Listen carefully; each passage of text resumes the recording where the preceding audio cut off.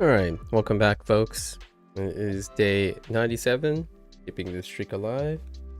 Once again, Maku desu. Minasan konnichiwa. Yokoso. We concluded Unit 13 yesterday, which was about going to the zoo. Dobutsen. Let's see. I guess today we're gonna make this a little quick. Once again, today is a half day. Or more or less a half day. It's one of the longer half days where we get to do a new unit. Kind of tease the past tense negative verbs. Are you familiar with it? Right, this is the past tense polite negative verbs. Alright, but before then, to our typical recall. Last unit had a lot of things. Yeah, I can get 21, maybe? Let's find out.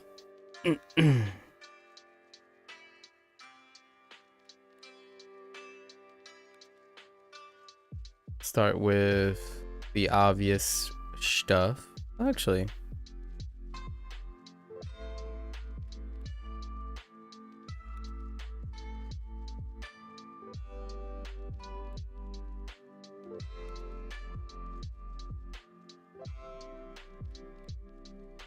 let's start with Ueno, as in the city Ueno. And because we know Ueno, oops.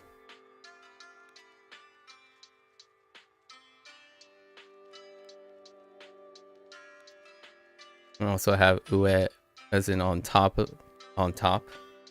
right? I imagine that's what they did it for, relating the two. And then let's start with the obvious stuff. So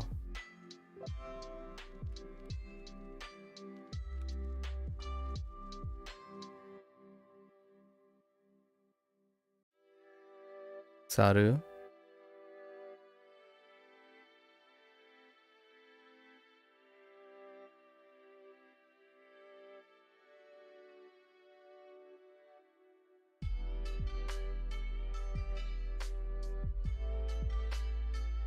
Kirin.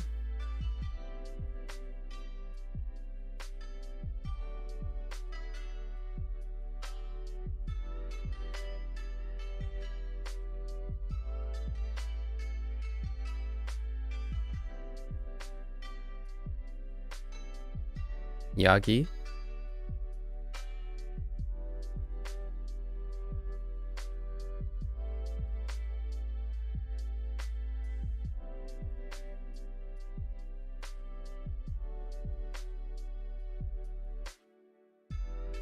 Usagi.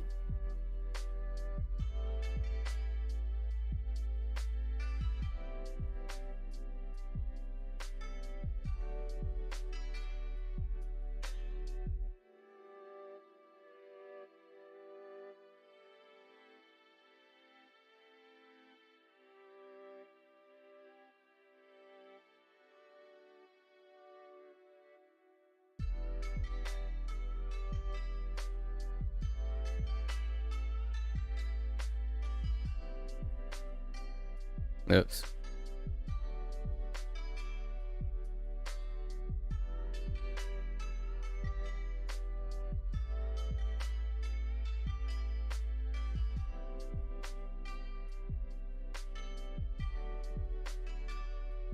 Honda.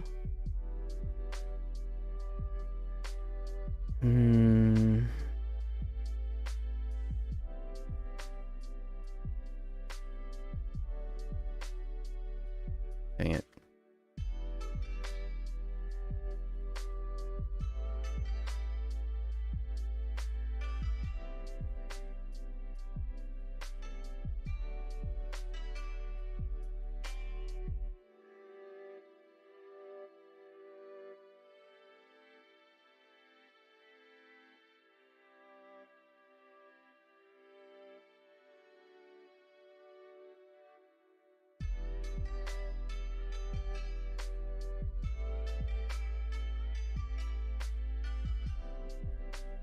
Akachan?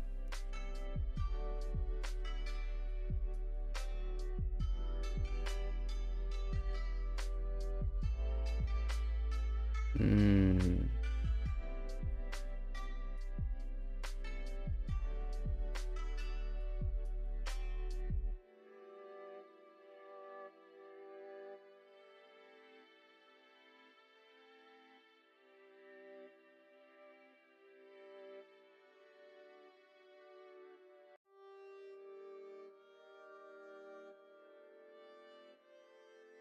Oh, getting used to writing it this way.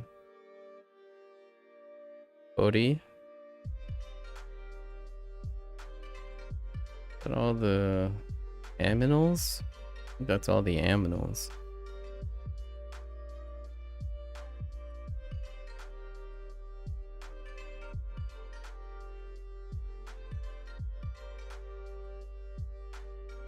Okay. Now we have...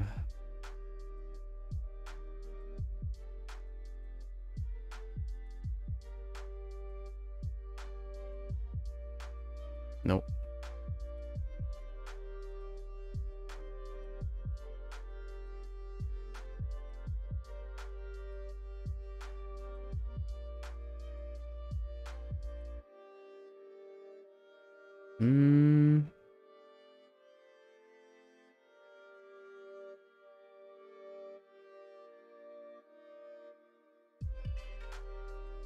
That's awful.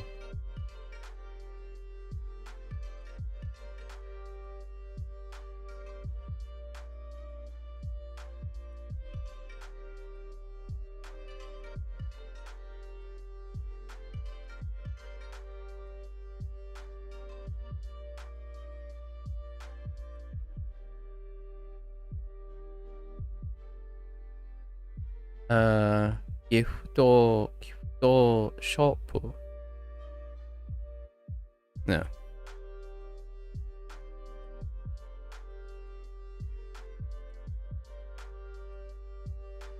And what's in it? Okay.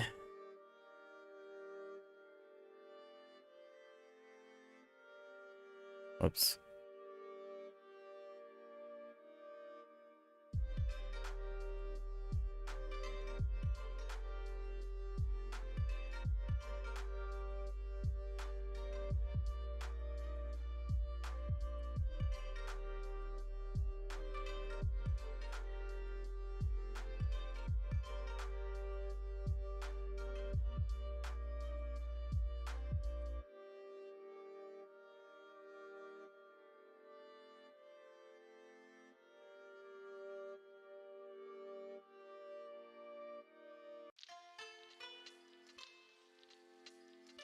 Oh, drug water.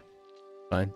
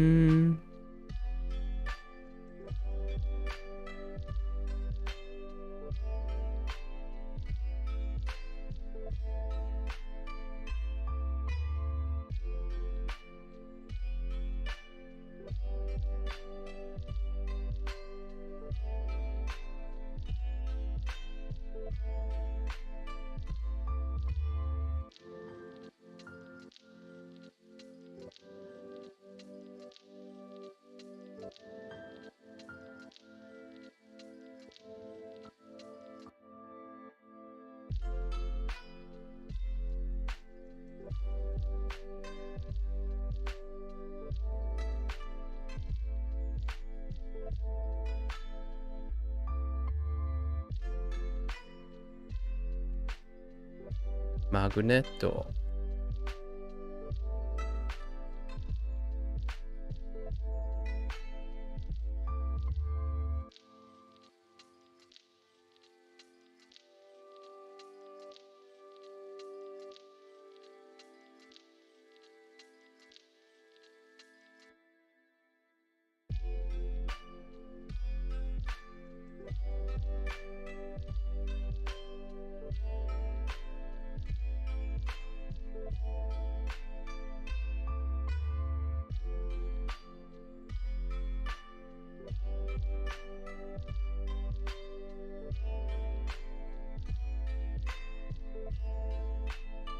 right?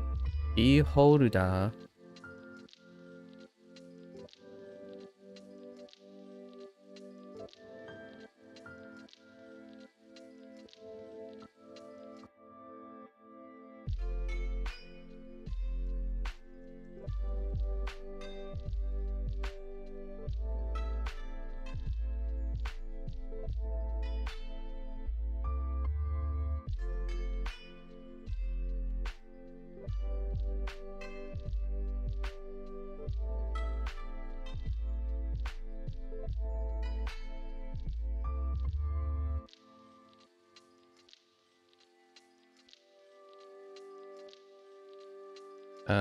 Nuigurumi.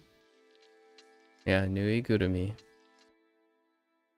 I think those are the things you can buy. Is there anything else you can buy that they introduced? I think that's it. And then I'll add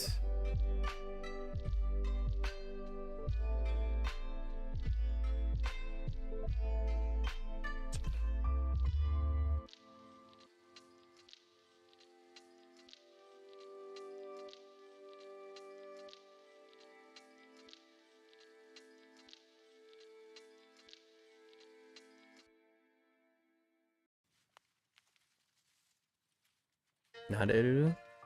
Naderu for pet. Oh.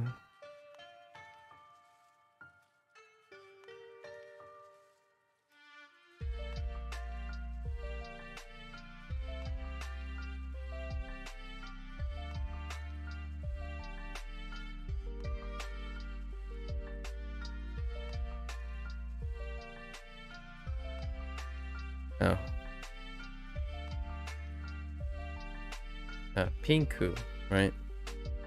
Animal or souvenir description.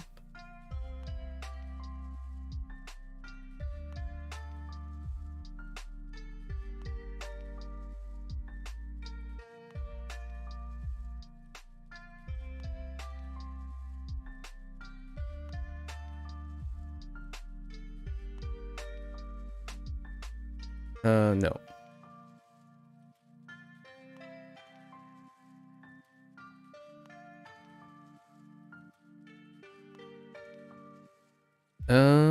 Wait. Yeah, I think there are two. Smooji, right? Smooji. And... oh, yeah, we got it.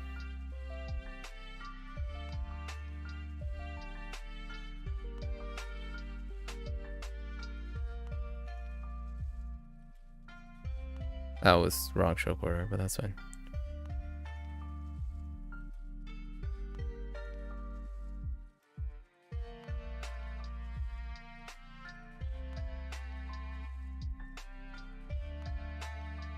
Wataime.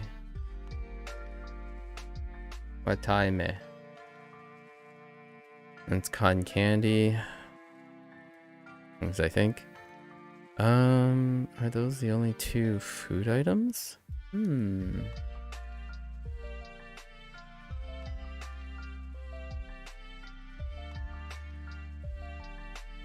Alright, what else we got?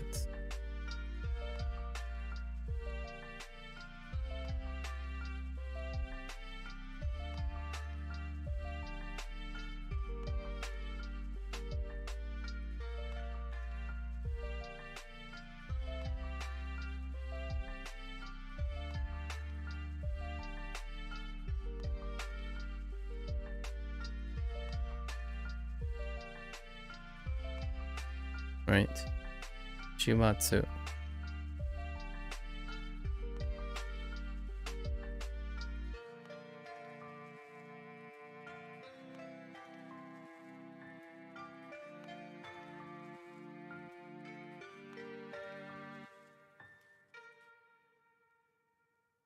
Oh, right. The random. This one I forgot yesterday.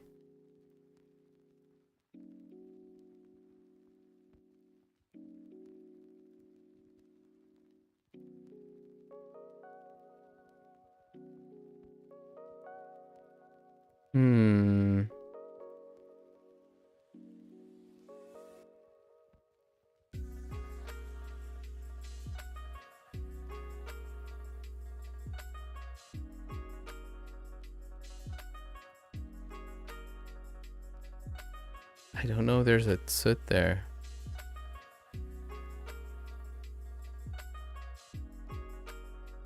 Maybe. Oh no, maybe not.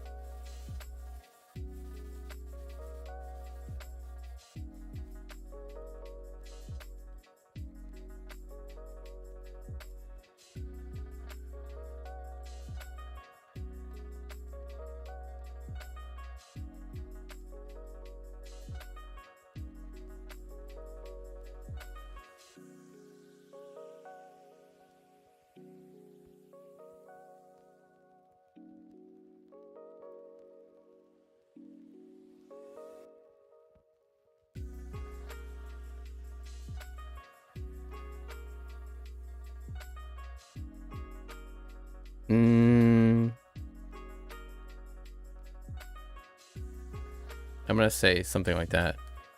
Hando jeru. Hando jeru. Whatever, hand sanitizer.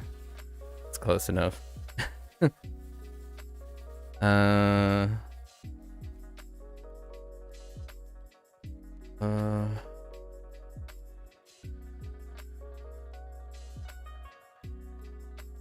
I got 3, 6, 8, 11, 14, 15, 16, 17, 18, 19. I can do 2 more. I know there's 2 more somewhere.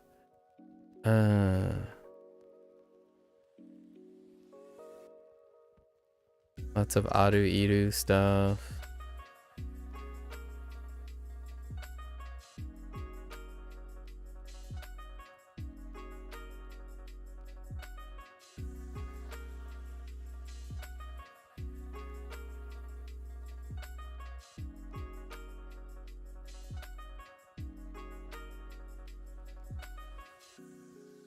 This comes out smaller.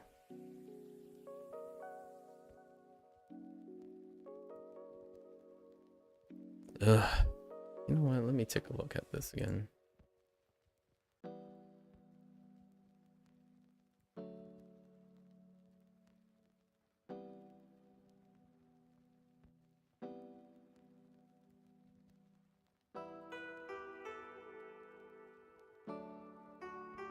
Okay.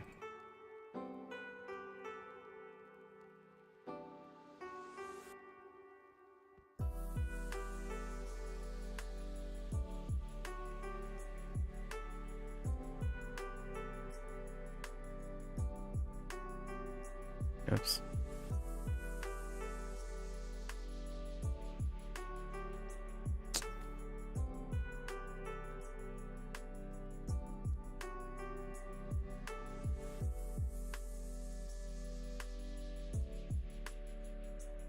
We have Ashi.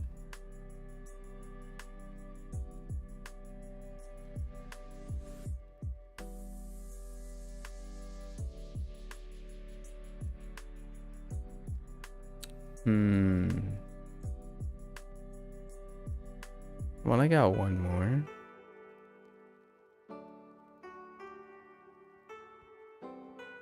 Aru iru. Henin.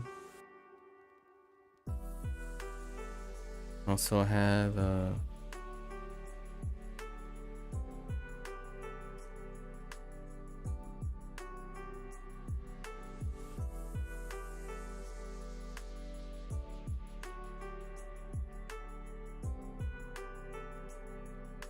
Kokoro for area. It's kind of cheap though. Is there anything else being reused?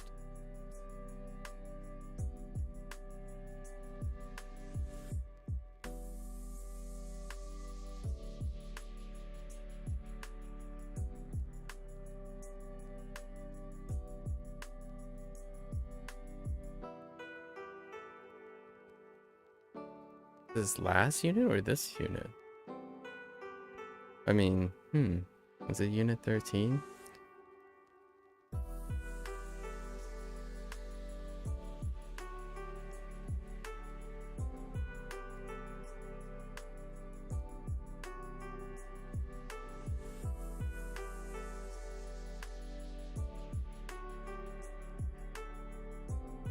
Might have been 2 units ago. 9nen?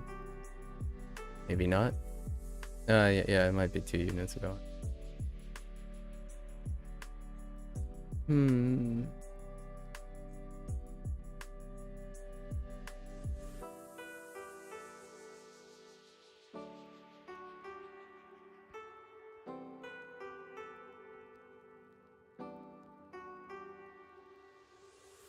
I think this is good enough. 20 is good. Aiming for 21. So there were high number of vocabulary last unit. Got the weird ones.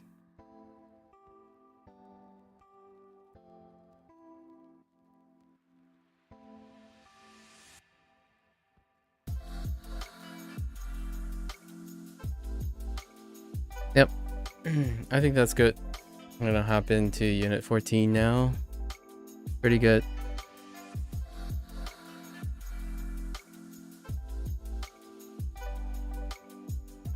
Yeah, thanks.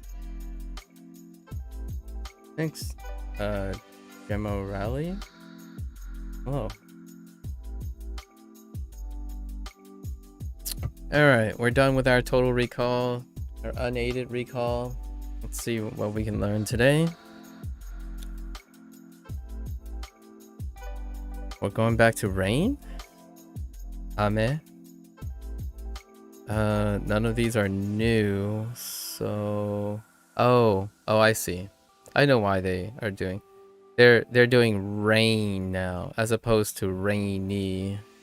So... It's definitely so it's both rain and rainy. Ame. Ame. 熱がありました。Netsu. Interesting. Netsu ga arimashita. I have a... looks like it's fever. Netsu. Interesting. I had a fever. Vitamins. Interesting. Vitamins. Okay. Netsu. Netsu. 風邪をひきました。No new words? Really? Kaze o ikimashita.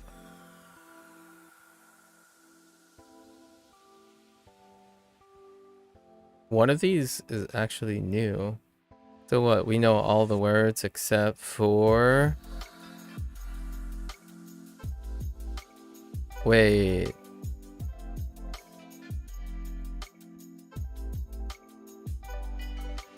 Kaze. Ikimashita as well. It's cold. 風邪。 Right. 風邪。 Oh, it also shares. That's right. Kaze, it also shares with wind. Interesting. Oh yeah, and we teased this yesterday from a guidebook. If this is one of those like fixed phrases or not, because hiku has a lot of meanings, a ton of meanings, and one of them is about a cold. So, kaze o hikimashita. The other hiku use we have is to play a string instrument. So, I caught a cold, yeah. Kaze. Barbecue, omatsuri, kyo, and article. Untranslatable. Caught a cold, okay. 土曜日に風邪をひきました。土曜日に風邪をひきました。I caught a cold. On Saturday. 大丈夫ですか？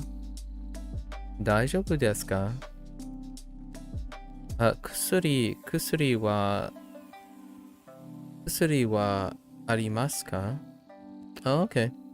I thought they were gonna bring back the nori. They were gonna do the nomu flex on usuri. just medicine. Are you okay? Are you okay? Do you have medicine?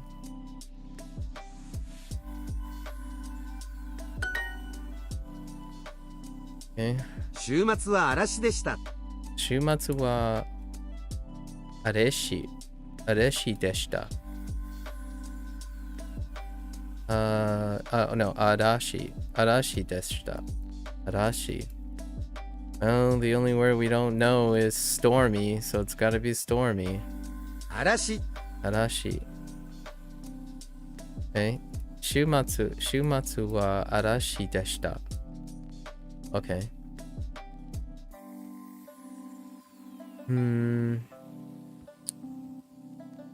The weekend was stormy. Yeah, okay.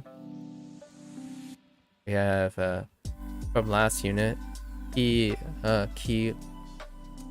remember that by Arashiyama in Kyoto. とても有名な山です。Oh, interesting. So it's a famous mountain in. Huh, it's a very famous mountain. Areshiyama. A stormy mountain? Oh, that's kind of that's a cool name, actually. Areshiyama. Neat, Lotus, neat. Didn't realize, Kyoto. Have I seen it? I probably have seen pictures of it, right? Probably. Let's look. Areshiyama, Kyoto.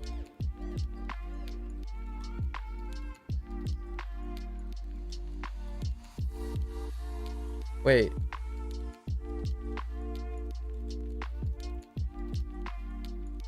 Oh, yes. Oh, yeah. Oh, is that also the place where...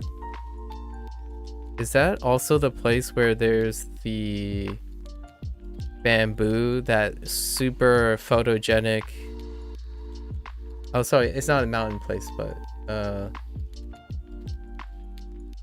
it's kind of... It's like named for the mountain, but it's a place in Kyoto.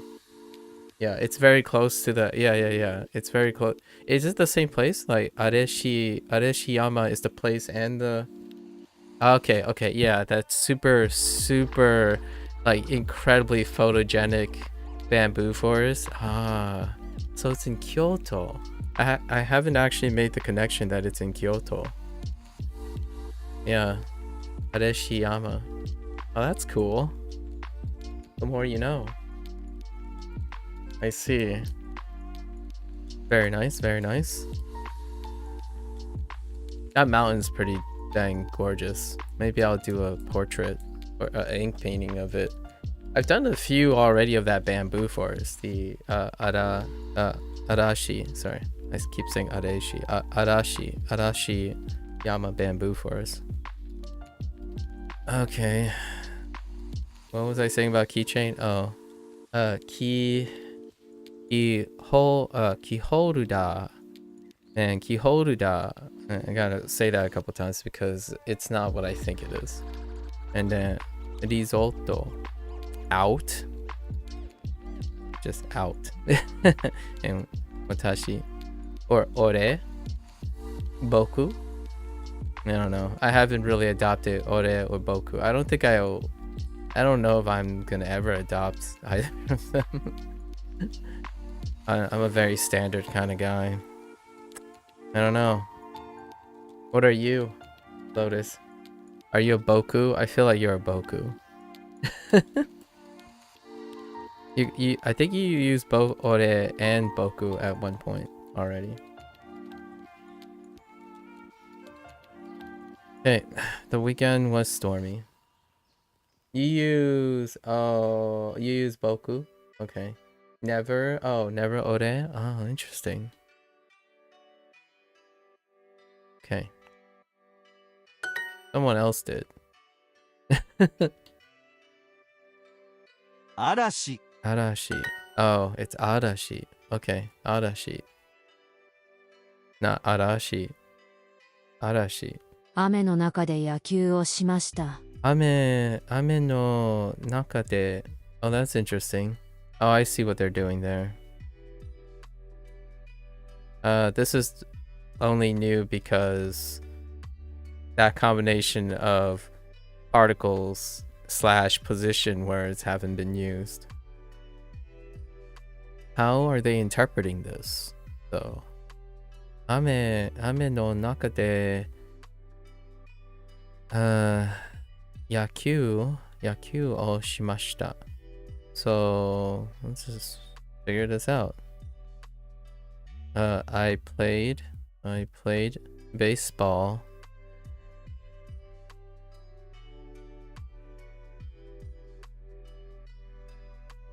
in the rain. Oh, okay.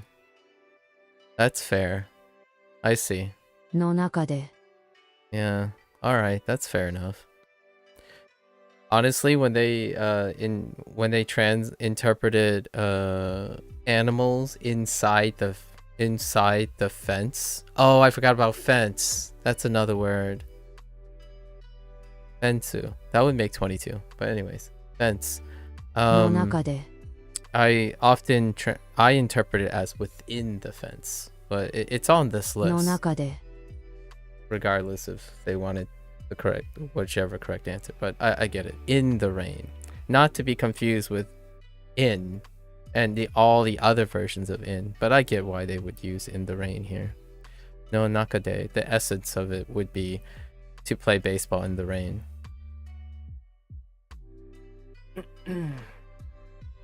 Okay. Fair enough. So, ame no naka de yakyū o shimashita. Ame no naka de yakyū o shimashita.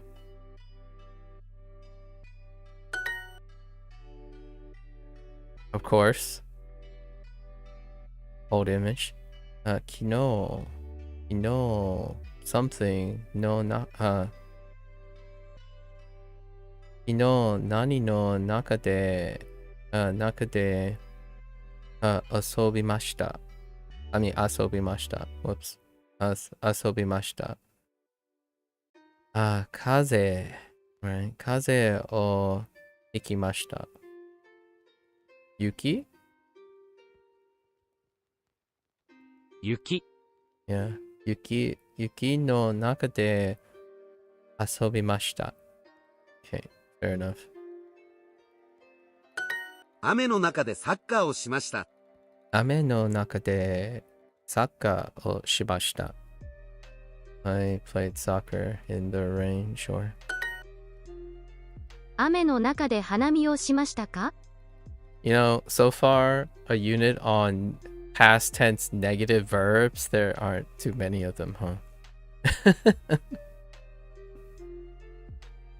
雨の中で花見をしましたか Bringing back hanami. 雨 Ame no の中で naka de 花見 hanami を o shimasen deshita.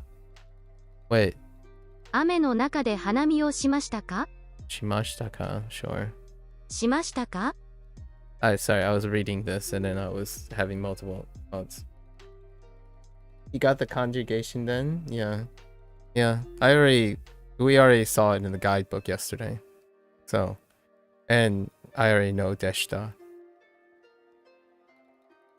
But we haven't gotten it yet in this unit. Like so far in this unit, it hasn't introduced it, even though it's a unit on negative, not polite past tense negative verbs.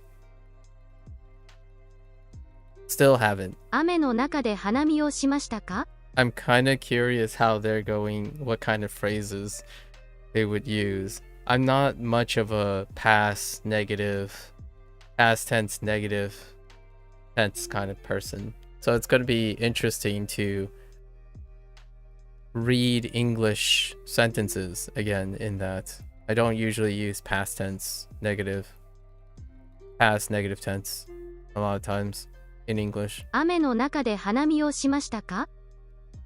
I tried there. 何もしませんでした。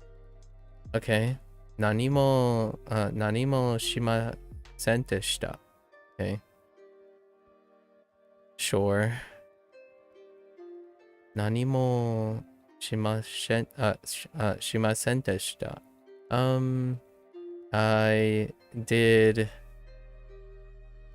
I didn't do anything. Yeah. Like何もしませんでした。何もしませんでした。I have to get used to saying でした。I'm having a little bit of a lispy issue here. Leaking air a little bit. I didn't do anything. Amazing.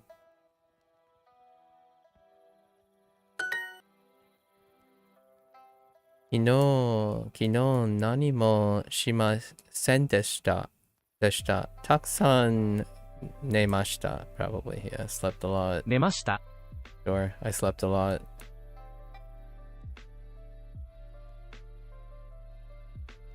火曜日は何もしませんでした。火曜日火曜日は何もがしませんでした。火曜日は何もしませんでした。 Just kidding. 火曜日は何もしませんでした。何も Yeah. 火曜日は何もしませんでした。 And they really want the 何もしませんでした as a pocket phrase. So I didn't do anything.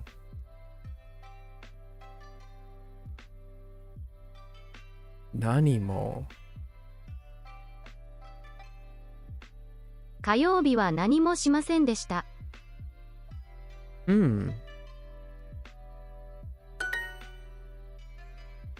I didn't do anything, but nani mo, anything, right? Technically, nani mo is new, right? Anything. And I'm not completely convinced of if this particularly has to be a negative thing too. So the quality of this lesson is definitely higher than when you were here. Oh, okay. I see. Interesting. So, well, we'll discover this together. 火曜日は何もしませんでした。何も I'm curious how that changes in interpretation later. I can think of ways where that interpretation might change a little in English. Because English has weirdness with things. Especially the prefix for things. 熱がありました。Yeah,熱がありました。昨日は何のしませんでした。何は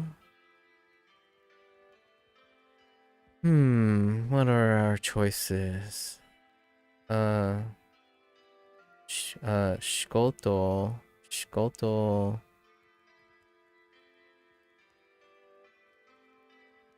yesterday blank. Okay, sure. 文化 that's culture. Softball, grandparents, and mikan, mandarin oranges. 仕事 So I got sick. I got a fever. I had a fever. I had a fever yesterday. I didn't work yesterday.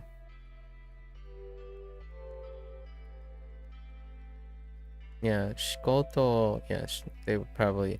You can do work. So I didn't work yesterday. 昨日は仕事をしませんでした。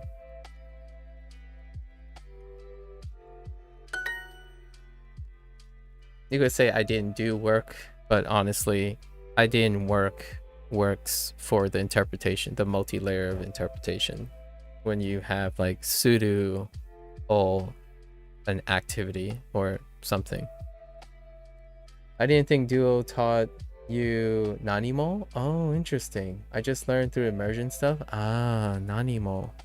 Yeah, I still am curious if it shifts interpretation when you say Nanimo, or it might be a usage specificity like Amari versus Totemo, if you know what I mean. Because right now we're thinking in the negative tense, and a lot of times, so far, one or two examples when we shift from positive to negative, they like to associate specific words that would express kind of similar things, but they're negative words associate with negative things, and then positive words associate with positive things.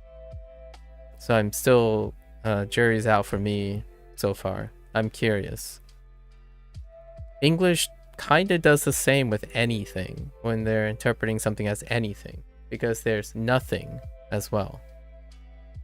Nanimo is like amari, where you only use it with negative words. Sorry to spoil. Thanks, Lotus. That was my suspicion, you little butthead. That's why I brought up amari. Heckin' spoilers. Spoilers! Lotus, dude. It's fine. that was my suspicion. Because Nanimo, it would have came up earlier. In my opinion, that type of expression would have came up earlier if in positive sense, like the affirmative as opposed to the negative. Yeah, I like that Japanese is doing that. English does that too, specifically with Nanimo. However, people don't do that, if you know what I mean.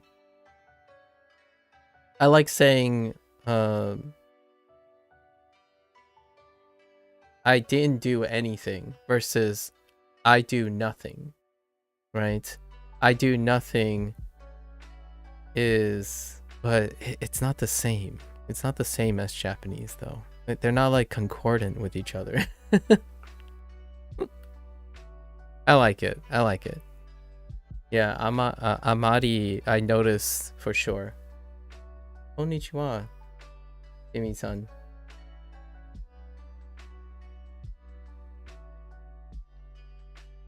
Konnichiwa. The weekend was stormy. For anything, it's nani demo. Oh, so like nani demo I is like anything is fine. Ah, okay.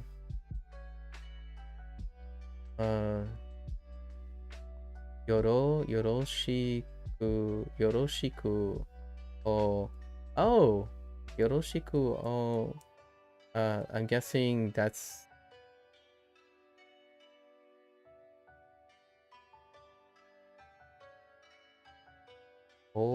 something. Ishimasu.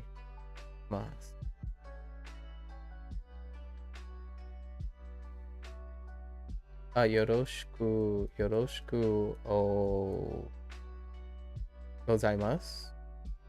I mean, not gozaimasu. Yoroshiku onegai shimasu. Yes.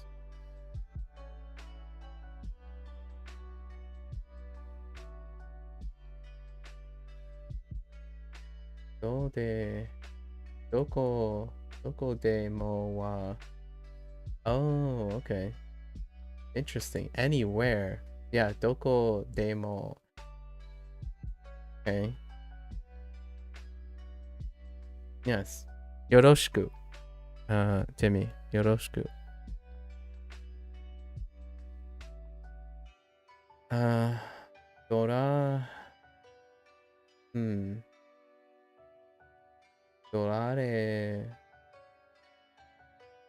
Dora. Dorae. Con Hiki. Kono to... I don't know that one. Shiteru. Kono something shiteru. Kotobo? Kotoba? Word? Oh, kotoba. Kono kotoba shiteru. I see.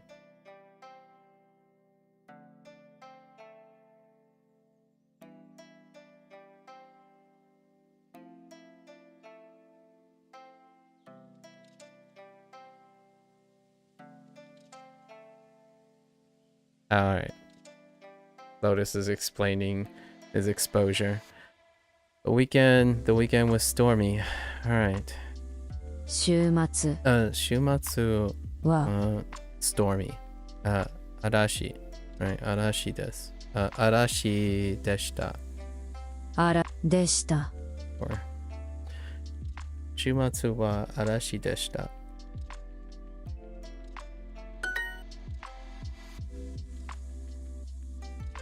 熱 熱がありました。ありました。 Okay, fair enough.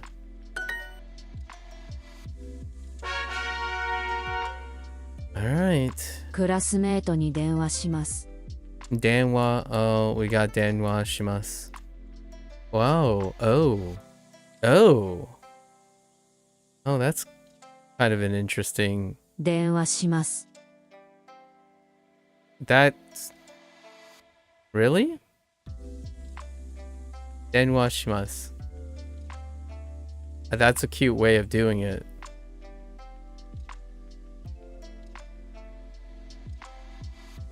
Holy bot.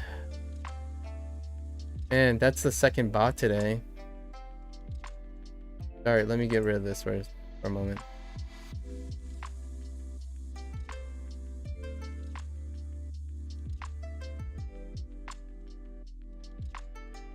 That's 2 bots in a row. It's been like 2 months.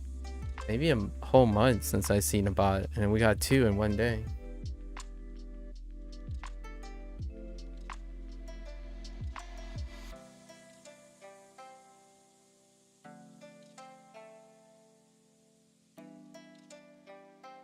Okay, so language, what language? Something like that kind of looks like language. Language wa I don't minutes, something dealing with how much minutes, or and then I see haha and language, some like I don't sorry, there's too much yeah, mother language. Oh, that's a cute way of saying mother language. Oh, yeah, that is a cute way of saying mother language. Oh, haha and language put together. Oh, that's cool. Oh, it's my? Okay, that means my. I see.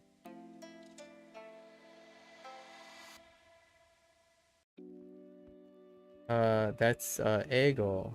Is that ego? Ego wa watashi, or ego wa mai no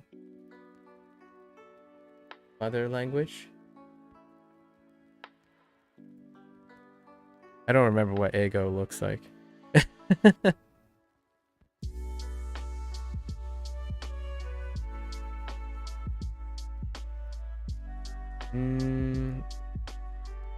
Man. All right. Well, Lotus got your back. You can probably chat with Lotus. I'll stop eavesdropping now. Something country person.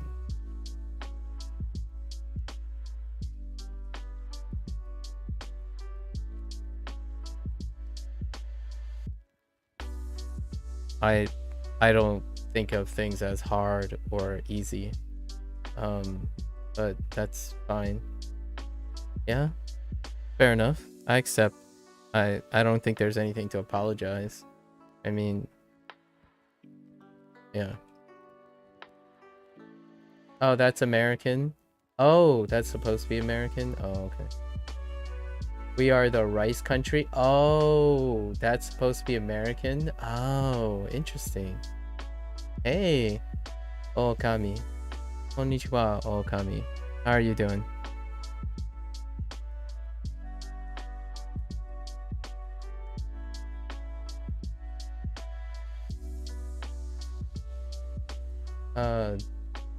Beigoku? Beikoku is America? Oh. Oh, that's interesting. Okay. Okay.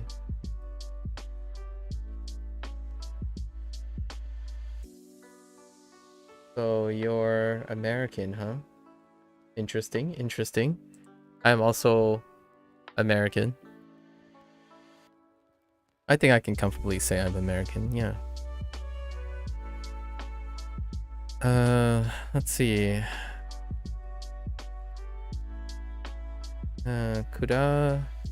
Classmate. クラスメイトに電話します。電話します。 I like this too, but it's kind of weird because it's the kanji that I learned for densha or electric, right? Electric, den being electric speak, do electric speak or talk, electric talk. I get it. Phone, sure. And they went with クラスメート電話します。 電話します. Okay. I'm doing pretty good, Okami. YouTube.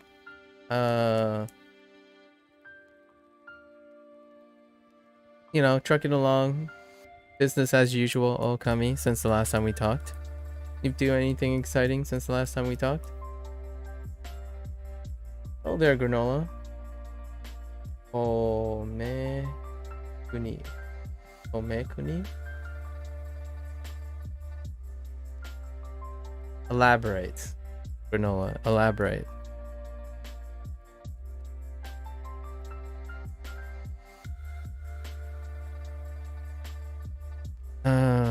I'm going to phone my classmate. Oh, okay. I see why they did that. Fair enough. Wow. Interesting. That's like 3 layers of interpretation. But I can see why they went with I'm going to phone my classmate. For the denwa shimasu. For like a memory aid.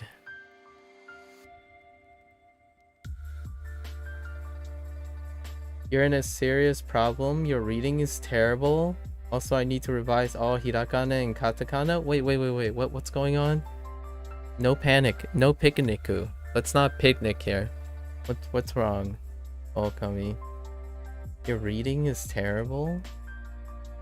How so? How so, Okami? Nihongo ben... I'm guessing you're saying you've studied Japanese since 2020? That's a really long time.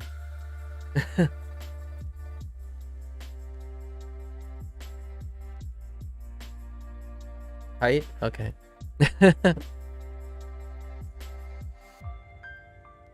Okay. Dang. That's a long time. You and Lotus are... Actually, Lotus might be slightly longer. You and Lotus are about the same tenure. That means irai. Still haven't gotten irai. Recognize the irai though. Irai. Sorry, irai. Sorry. The irai part. Okay. So they went denwa shimasu. Interesting. So suru with the denwa. It seems. Okay. 今から山田先生に電話します。Okay. 今 Imakara sensei. I heard sensei. Maybe someone? 山田 Yamada 先生 sensei. に今から山田先生に電話します Denwa shimasu. 電話します You're mixing letters? Oh, it'll take time. Have you started like how are you doing your kana right now? Okami. Mixing letters. It takes time. I did it in batches. Are you trying to do everything all at once? Okami? For your hiragana and your katakana? It took me a while. I did it in batches though. Like 4 each day.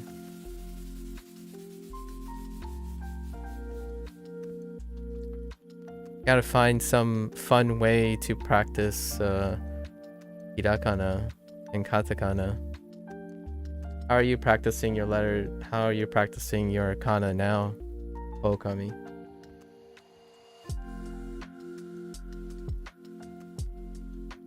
I've not been to Japan. Oh, you started in 2023? Really? That's not what your account says.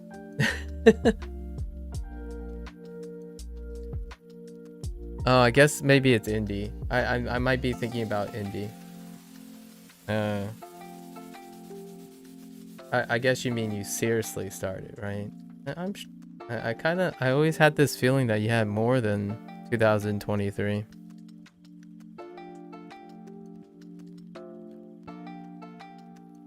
Also, you're reading the sentence like a chain, not knowing when I finish a full word like a chain.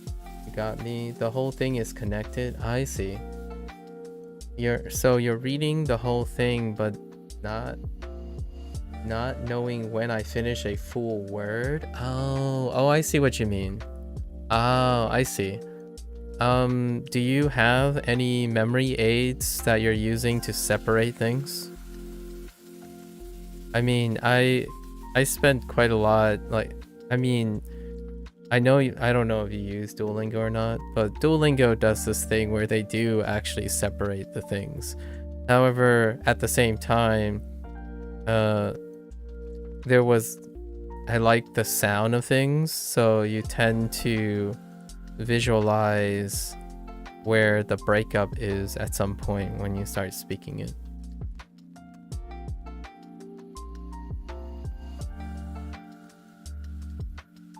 Oh, so your account says 2016, but you didn't actually. Okay, that's fair enough.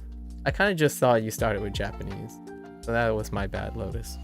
I actually thought sometime between 2016 and now you had at least a couple years. I suppose there was a very excellent chance that you started in some other language. You know all the letters, but you keep forgetting. I see. Okami. Yeah, that can be tough. I don't know what I would say. My experience with kana was I used brute force. So I think the only thing I could really say is sometimes when you write the letters, you know, kind of like when you write and speak and write in tandem while seeing what you write is how I went about it. So this is the brute force method. I did it like when I was in elementary school. So I write the kana on a piece of paper and then I speak it at the same time. And then because I'm writing and speaking, I can hear and see it at the same time. So that's kind of what I did for maybe 2 weeks. And then that was about it. The rest is history.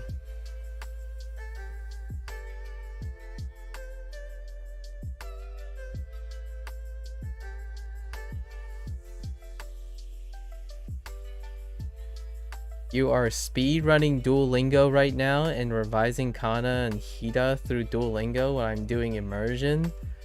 Oh, I see. Yeah, that could do it. I don't typically, it's difficult for me to say anything about speedrunning without foundations. So generally I can't really make a lot of comment on what happens when people jump into the deep end and continue to jump into the deep end. I'm a foundational person, Oki, so I always start bottom up. I start bottom up on life skills. So it sounds like you did a leap and then you're still doing immersion without foundations, which can help.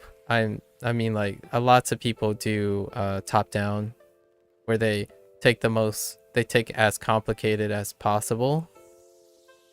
They take it as complicated as possible and then go as far down as possible on the foundation, and then build it in both directions.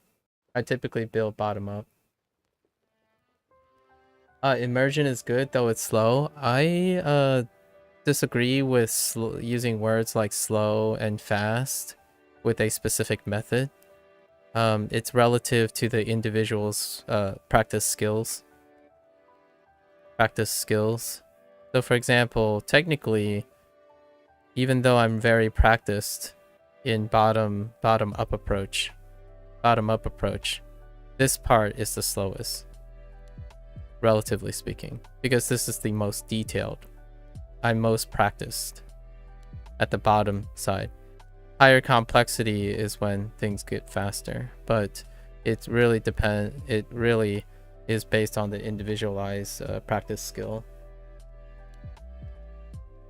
Yeah. What precisely does that mean?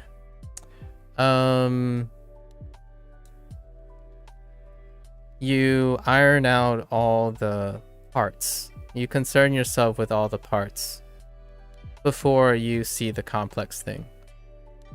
So for Japanese, I decide to build from the parts to the most complex things. So I didn't start anything with like immersion for some time. I used comprehensible input.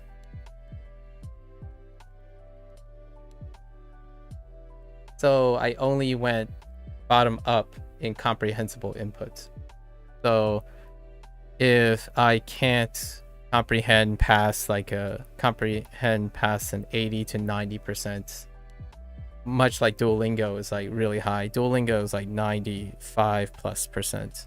So when you go from unit to unit, it's incredibly comprehensible. So I drop down to like 90 when I'm doing other things other than Duolingo. So you're doing bottom up, as in you build on everything you know as much as you can know, which starts with like kana and simple sentences, and then you slowly get up to complexity, like the holistic approach.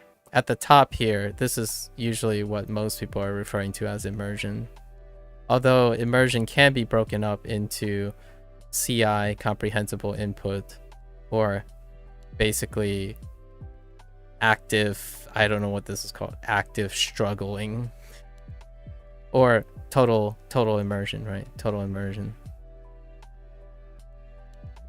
My mother tongue is the result of total immersion, which obviously there's gaps, like I can't read in my mother language, so that's kind of why total immersion top down has its benefits in terms of its speed and intuition. However, you will lack foundations as well if you don't deconstruct them. So most people who focuses on immersions, in my opinion, will eventually hit somewhere where they have to work on foundations again. So they would have to drop down to a lower comprehension, to a lower complexity to increase comprehension. in order to get a grasp and work on their foundations. Those are presumptions, they're not assumptions, but I'm presenting a thought experiment in explaining potential outcomes, why they would do certain things. They are not in any way assumptions, because assumptions would insist that it is the case. But in this case, I'm suggesting to Okami how I'm framing what might be happening to that person.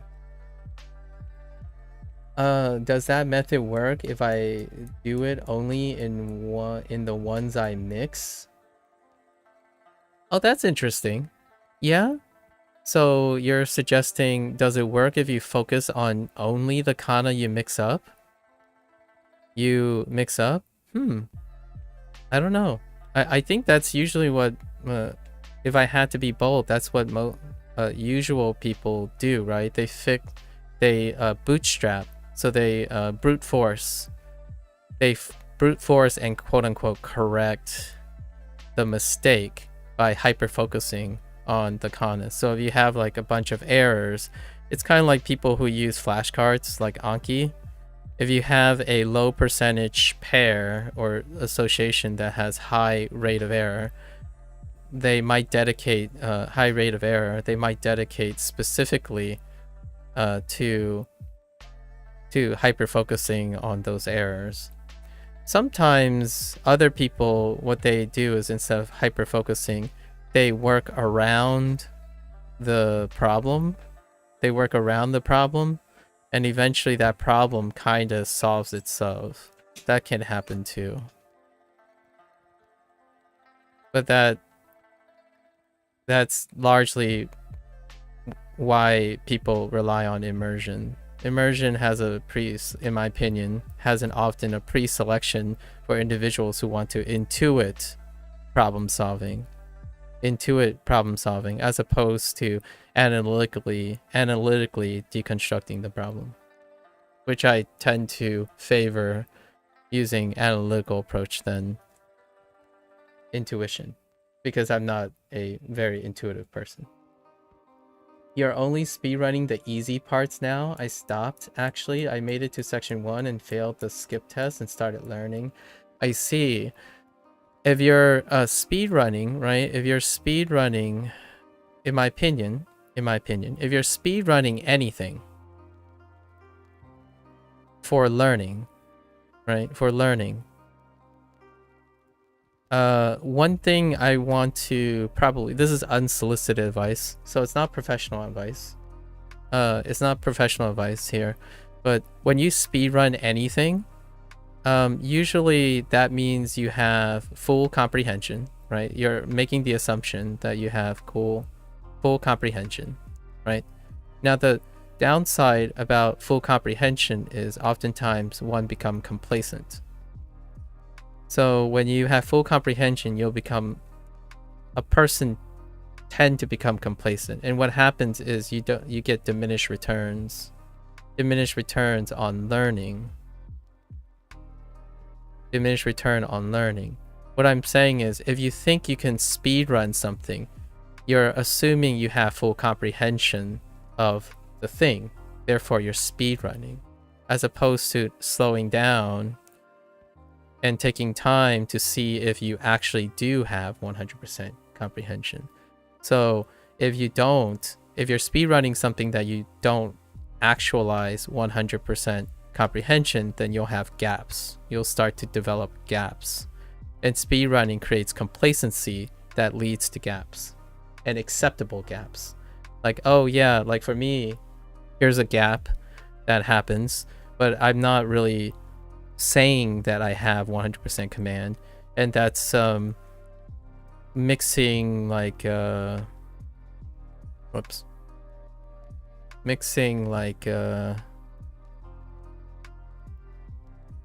these two, right?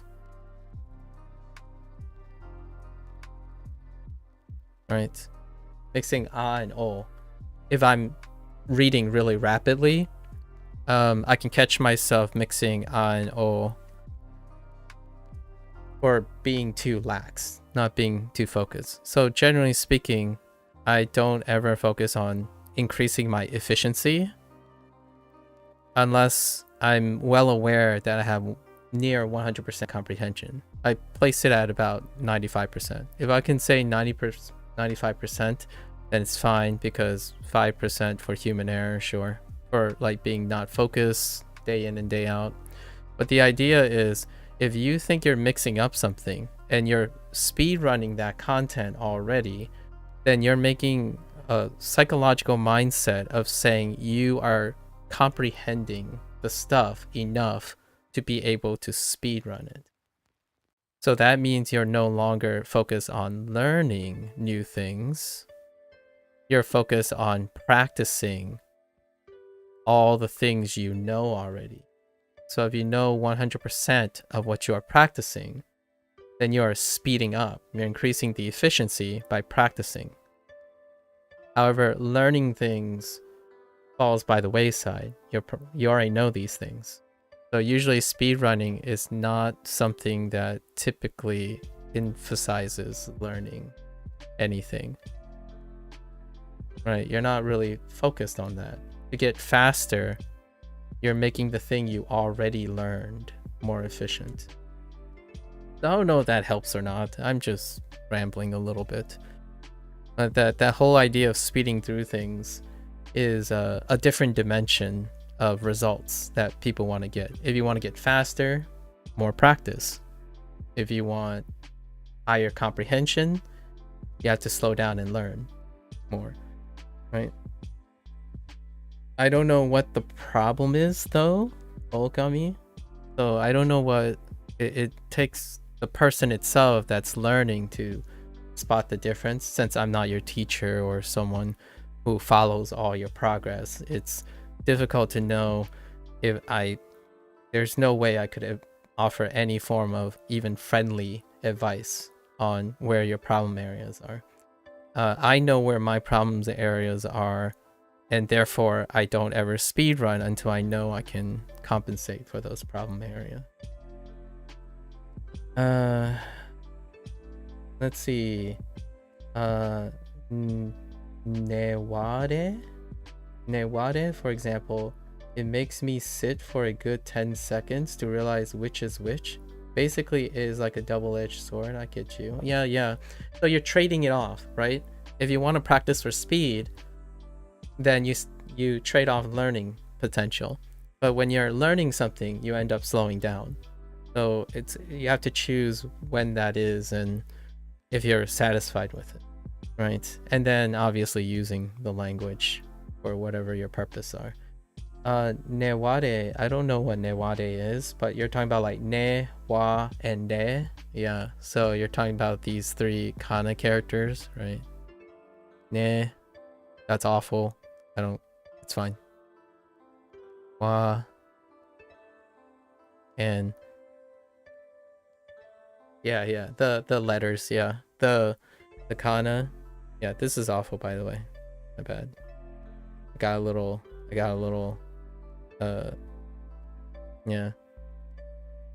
So ne, wa, and ne. Yeah. I get you.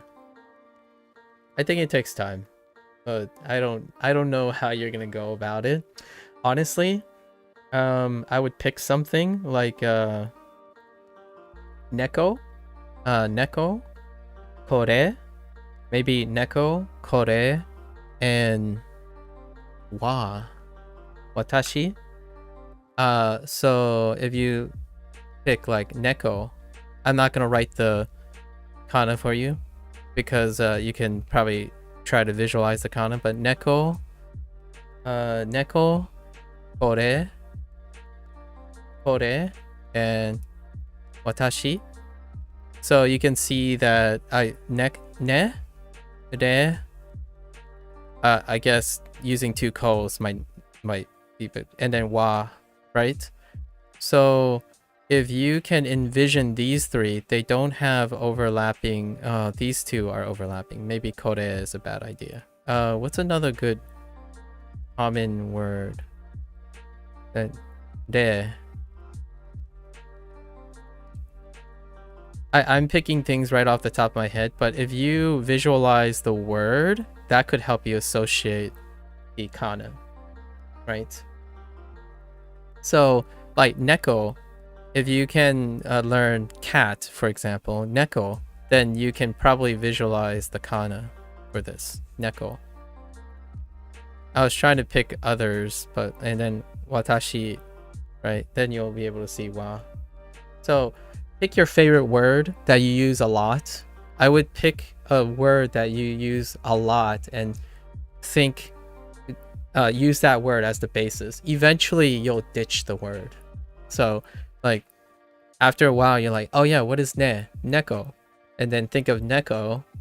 And then after a while, you won't need it anymore. It'll just go away and you'll know what ne is. At least that's what I would start with. Probably pick your favorite word that has the have ne, wa, and de separate. Like there's no other, just one ne, one wa, and one de, and keep those with you as a start. Perhaps that might work. What else? Okay, so what precise? Okay, what is top down then? Reasonable assumption. I myself consult dictionary. Yeah, one trick I use is insert Japanese word blank means meaning, so you get the definition via Google search in Japanese language. I see. Hey there, He. Long time no see. How are you? How are you? If I do that, I get Chinese definition. That's a fair point. In most cases, you get not Chinese. Okay. Yeah, that is one way, doing Google and doing the top down. Yeah, doing the top down approach. I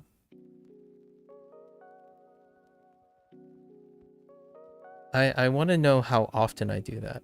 I don't think I've done it too often, but now I do both. So it's not like I'm exclusively doing bottom up. When I started, it was bottom up.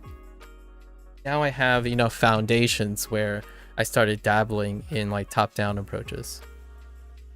Like things avoidable. For example, once a week I watch anime with my friends, and my friends and we would pick any anime. So if I'm engaging in that anime, it would be top down. I haven't planned on it being comprehensible input. When I watch anime alone, I've been selectively choosing anime that is within my comprehensible range.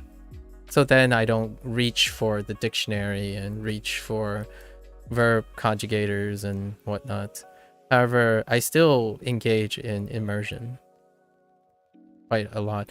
Actually, whenever I'm talking to you guys, only the people that know me are using comprehensible input. All the new people that I meet every once in a while, it's still a form of top-down learning, because it's someone using a Japanese phrase I can't read. I try to decode it, and then that person immediately explaining it to me. That's the top-down approach. That is what a lot of people are used to doing. Being told what it is afterwards. And then you learn by iterating on being told what it is. Lotus always makes this joke when we're talking, spoiling a 1,000-year-old language, basically. Let's see. Your 729-day streak on Duolingo, and you're 1/3 in the diamond tournament? You're 1/3. 1 out of 3? Wait, 1/3. Nice. I know that there are diamond tournaments. That's pretty cool. Keep it up. Keep it up. Keep up the good work. Alright, let's refocus. 今から山田先生に電話します。今から山田先生に電話します。Okay. I like this phone thing. I think Duolingo, that's a clever way. Let me see what Denwa Suru actually come, or so there's Denwa, and then they added Suru, yeah, to do a phone call, yeah, and then they just call it phoning, yeah. Okay, Maku, what do you think Duolingo would actually improve? You want to split your day for anime and immersion and an app that might help me in a weakness you have? What do I think Duolingo will improve? I think since it sounds like you make a lot of if I have to conservatively say like Anki, Anki. Okay, Anki, if you're making time for Anki and immersion already, the only thing, the Duolingo will only likely to, I'm not gonna say only, the most likely case that Duolingo can improve something for you is for reinforcements. Since you're spending a lot of time immersing and using Anki already, it's reinforcement. That's about what Duolingo can offer you, because what you're probably doing in combination here is already overlapping with what Duo does. So it's reinforcement, like vocabulary. That's probably the only reasonable thing, and it's reinforcement of vocabulary, not introduction of vocabulary anymore. If you're making time for Anki based on your own interests, and then you're doing immersion based on your own interest, right? Based on your own interest, the thing it can do is reinforce vocabulary and maybe introduce a smaller subset of vocabulary that you don't commonly use. So if you don't commonly,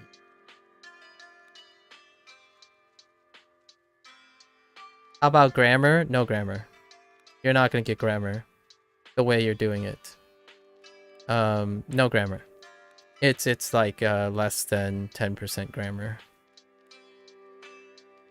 Word conjugations, it's gonna be slower. It's probably gonna be less than immersion and Anki. You'll discover more in Anki and immersion by the time you see it. It's still reinforcement. Most of it is reinforcement. Duolingo gave you a lot of early vocabulary, which I used together with sustained fairly low level immersion over time, plus talking with Japanese people. Yeah, that's probably the closest thing I would say.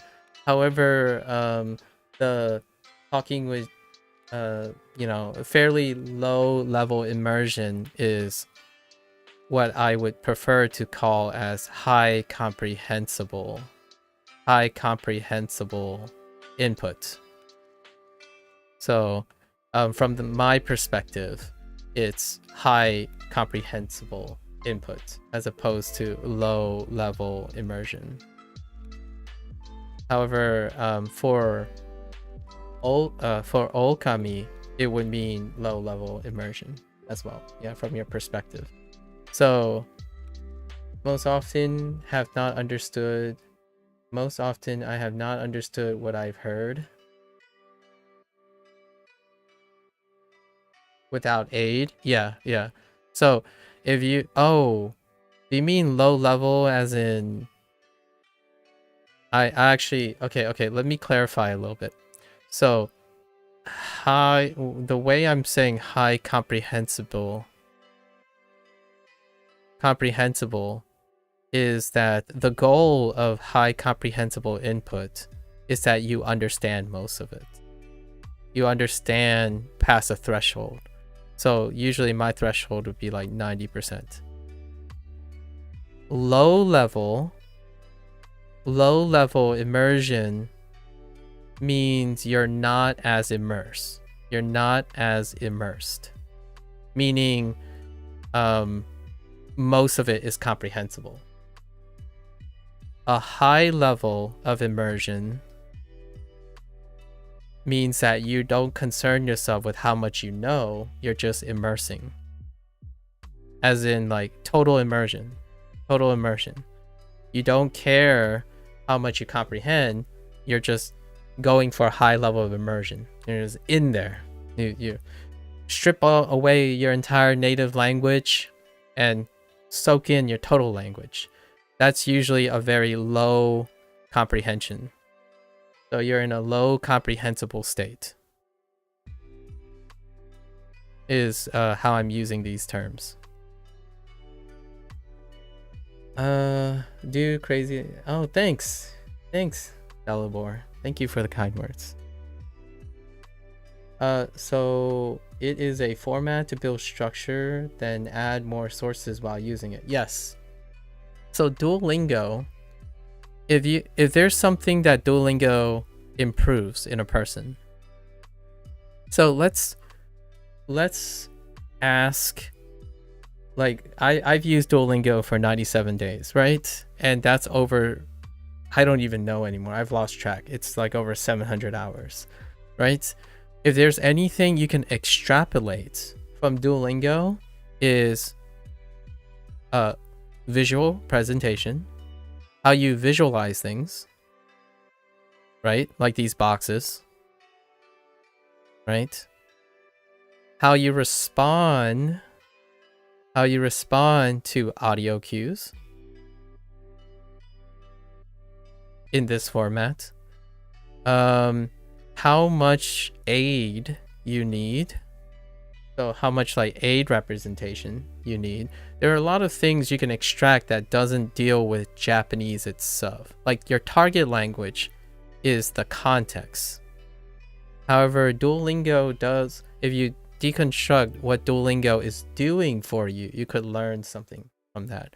So if you're talking about improving something, using a tool and asking yourself what it does for you, and then if you need it or not, and the pros and cons of those things will help you learn what's working for you and what's not working for you.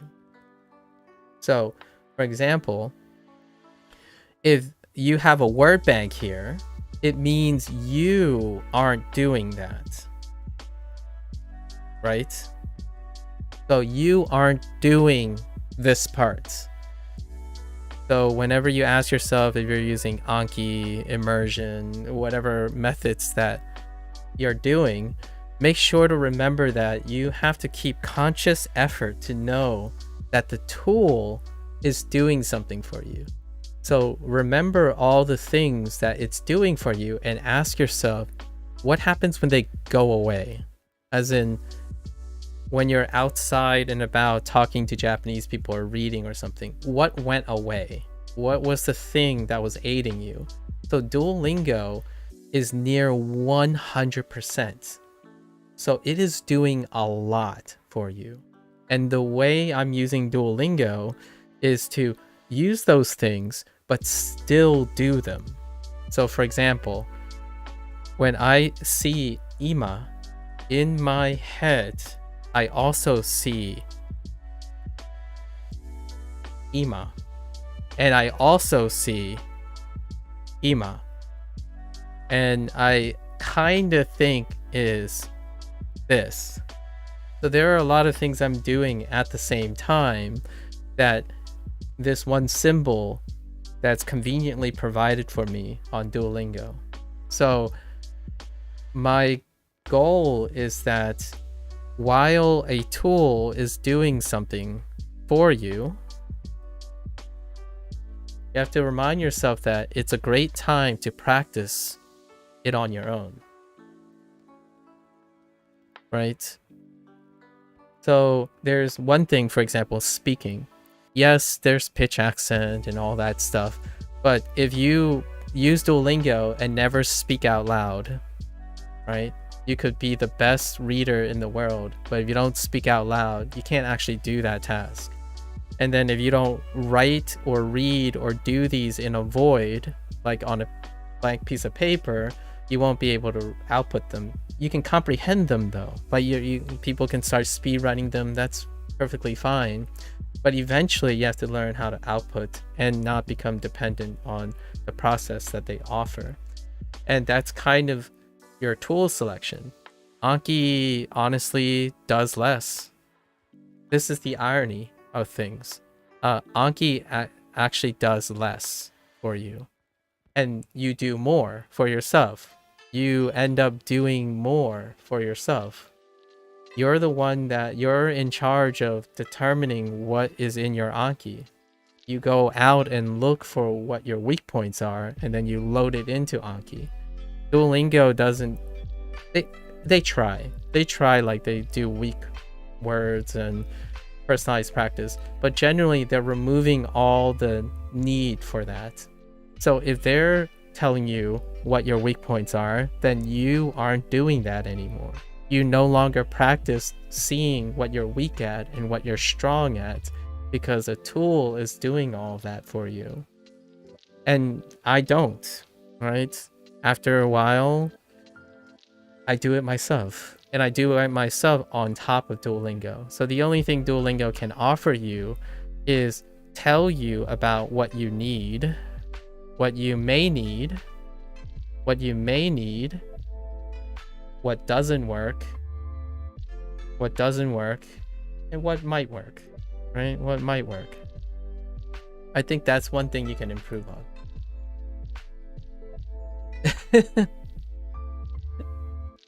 Okay, so let me read. So I've been trying to learn Japanese again after a while of not doing anything. Okay, how's that going? Galibor. My goal right now is to be able to recognize 2,000 kanji. Oh yeah, the gold standard. Have been doing 30 a day using Anki. Fair enough.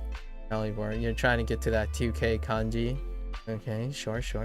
Okay, Maku, for a low comprehensible person, in order to improve, he just has to expose himself to a high level immersion content, even though the input is very low. You have to find out if it works for you.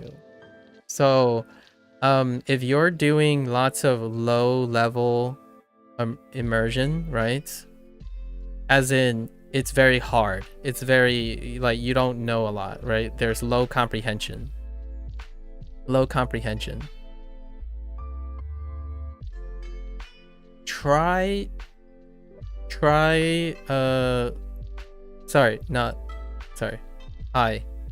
high comprehension. I'm going backwards. So if you're low, as in you can understand everything, right, that might help. Right now it sounds like you're immersing a lot, but you have low comprehension, right? You're going to your dictionary and all that stuff. You're doing the Souls-like kind of thing, going, the Souls-like. You're going Souls-like. My only suggestion here is that try doing both. Experiment. For me, I generally tell people that what brings consistency, in my opinion, is how many different ways you can learn. Because if you can continue to explore different methods, eventually you will learn over time, intuit whatever works and blend them all together, instead of like hyper focusing on one thing to do. So if Duolingo can offer that, then that might be beneficial. Like Duolingo is incredibly high comprehension. So if you complement low comprehension with high, maybe that'll work. Like you'll blend it together. But for me, I generally encourage people not to focus on one thing, just one way to do things, or like if you have more tools, more methods, each method will have different things that will engage you. And as long as they're, in my opinion, as long as the effector factors, right, like things that motivation and engagement is not dropped in these things, you will have lots of tools at your exposure. And those tools shouldn't overlap. When you have like 4 tools doing the same thing, then that's where people say like, oh, which is better? And that's fair. That's fair if they're doing the same thing. However, you have many tools that are doing different things for you, then you intuitively plug up all the gaps, in my opinion.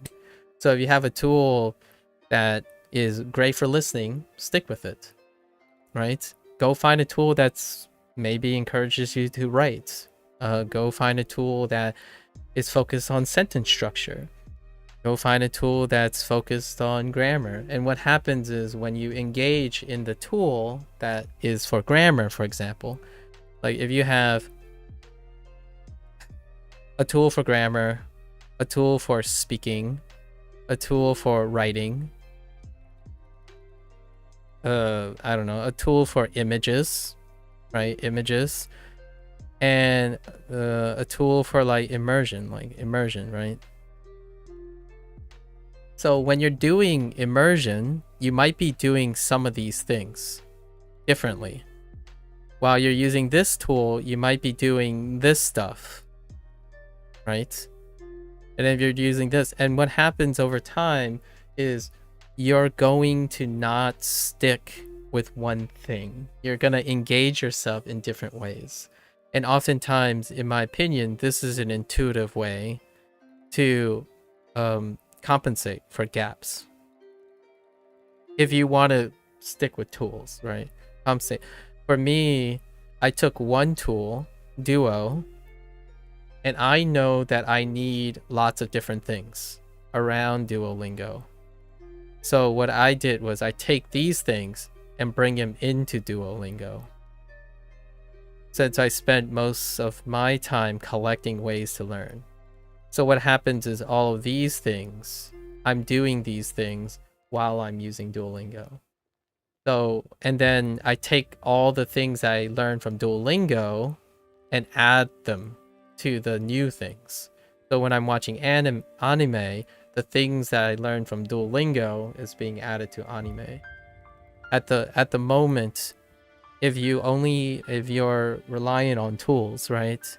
And you don't have a tool that is supporting some gap in your knowledge, then immersion doesn't necessarily fill those gaps.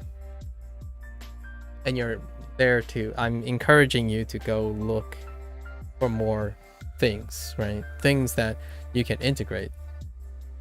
Sometimes having one tool that does everything, right? One tool that does everything, which is what most people hope for. When you're doing when one tool does everything, then you do nothing. That's kind of the downside. So a lot of times people wish Duolingo does everything, right? Does everything. And if Duolingo did everything, then the problem, in my opinion, comprehension goes down.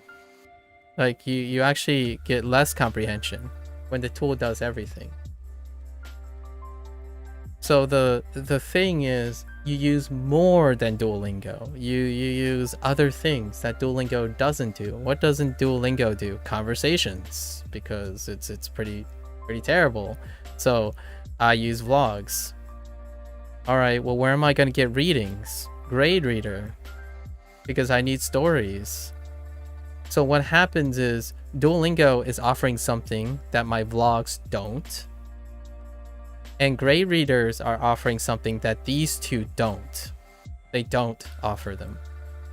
So what happens then is I have to do what Duo is doing and what vlogs are doing for me while I'm reading grade readers. And then when I'm looking at vlogs, I have to do what Duo and grade readers do. And then when I'm using Duolingo, I'm thinking of my vlogs and my grade readers. So what happens here is that over time, you don't become reliant on the tool. You learn to do all the tools at some point. It's kind of like riding a bike.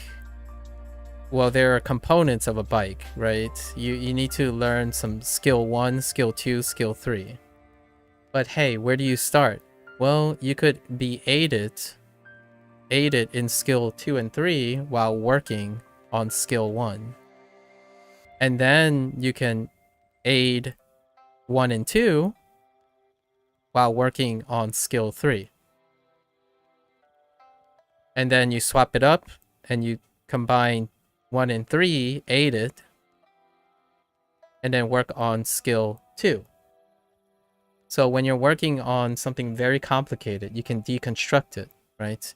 So what happens then is at some point you will be working on 1, 2, and 3, but not all of them at once. You don't work on all of them at once unless you can. And this does work for some people. Total immersion can work for some people because they can work on all those skills at once, right? If that sounds like you, continue, right? If it doesn't, it is possible to schedule a type of learning where you can separate the skills and work on one target part, and then find another one and then target something else. So then at some point you don't have a single tool compensating for your entire skill set. Because if it does, then you inherently learn less.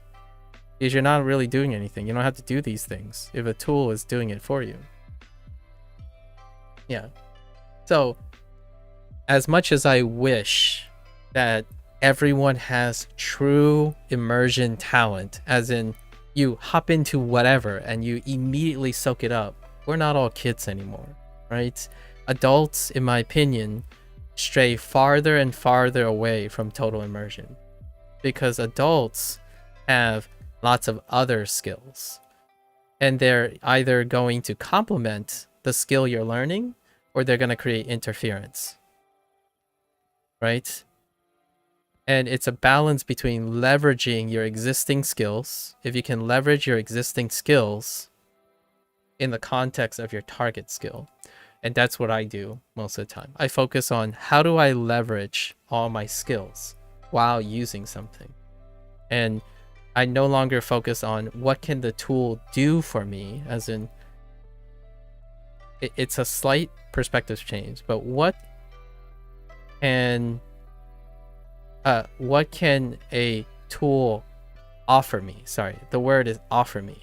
So what can it take away? What skill can it take away that I don't have to do anymore? That's what, in my opinion, people should be looking at when they're talking about learning. You're not looking for a tool to take away practicing something. You're looking at how you can use a tool to benefit you. And what I mean by that is, what can the tool do? Not replace. So what is Anki replacing? What is Anki doing for you? It's giving you words, right? It's reminding you of things. So at some point, you have to practice not having the flashcard. So what happens when you take the flashcard away, right? What if Anki disappears? What is it doing? So in some way, you have to practice that at some point.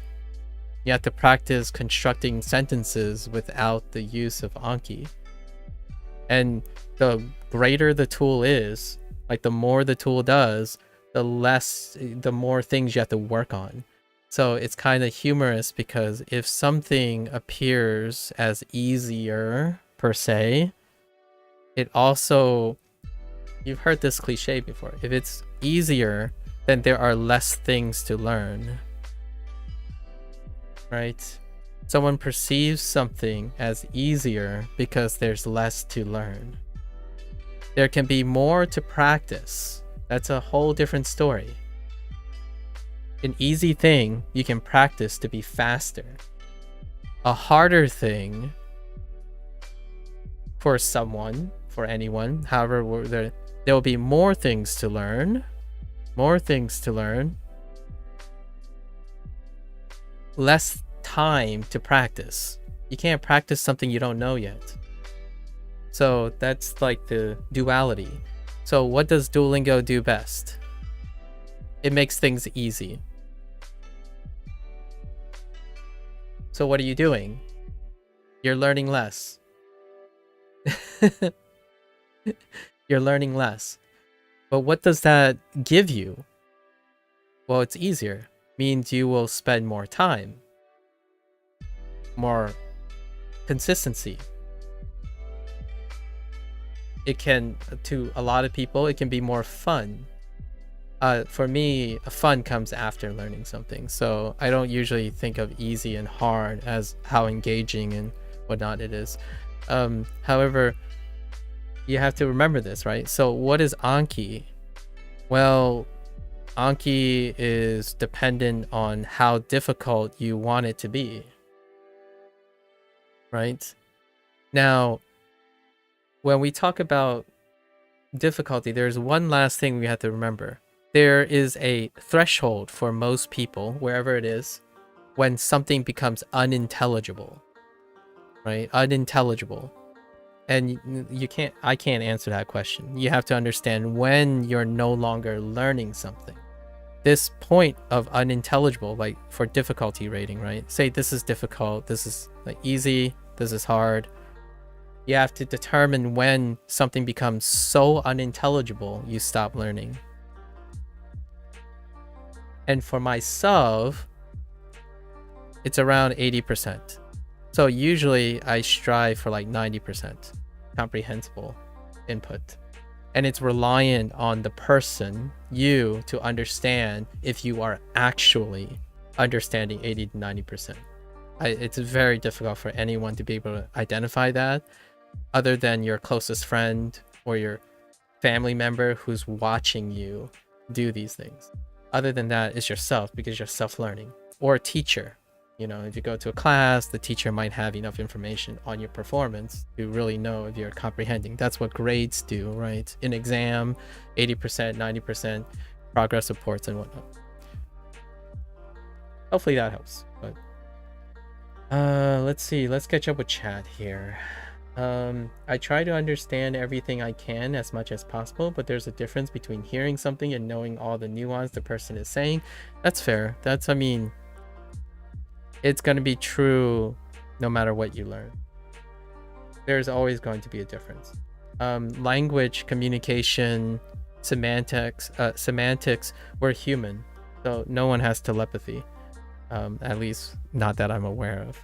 So that statement is a generalized statement about the human condition. So that's fair, right? It's a good point.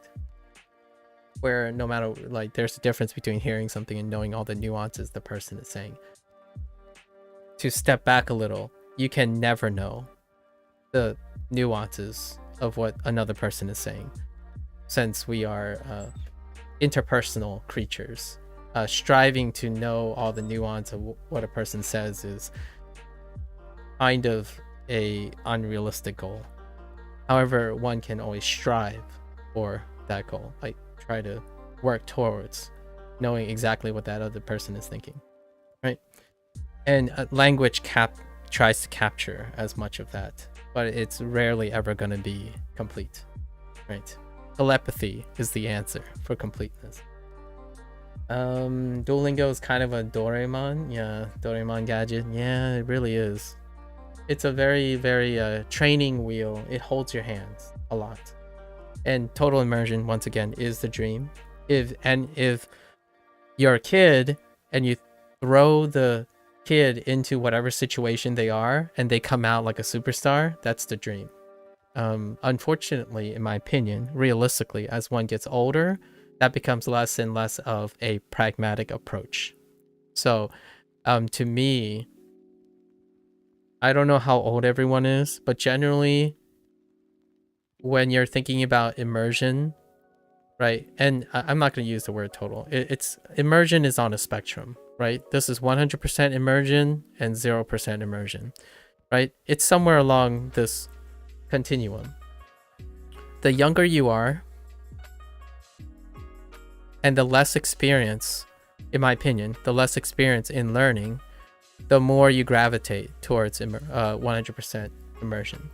You start retreating backwards as you gain more and more experience over your life, because you have more and more experience to juggle. You cannot be immersed in something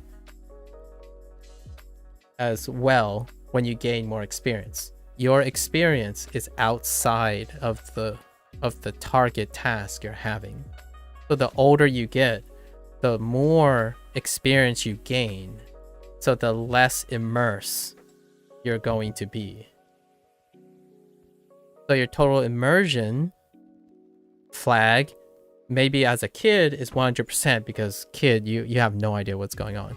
But that total immersion efficacy and threshold starts getting smaller and smaller as you become older and older, because there's more and more experience you must diminish, like especially a language. So for me, I don't do that. I work here and I move up. So I move in this direction as opposed to the other direction. I was thinking immersion as in the amount of time you're spending in a given language environment. That's still fine. That's still fine. Say for example, what allowed me, for example, say you spend, so you're saying total immersion 100% of the time. It still holds true. The more experience you have as you grow older, the less of that percent of time will be under immersion. Because the more experience you have, the more likely those experiences will be involved in your immersion. So for example, you might be thinking specifically about language itself. So it's like, as long as you think in Japanese or expose yourself in Japanese, you think that your own native language isn't taking hold. Like, what language are your dreams using? Language is not just written. Language is also imagery. Unless you have aphantasia. Sorry for the aphantasia people. Imagery. Your dreams are dependent on your experience. So no, not even if you are dreaming in Japanese. You can't possibly dream in Japanese. Exclusion of your own experiences. As you're getting older, all your dreams are dependent on your experiences. It's like pretending to forget who you are. So that whole idea, in my opinion, of total immersion, in my opinion, is an uphill battle trying to believe that none of your prior experiences should be part of your learning experience for language. And for me, I did the opposite. I approached it in the sense that I progressively add on to my experiences by leveraging my experiences. You're in your 20s, I guess this is my age. Yeah, I mean, I think 20 is a great time where you're going to go through this transition, in my opinion. So like 20 for me is a ripe age for college. And I have a formal educational background.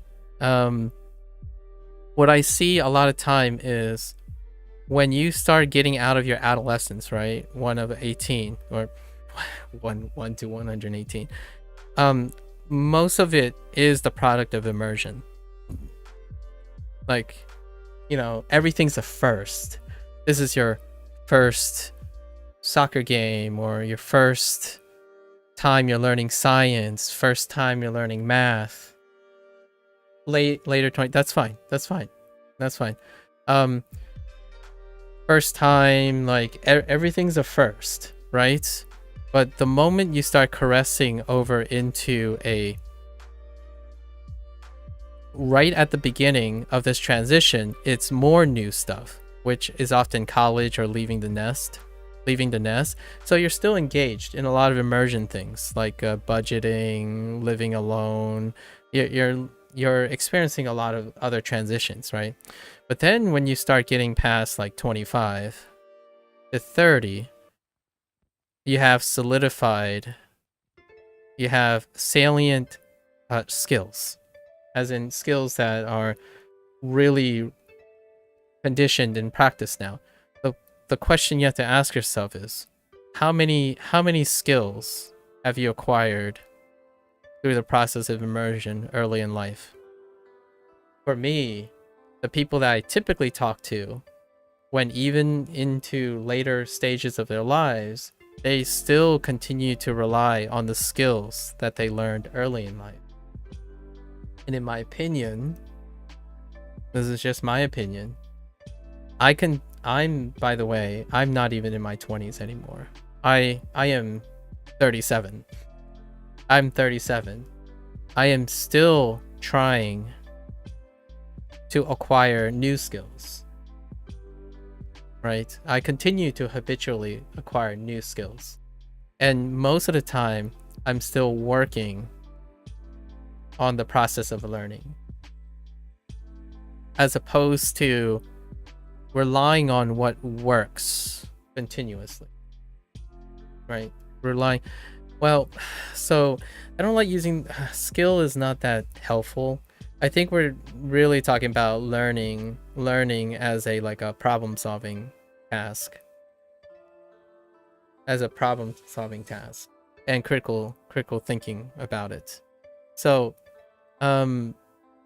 most of the time, as one grows older, I think the more you are able to leverage your experiences, the more likely you'll be successful at acquiring new things. Like, for example, what does an older person do much better than, hopefully, much better than their younger self? So you're comparing to your younger self. Well, you have more stories, right? At least I think you have more story. You're able to contextualize things a lot more. So instead of running away from your experience, as in, oh yeah, I got a dream in Japanese, so that means I have to remember to forget English or whatever your target language is. You use that English to marry it with Japanese, in my opinion, personally. This is a hot take for myself. So my progress and my retention of Japanese, it's nearly married with English. Now, I need to say something specifically though. Background. Just as a disclaimer for background, I live in an environment that is always mixed language. I'm always in a mixed language environment. So for me, I leverage that. So why work against my skills by making myself feel uncomfortable by straying away from it, right? So this isn't more of an advice or a panacea for everyone's learning experience. I like to encourage people to ask themselves, what are tools doing for you? What are the methods doing for you? What have you done? And do your best, in my opinion, to integrate as much of your experience as you can. If you can make your Japanese about your hobby, that's like a super win. So if you like doing artwork, do artwork that allows you to use your Japanese.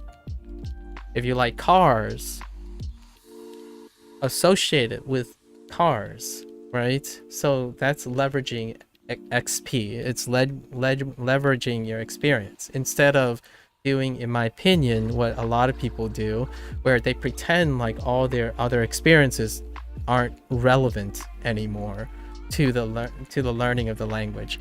Like, oh yeah, orange. Yeah, I have to stop thinking about orange. It's orange, right? Like, or oh yeah, like, oh no, I just thought of it in English or something like that, right? So in my opinion, I'm always reading these sentences, but I'm always asking myself, where would I use this? Like, you know, where would I use this phrase?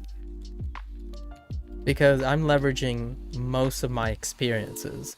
If you're learning raw, in my opinion, like raw, it's like, oh yeah, this is exactly what I should remember right here. Burn it into my head. In my opinion, you're not gonna get much out of it. It's gonna be very exhausting as well.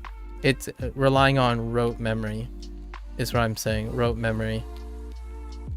You're practicing memorizing things, and if you're like a super genius, I'm not a super genius, by the way.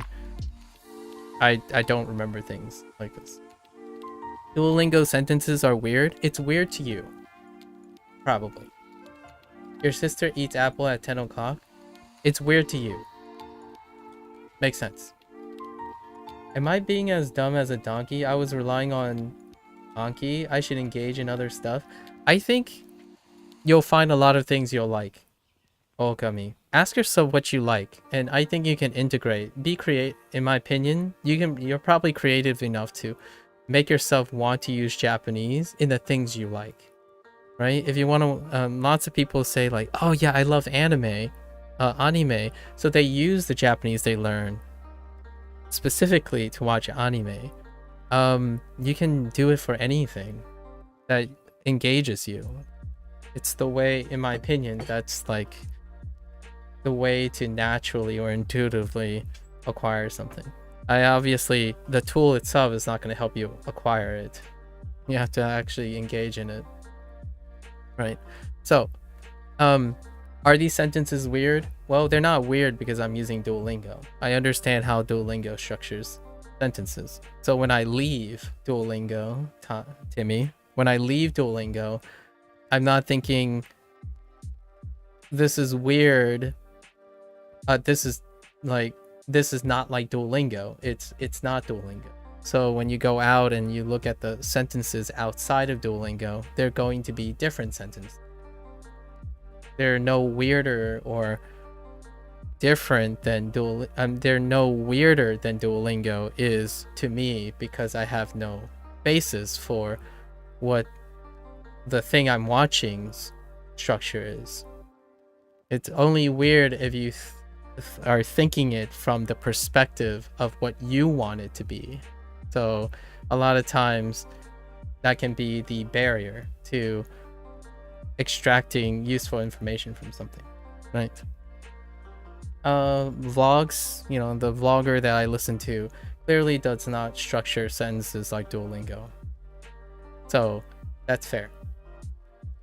So I learn both, and then I compare and contrast, and then you integrate all of that. In my opinion, it sounds simple, but it's not. I mean, I'm already like 700, 800. Would trying to write Japanese essays help? For what purpose? Do you want to write Japanese essays? I am going to...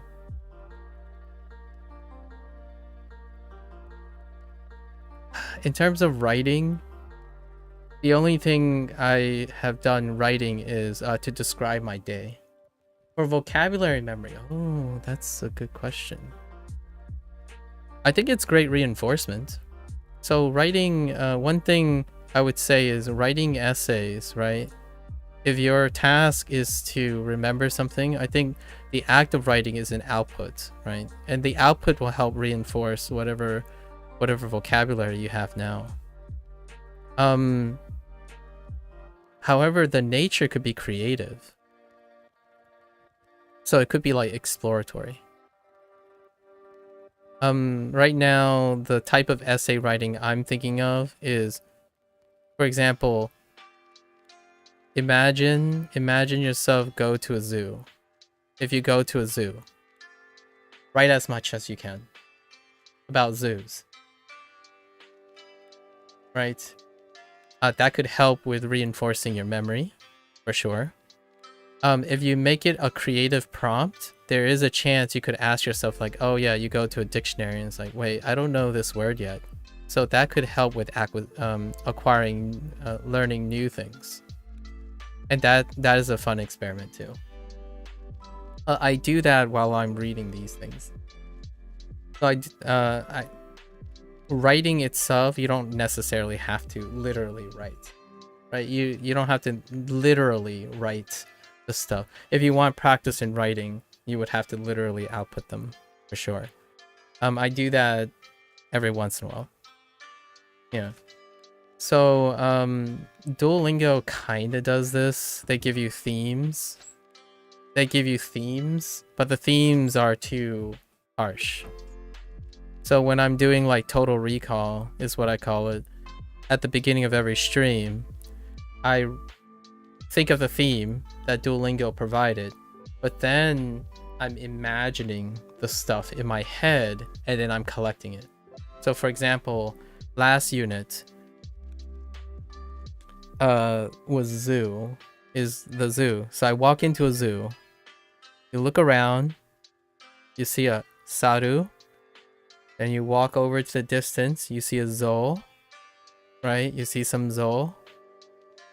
Then you see lion. Maybe there's a petting zoo zone around the outside where you can pet things. Naderu. Yeah, there's yagi, usagi, right?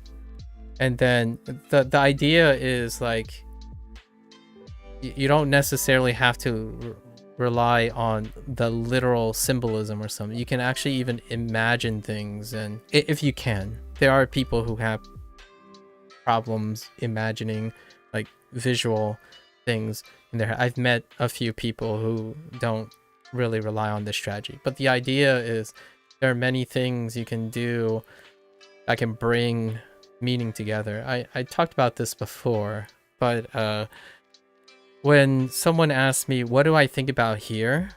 So right now, if I read ima kara Yamada sensei ni denwa shimasu, what I actually see is this.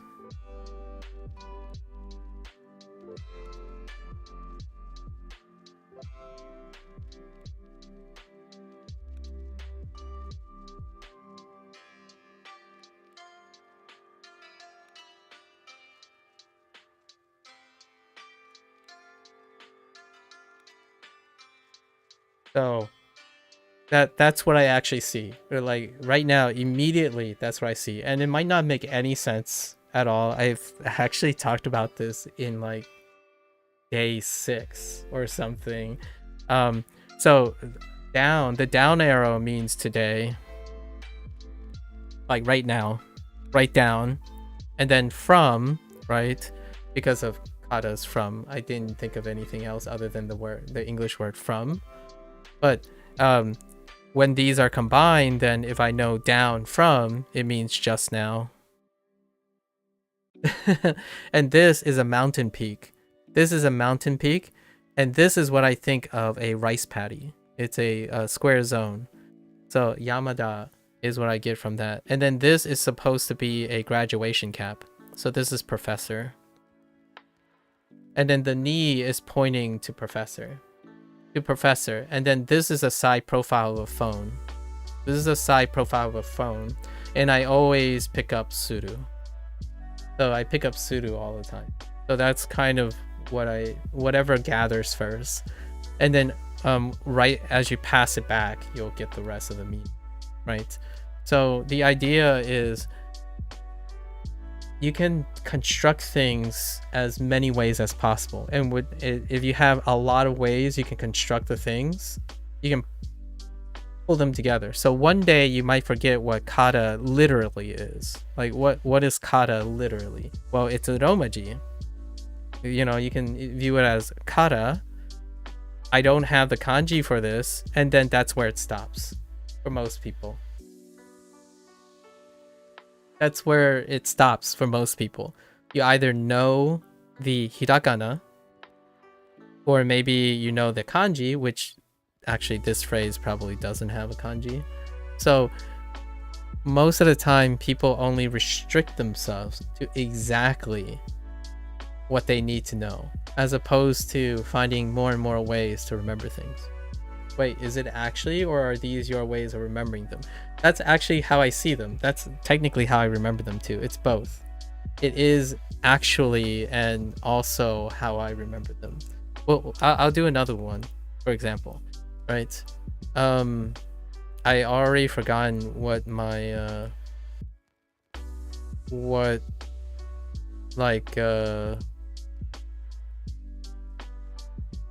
my new vocabulary is. So for example, this is this. This is what I see for this thing. That's meeting. I see a chalkboard. So there's like a person here, right? Pointing at the chalkboard. This is meeting. Meetingu. As opposed to thinking about the word meeting, right? This is it's an arrow. This is an arrow with an X over it. Like this. Ikitakunai desu, as in I don't want to go. So it's an arrow with a X over it, right? That would be the you're not going anywhere. Like I don't want to go, right? So that kind of thing. And this is I put a heart on ga because the closest thing, the first introduction of ga is heart. Daisuki desu. Ga daisuki desu. Or ga hoshi desu. It emphasizes the thing before it, and the context that I remember a lot is heart, the desire. It's not that it's gonna help me with all the cases. It gets me to something that I can frame very quickly. So I think of ga as heart. Not that it's literally accurate or not. It helps me get to ga, as in the functionality of ga, as early as I can. Yeah. I got a lot of stories regarding all of these things. Like how to explain why this is a rice patty, right? This is a rice patty. And why do I know this as a rice patty is because of Tanaka, right? Or sorry, this way. Sorry. This way. Tanaka, right? This is a rice patty and this is middle. Right, and this is Tanaka, which is related to Yamada, right? And this reminds me of a box and whisker plot. Sorry, like this is there's supposed to be an average here, so if you have a thing right here, it kind of reminds me of splitting it down the middle. So this is middle. It doesn't have to make sense to anyone else. It's what aids me in remembering these things. You're splitting. You could imagine this is a cake on top of the table and you're splitting it down the middle. So that's naka. Naka is, and then when you're splitting it down the middle, it's also inside the thing. The knife is going inside the cake, right? And it's going in the cake. So naka means inside, in, right? And that's exactly what naka is, right? Doesn't have to work because other people say it. You can use your own memory stories and stuff to remember, come to the same conclusion as others, more or less. So lots of times when people say, well, that's not technically right, it's like, well, it gets me to the meaning, right? It's kind of like mnemonics. Lots of times people talk about mnemonics, right? Mnemonics are great if someone tells you it. If someone tells you it, like if you're asking for advice, someone tells you it. To me, it's even greater. It's even greater if you made it. You made the mnemonic. So most of my mnemonics don't make any sense until I explain it. However, even if I explain it and it doesn't make sense to anyone, If you get to the meaning, they won't know. It won't matter. It won't matter to them, right? So you find out your entire shorthand. I always talk about this little type of story where when I give someone my notes, right? When someone gets my notes, I'm always very apprehensive about giving someone my notes, because most of my notes is in shorthand. As I grow older, my shorthand becomes more and more esoteric over time. When I was a kid, I basically totally immersed. You know, how do you get total immersion? You copy everything. Your notes literally tries to capture everything it's going. Nowadays, if I ask an adult, what does this mean? I don't think I'm going to get the same answer from people like me or someone who's on my same wavelength. However, I would get the same answer from a very specific pre-selected group, because most people would say like, oh, it's an arrow pointing down. Like, all right. It also can mean decrease. It can also mean descend. It could be an arrow. You can see a chandelier. Yeah, you can see a chandelier, right? And to me, I think that is so wonderful way of learning a new language. If you can talk to other people, create memories, like why like one of the gold standards is to acquire language, you get to talk to someone, right, in that target language, and that exchange, but you're also gaining stories, you're gaining memory from it, and it's emotional, it's tackling. So honestly, yeah, it is a gold standard, but not everyone has like a native speaking Japanese person who's willing to sit down and spend most of their time talking at a level you can comprehend while creating new memories. So my best advice, honestly, unsolicited advice, is to find as many tools as you can to mirror your natural creativity in creating memories, right? And for me, streaming Duolingo is it. Like, I honestly think most of the things I learned from Duolingo is not necessarily because of Duolingo's design, but it's because I'm sharing that experience, right? It's so difficult to get enough tools to do that without you becoming too lazy to create. When you're reading flashcards, if you're a special person that is creating memory from the flashcard, you'll work like gangbusters. If you're a person who literally sees the flashcards and literally see those words, it can only be as effective as the literal flashcard. It can no longer transcend, in my opinion, it doesn't transcend beyond that. So Duolingo, absolutely. This is contextless sentence building, right? It's contextless. It is literally contextless. You, as the user, can provide all of that. You can provide the context. So, yes, the tool doesn't do that for you. And a lot of people wish Duolingo provides context. They wish Duolingo provides an entire story and all that stuff. That's great for learning, but acquisition is what most people are focused on in the long run. Their goal is acquisition, and acquisition leads to output. The downside is eventually you're going to have to do this. You're going to have to do all these things for acquisition. So someone asked me earlier, this is like a digression to a post someone asked. They asked me like, what did you learn? What did you remember? Is it worth my time committing? And overall, my answer to that is most of the tools you have for language learning is helping you learn the language, your target language. Acquisition is ultimately when you start doing things beyond what the tool does.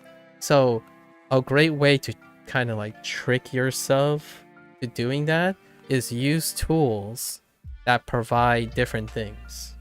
In my opinion, use tools that provide different things, non-overlapping things. Because when you use a tool that doesn't provide one thing, right? It doesn't do one thing, does not. You have to do it. The person you have to do it. And then use another tool that provides everything else except for the thing you practiced. And so on and so forth, right? So the idea is you as a person will then hopefully become creative enough where you don't need any of these tools anymore. All these tools just go away. Like it's gone, right? Because every tool did something to aid you in doing other things. And then eventually you can do it all by yourself. That, at least that's the idealistic point of view. So what am I doing? When I'm using Duolingo, I also practice, or kind of practice. Yeah, I also practice all the skills it doesn't do. Like it does not do with it. And Duolingo has given me a lot of things to think about that it does for me. And I take that into my other tools. So like when I'm watching anime, I kind of sometimes I kind of think of it like, oh, okay, there's a scene. There's a scene, let's say it's a 5-minute scene.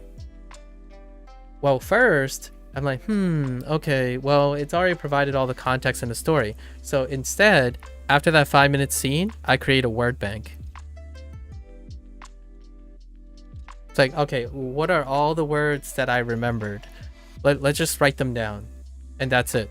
Because Duolingo does that fantastically. So I'm taking what Duolingo already does for me every single day, and I'm practicing it somewhere else. And then when Duolingo isn't providing me context, I talk about my day when I'm using Duolingo. So I'm always thinking about the anime I've watched, the manga I might be interested in, the shows I might be interested in, and I'm bringing them and talking about them in Duolingo whenever I get provided words. So like ima. Ima's great. I can use it right now, all the time. Ima this, you know, ima wa this, ima wa that, etc. So even though it's introducing vocabulary at a snail's pace, right, for a lot of people, sensei. I was a sensei before. That kind of thing. It's not a perfect thing, but generally speaking, I'm trying to keep myself engaged, regardless of whether a tool is doing it or not. I like evaluating tools and things by bringing all my experiences. If you can engage as much of yourself as you can, that's where memory is.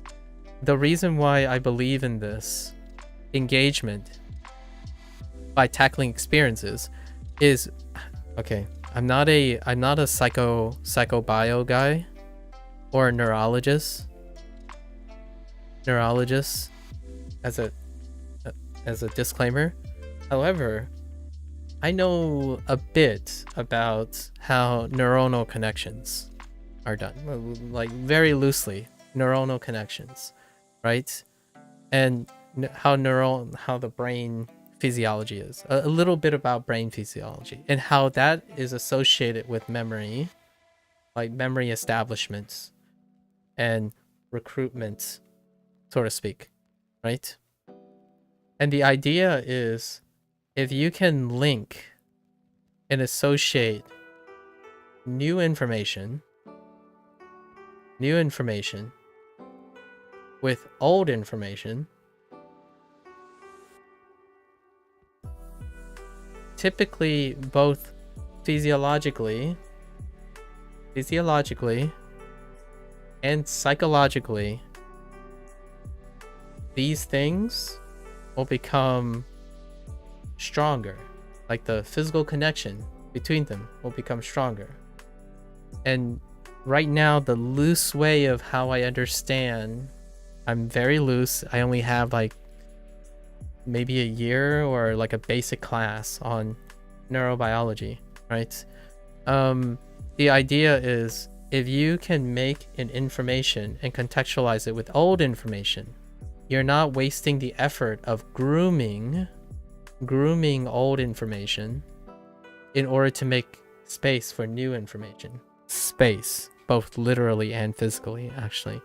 So the things you choose to do, the memories you try, I am linking and layering all of my Japanese with my Fujianese, my Mandarin, my Cantonese, my Spanish, and my English. So when I recall one word, yes, I'm going to be slower, but I'm also going to remember them. So when I say now, I'm constantly thinking about ima. Or I'm thinking of kata, I'm constantly thinking about from. And yes, it's almost like opposite of what most people suggest. Like, oh yeah, you need to abandon your. I get it, but for me, my goal isn't to talk like a rap god in Japanese. It's I want to be able to speak to English and Japanese speakers. I'm layering the things. So for me, I got faster at practicing exactly what I'm practicing, which is to associate English with Japanese, because I speak English, and I also, how much does my Chinese knowledge help me with Japanese? I talk about them. It doesn't, I don't know if it helps or not. Like for example, mapo tofu. Mapo dao is how I remember it, but I will always remember it that way. Like what I mean is those two are linked forever. Like mapo tofu, that katakana that I see is attached with mapo dao. So the more knowledge, relatable knowledge I have with each other, the more likely that whenever I say mapo dao, I would think of mapo tofu. The katakana, like I'm like kind of visualizing, seeing it in my head right now. So anything that overlaps, like yoroshiku.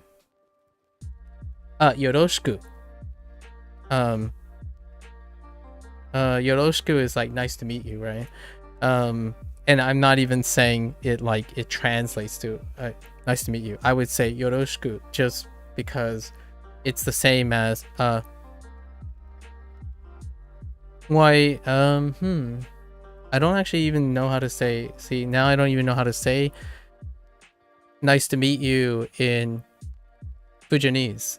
So because I don't know how to say nice to meet you in Fujianese, I might ask my parents how to say nice to meet you in Fujianese. And then I'll learn Fujianese because I was curious about linking yoroshiku to nice to meet you in Fujianese. That's kind of the idea, right? So if I don't know the things, then I'll go out and learn them. If I learn one thing, I get solidify the other two things. Having Chinese paired with English really is overpowered from a Japanese learning perspective. That can be. I think so. However, I think you can pair anything with your stuff. Like, I think the most successful thing that I've ever gotten people to do whatever they want, right, or feel like they're up for whatever they want, is like, for example, someone doesn't like doing groceries. Like, let's just say they don't like doing groceries, right? But this person loves saving money or figuring out how to save the most money. So instead, we engaged in saving money in the act of doing groceries. And then over time, they can choose to like dissociate for them. So yeah, it's not the best, but you have to grasp with whatever you have, right? You know what I mean? Like that's kind of the thing. Like let's get to the core of habit formation. I like habit formation. Learning a language is a habit. It's gonna have to be a habit because it's a lifelong thing. It's a life skill. So oftentimes coupling things you know how to do with things that you need to establish. That's the same element. And things like overriding bad habits, I'm going to put bad habits as quotes because I don't see habits as being bad or good, but not appropriate at the time or not sustainable, right? Because if you have a bad habit, it's usually a habit that you can't sustain anymore. The difference between a bad and a good habit is one leads to undesirable consequences and the other doesn't. A habit is still habit formation. You can lump this together. Let's say you like playing video games. This happens a lot. Like, well, guess what? I can probably say like, hey, you know what if I told you there's a chance, just a chance, that if you go out and touch grass for 5 minutes before you go on a video game, it might change the way you play a video game, for better or for worse. Would you be willing to do that? Right? I'm not making guarantees that it's like, oh yeah, touching grass for 5 minutes outside is going to improve your video game. That's sensationalism. But the idea is you're tackling that person's curiosity because the video games like possibilities. So you're tackling what they enjoy about video games, like discovery and stuff. And what happens is the person itself will be motivated to do the same thing, like to do things, and their touching grass may become associated with video games. So then eventually you get to the point where they're like, yeah, I should go out and hang out in the sun for 5 minutes before I play video games. So it works that way. When I go outside, I might be inspired to play video games. So that's kind of the same deal here, but only now I'm contextualizing it. So whenever I'm thinking about an English word now, like when I'm eating, I'm like, Gohan. But I'm also Gohaning. So I go upstairs, I'm having Ban Gohan, right? Ban Gohan o tabemasu. Or I guess Ban Gohan o tabemashita, right? When I ate dinner, what was in my dinner? Well, I saw rice. It's obviously Gohan as well, right? There were peas. I can't say peas yet, so let's go and look for peas. So the idea is now the habit for me is I tell people I spent about 700 hours on Duolingo learning Japanese.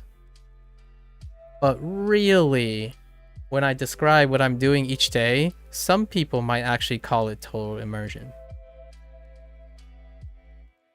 Like, I don't stop thinking about Japanese. I was watching an episode of Loki season 2. Loki season 2, and I was thinking, wait, would Loki be translated to Akuma? It's like, could I call Loki Akuma? And the only reason I know Akuma is because Akuma is coming out soon for Street Fighter 6. That's kind of the idea. I literally continue to want to engage in Japanese. Japanese is no longer tiring. It's not a chore anymore. It's not exhausting to think about Japanese. So like when you are apologizing for making it difficult, that's so normal. Like every single second when I'm not doing Duolingo. Oh, it actually dropped? Oh, I didn't know if it was today or tomorrow. Sub-Zero, yeah. Oh, okay, Sub-Zero. Thanks for cheating on me with Akuma. Thanks, Sub-Zero. I'm just kidding. Definitely enjoy that. So, yeah. Duolingo is a tool. It's a means to an end. Eventually, your goal, in my opinion, your goal, right? Like most language learners, is one day you get to create things. You get to create words, even. Like, what I mean by that is, I just said gohaning, right? Gohaning. That's Japanglish. Like ban gohaning. I'm eating dinner. But the thing about ban gohaning is you know how to say I'm eating dinner in both languages. But you're choosing to ban gohaning is because you're creating things now, in my opinion. I tell Japanese people that my goal is able to speak in Japanese people only, in Japanese. Wait. I tell Japanese people that your goal is able to speak in Japanese. Speak only in Japanese with Japanese people. Wait. Just like only use Japanese. Yeah, I understand. Yeah, I understand. Yeah, 2 Japanese people. Yeah. And you got to prepare yourself for that, right? You got to prepare for yourself for that. My goals are different, so let's share the goals. I don't really think of a goal. Like there isn't a goal for me, I guess. I guess my goal is to learn some Japanese. And I really do mean the word learn some Japanese. It doesn't even matter to me if I can speak Japanese or not, or write Japanese. But the thing is, learning Japanese will naturally cause me to write and speak Japanese anyway. So I'd rather focus on what I can do and continue to explore what I don't know about my learning, and it will happen if it happens. I'm not a very goal-oriented person anymore, so yeah, all roads leads to Rome. And this entire conversation that we're having, I spend half the time actually doing this on stream. So, I don't actually spend the 700 hours on Duolingo. It's a backdrop to be talking about learning. I enjoy learning. I want to make people, in my opinion, show that even when you're not literally learning a language, you can learn something in the process of learning. You can discover yourself. I think when you can smile and talk to people about what you do, it is almost immeasurably more valuable than sitting here and saying, oh, I need to get my vocabulary done. It's like, well, you can do it tomorrow, like with reasonable doubt, right? With reasonable constraints. However, building memory it gives you that motivation, right? My current goal with Norwegian, I'm just using it every day until the end of day and be like, that was all I wanted to use it for. So far it hasn't gotten even close. Work in progress. One day, right? One day. For me, yeah, not even close. I always, go out for a run, look at keys, look at ES, look at, I do some wataruing.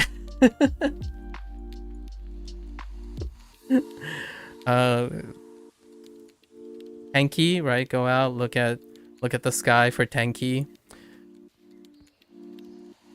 They just keep going, and eventually it'll be there. If it's not, all the fine EAs, all the fine EAs. Get on my pasokon, right? Pasokon, in my seki, and talk into. I don't know what a microphone is yet, so we're gonna have to work on that. Type on my keyboard,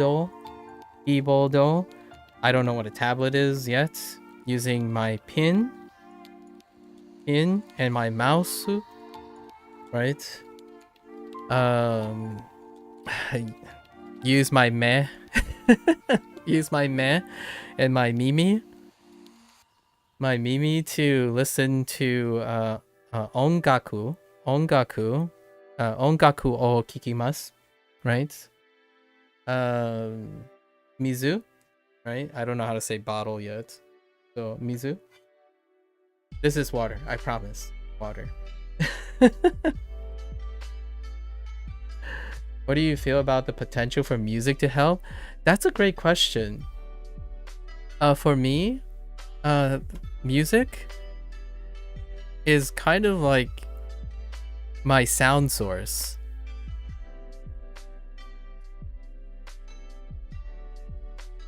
I think music was fairly decent, nice for when I was learning English, memorizing songs and stuff.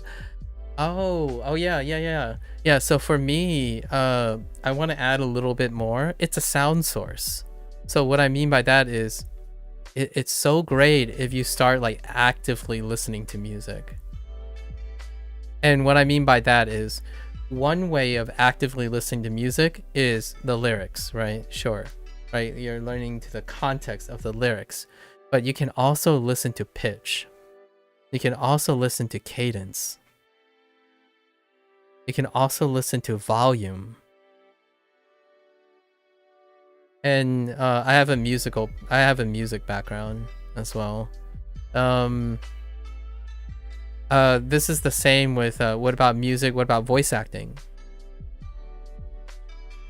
And for me, if you can actively listen to sounds to help for language, you'll know what is high pitch and low pitch. You'll know if it's an increase in cadence or a decrease in cadence. You'll also practice if it's higher or lower volume. A lot of people listen to music. I know this is going to be belaboring the point. Listens to music top down now. Where they take and focus on the bottom thing, the one bottom thing, and then ignore the rest. So when you're listening for lyrics, you're not focused on pitch a lot of times. Like if you're focusing on the meaning, right? Meaning of the lyrics. But you can do all of these. You can take turns. Like first, listen to the lyrics. Then you can listen to the pitch. You can look at the composition as a whole, right? How does that help with language? Well, language, the sentence has a composition. You know, whether it's right or wrong, that's a different story. That whether it's wrong or right, that's a different story. But for me, like for example, I think of music as I think of language as a combination of sounds a lot of times. So, imakara, Yamada sensei, Yamada sensei ni denwa shimasu, right? Denwa shimasu. So, for individuals who don't necessarily do like music stuff per se, it could sound like one whole string of stuff, right? Oh, hey there, Osman. Hello. Yeah, from YouTube. So there's this thing where like you can also do like pauses and whatnot, like music pauses and goes, you know, there's syncopations and non-syncopations and slurring, sliding, that kind of thing. Maybe not as appropriate for Japanese, but what happens, in my opinion, is when you actively listen to music, language in itself, when you're saying if it helped, I'm guessing you're talking about language learning.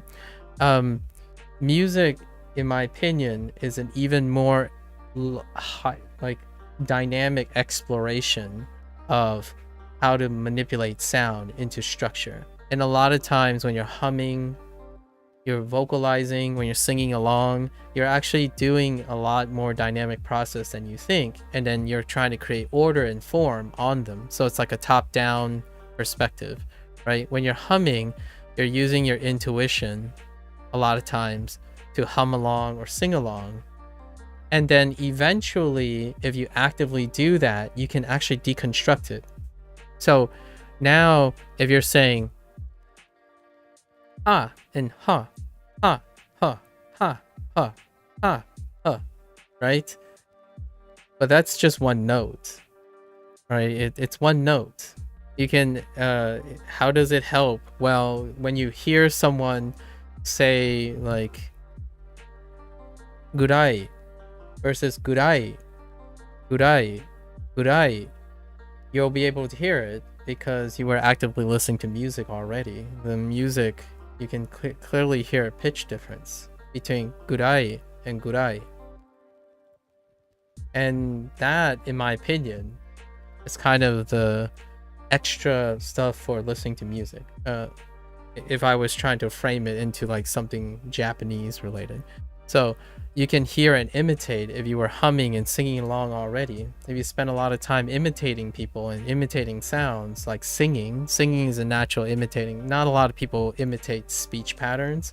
I kind of imitate speech patterns over time. Like I want to sound like this person because this person is very articulate, right? Or this person's cadence is very awesome. Or you want to avoid sounding like someone. That's also a thing where you like, I don't want to sound like a hype lord, so I'm going to lower my volume most of the time. Or maybe, just maybe, I'll learn to slow down my speech when it's important. Well, you can kind of do that in a form of expression, even if you get a sentence incorrectly, or like say you're trying to express you're sad. Well, you can say it in a sad way too. And there's so many more dynamics as well when it comes to like sound. We won't even start on like body language, right? Hand gestures and nonverbal communication. That can also embellish your expression of stuff. Case in point, ka, ne, right? Ka, ne. What is my face doing? Well, my eyebrows tend to raise when I'm saying ne or ka. Because I'm raising my eyebrow, I'm going to naturally create an uptone. Even though these are markers of unknown and not actually the question in themselves, right? Things like that. And how do you create that? How do you produce those sounds? How do you intuit those things? It could come from music. It could definitely come from music. Obviously, you could say something like, "ii desu ne," right? "Ii desu ne" versus "ii desu ne" or "ii desu ne."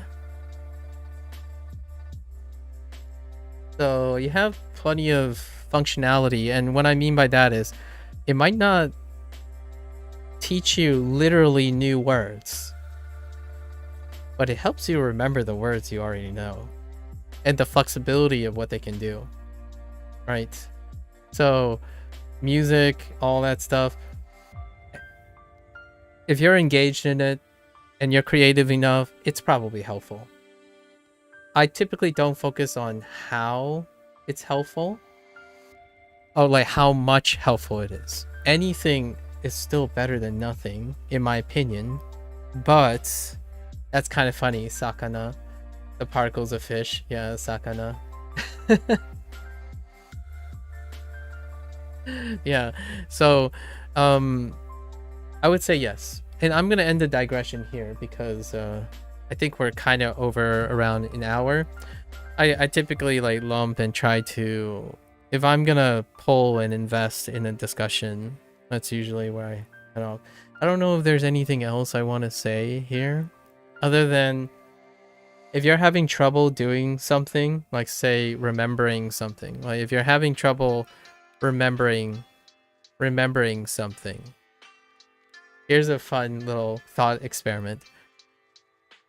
Is that how you spell remembering? So if you're having trouble with this, ask yourself, the things you remember, how do you remember those things?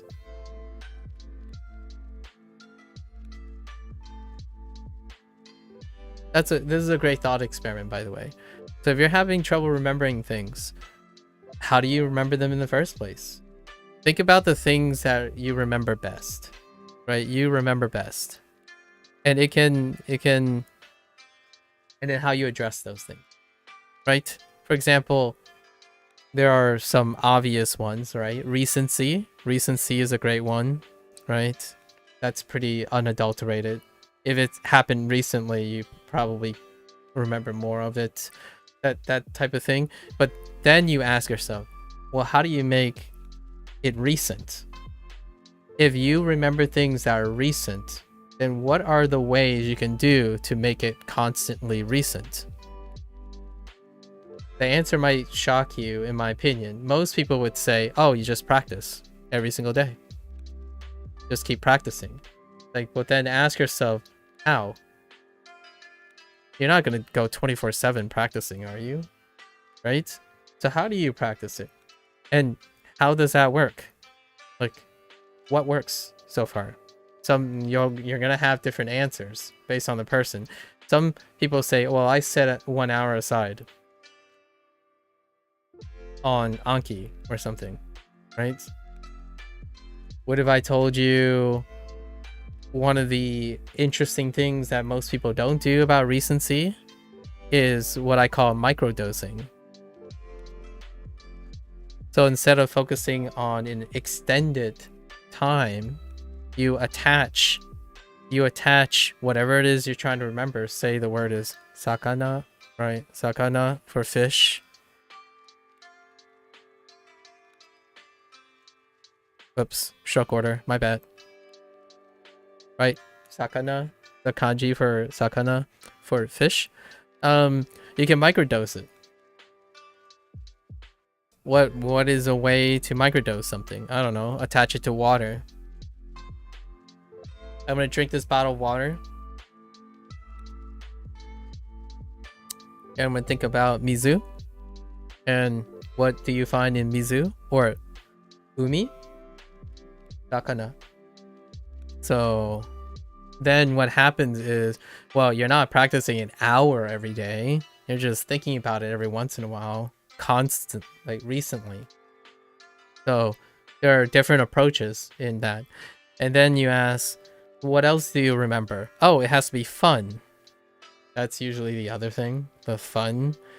And this is incredibly nebulous too. So then you ask yourself, well, what makes things fun for you? I have no answers for any of these things. This is not these are thought experiments. So what is fun? Well, a lot of people say like challenging. This is a common one. Like it has to be challenging. Okay. Well, you ask yourself, the tools you are using, are they challenging? For the record, most of the time the answer is actually no. Hey, I peeked my head in. What is fun? Exactly. What is fun to you, right? A lot of people would say challenging. And then I ask them, okay, can you explain to me, what do you constitute as challenging? And the first thing that comes out of their mouth is doing something that I like.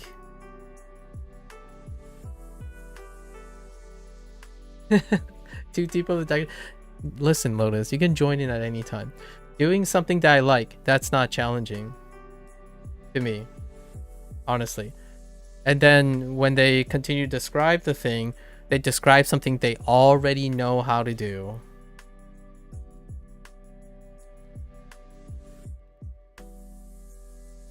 If you already know how to do it, do you think that's really challenging? And these are just questions that I ask. I don't know the answers. I'm not providing any answer. Challenging sounds like something you don't know how to do, right? So the question is, then eventually I get to the person where it says like, so can something you don't know how to do,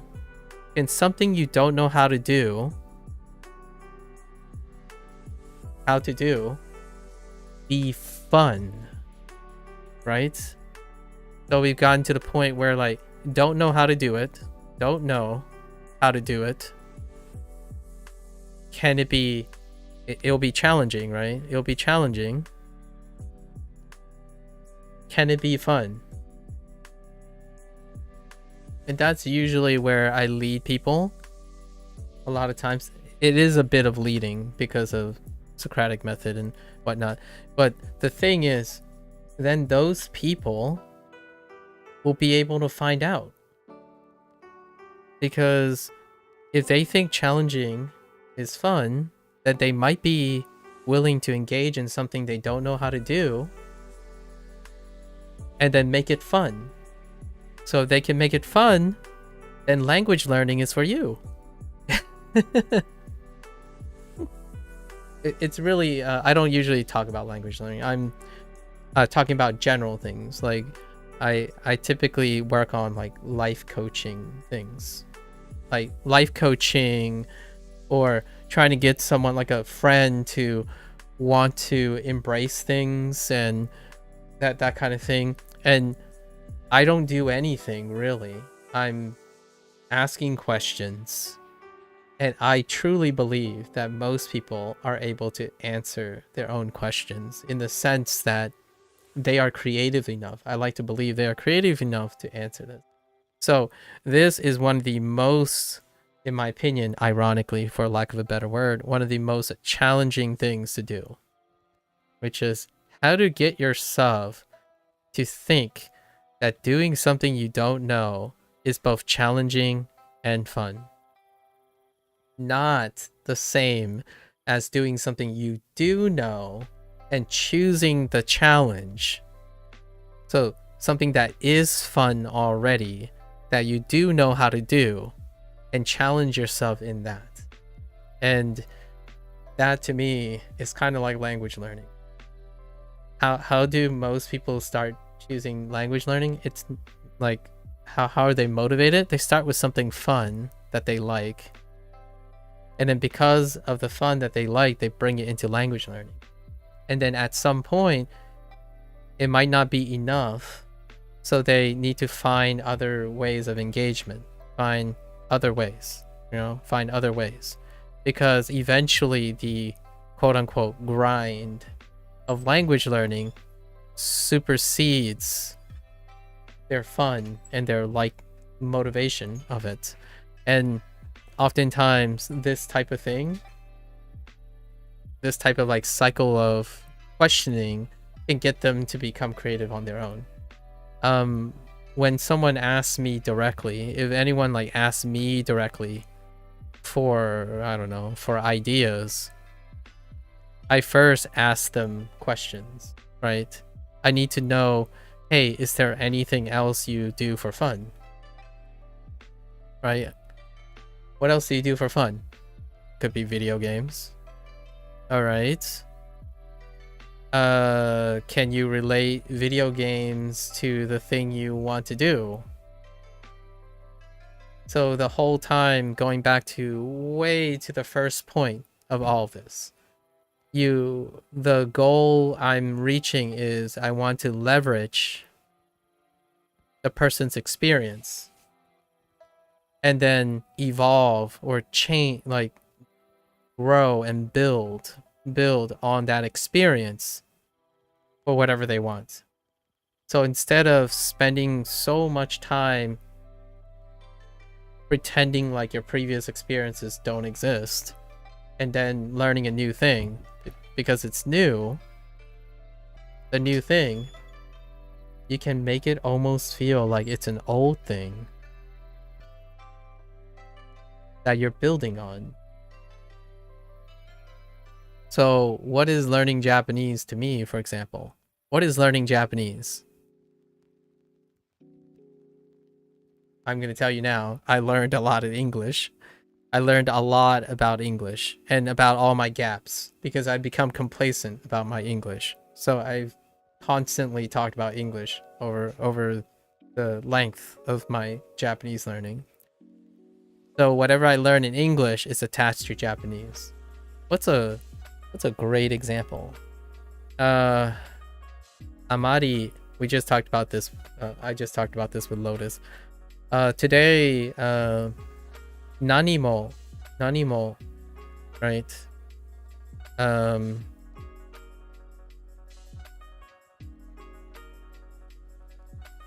Right? Nanimo was introduced attached to a negative past tense verb. And my first thought was,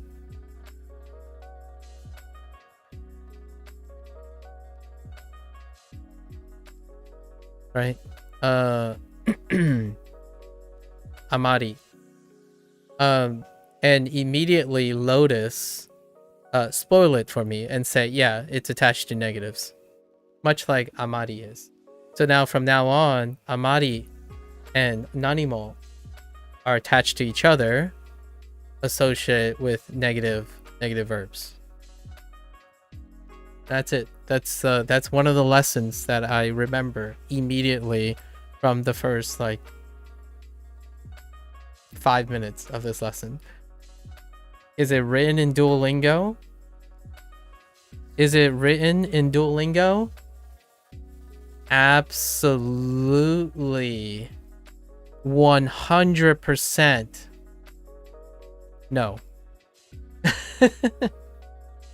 That is not part of Duolingo. But the thing is, what I know about Amari and Totemo, right? Totemo. That was the wrong pitch accent. Totemo.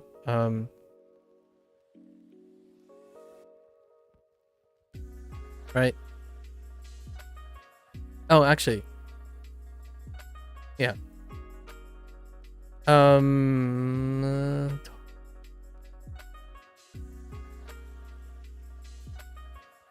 It's either a day or a te. I have to work on my de and tes. It's probably totemo. Yeah, totemo. This and this both translates to very, or it increases the degree of something. Increases the degree, so it's up very, right? It's the up very. However, totemo and amari are used. This is negative and this is positive for a degree, to extend the degree of something. So because of that exists in Duolingo almost exclusively, because you're observing things that are there and aren't there. So you have to be aware what isn't there as well as what is there. And immediately when I saw nanimo and suddenly it's negative, I immediately thought it's probably the same situation. And of course, Lotus already spoiled that for me. I was going to look it up this in the evening. And that stuff is exactly what I mean. So, nanimo, mada something, nanu. What is the last thing? And I'm guessing mada is already or still, and then I don't know. Shiranu. Okay, is that shiranu? Is it kind of like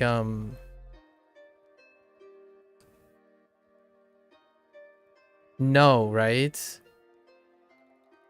No. Understand is wa. Starts with, it's no.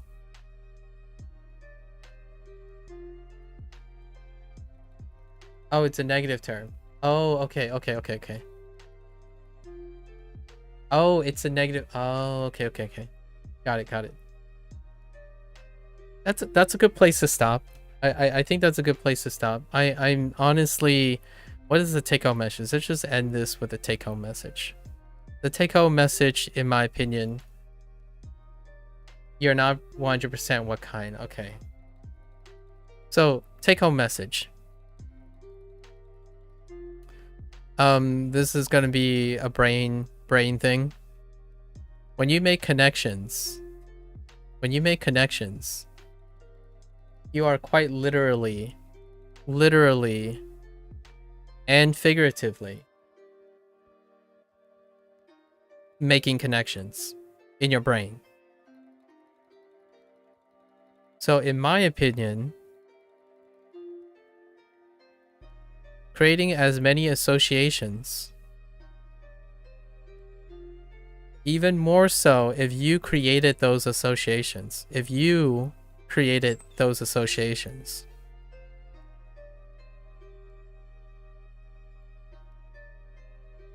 I'd like to wager that over time, these associations will be faster than you think.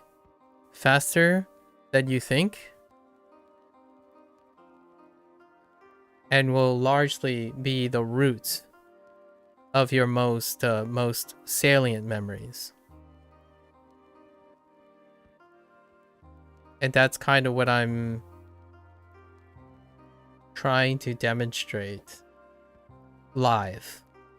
Where, yeah, I could spend 3 hours talking about Japanese but not actually learning Japanese vocabulary, but at the same time still get to where a lot of people would spend a disproportionately a lot of time trying to grind their way and feel unhappy. Like unhappy, constantly looking, prescribing to tips and tricks like hacks and stuff. But at the end of the day, I think if you can get someone, inspire someone to be creative, that psychological ownership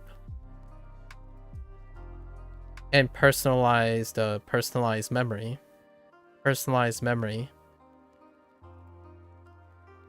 is, it has no comparison in my opinion. What can compare to your own memory, your own personalized memory? Really, no one, right? You yourself. New is the same as, oh, nah, I see, nai, but it's like an alternative older version. Oh, okay, that explains a lot. I see. Shiranu. Okay, it's a shiranai. I see. Fair enough. あれが、ありがとう、Aku sensei. Thanks. But for me, that's probably the take-home message. Don't underestimate yourself. I don't want anyone to underestimate themselves. If you're stuck in somewhere, ask yourself what already works, and how can you build on top of that.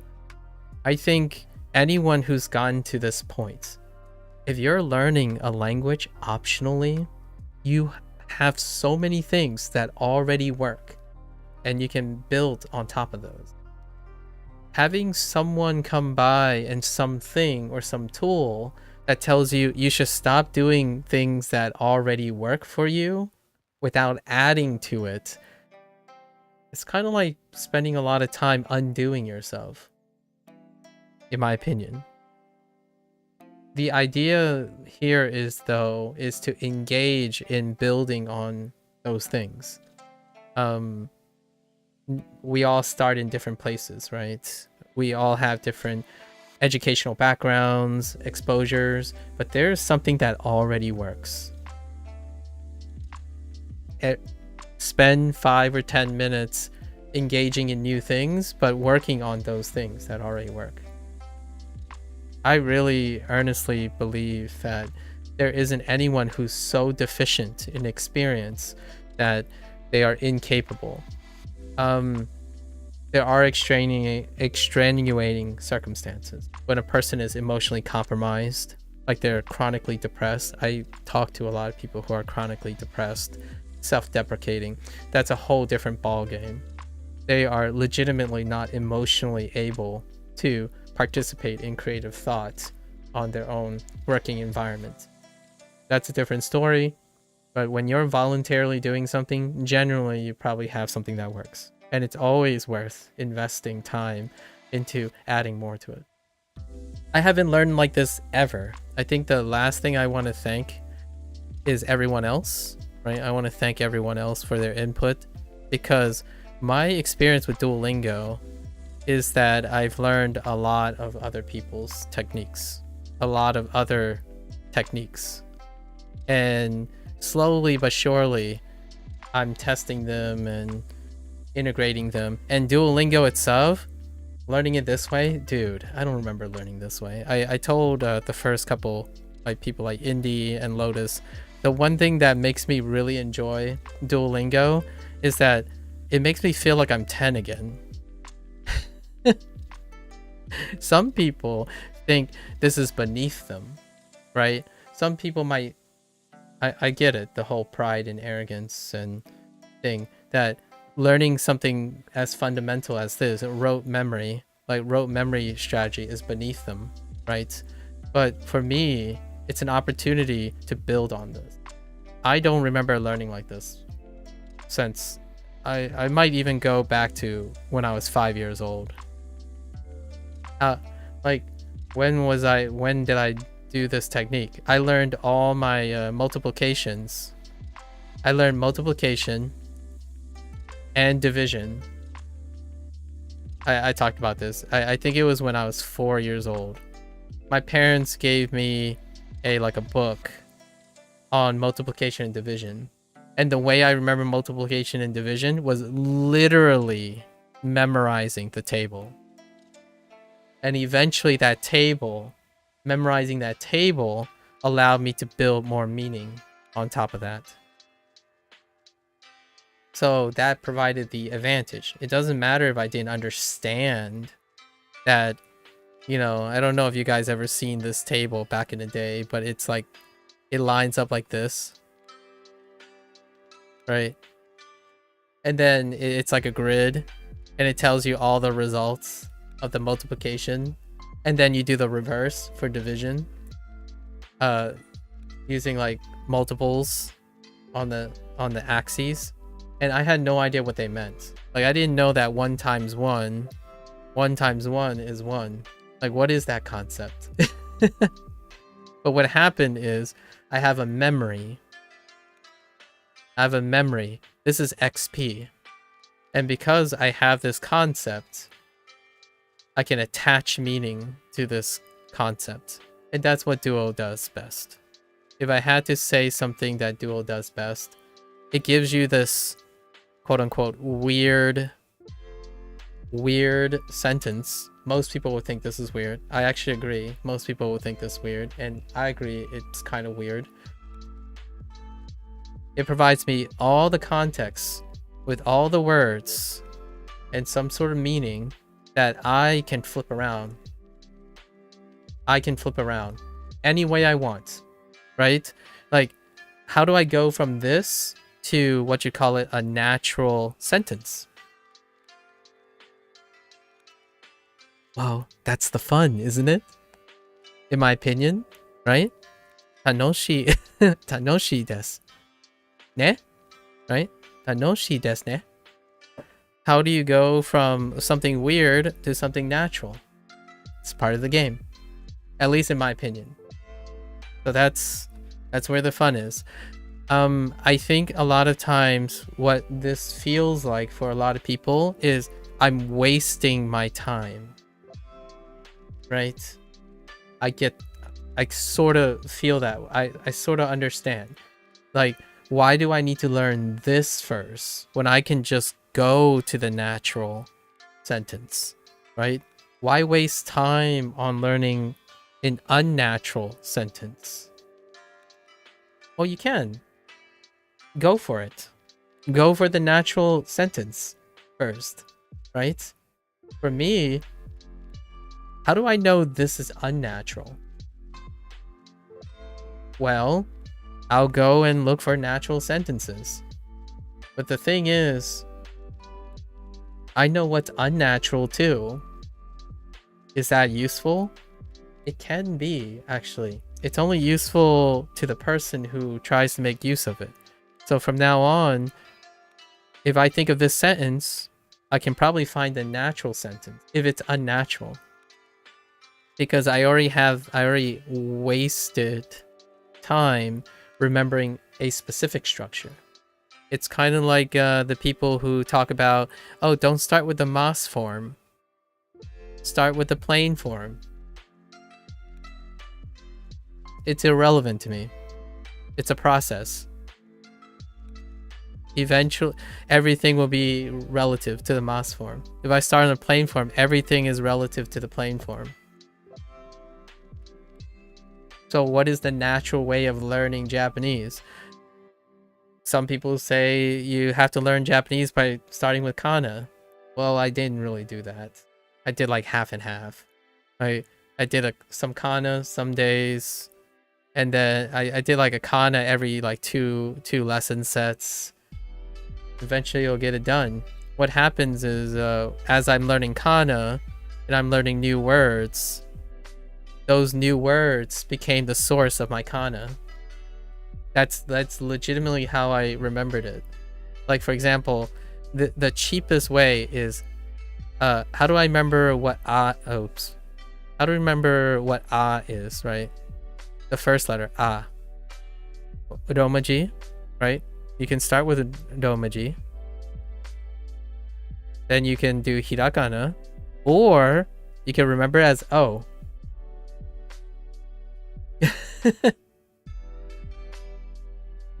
If you remember O, it's A, which is also A. There you go. Right? How do you start with eto? Right? Eto, no, ie. Ie is fantastic.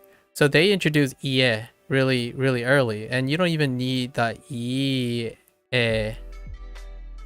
Here's your I example. E and E, right? E and E. So you always remember these kind as well. Kind of thing. Examples. Not a waste of time if you don't let it be a waste of time. In no way am I saying this is easy. It's easy. Hard is dependent on the person yourself. You have to ask if it's easy or hard for you. For me, it's second nature. Yeah, that's the spirit. All right. We'll end this section and then we're gonna continue our lesson. Today's a half day for lesson learning, so I have plenty of time to digress. So I wanted to take the opportunity to talk about some techniques or perspective or mindset that could inspire other people to do whatever their version is. So there are no hacks. I didn't reveal any hacks. Just some thought experiments that I hope other people can spin it in their own way and make language learning fun, engaging, challenging, and very memorable for them as well. Imagine learning Japanese with Hanzi first. You're gonna have to tell me how that feels, Gabriel. You can do that, Gabriel, since you're already learning related things, right? I can no longer do that because it's already too late. But I would love to hear how someone uses Hanzi for Japanese learning. I'm gonna learn English again with Japanese though. That is going to be fun. Okay. 後で同僚に電話します。 Okay. Like most things, I gotta take a quick bathroom break before we continue. I'll be right back.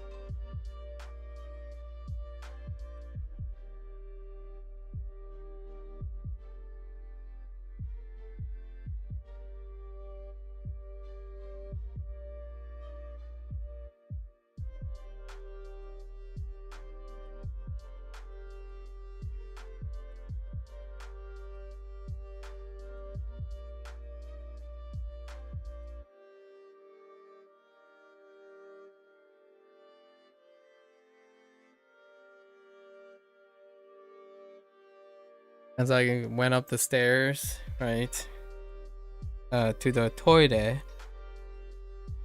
I kaidan o agashimashita. I went up the stairs. There's actually 2 flights of stairs.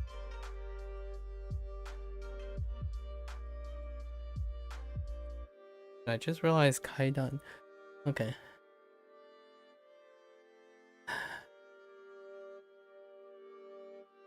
Okairi nasai. Yes. Okairi nasai. Arigato.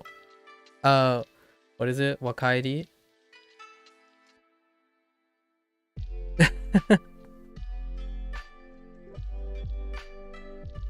Hey, alright. Where are we? Oh, yeah. Oh, I was gonna do some stuff here, right? Oh, here's one just for fun.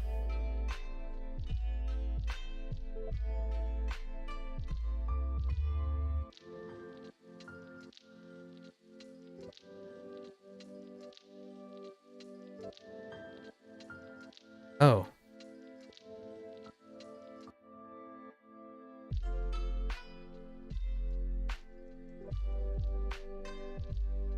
Just for fun.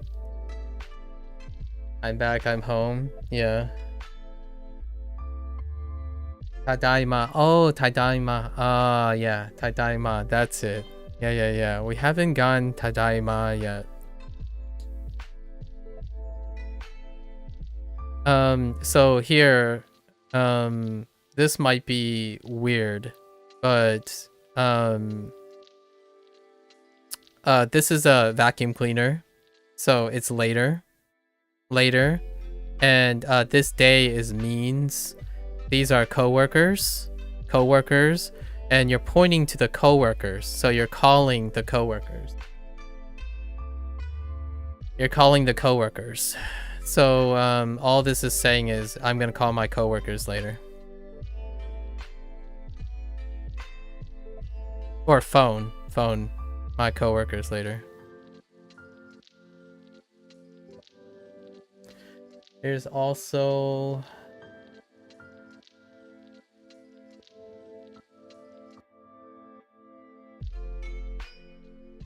yeah, modori. Yeah, modori. Modoru for return. The generalized return. Yes, we have all of that in Duolingo. So modoru, kairu, but not tadaima. Tadaima yet.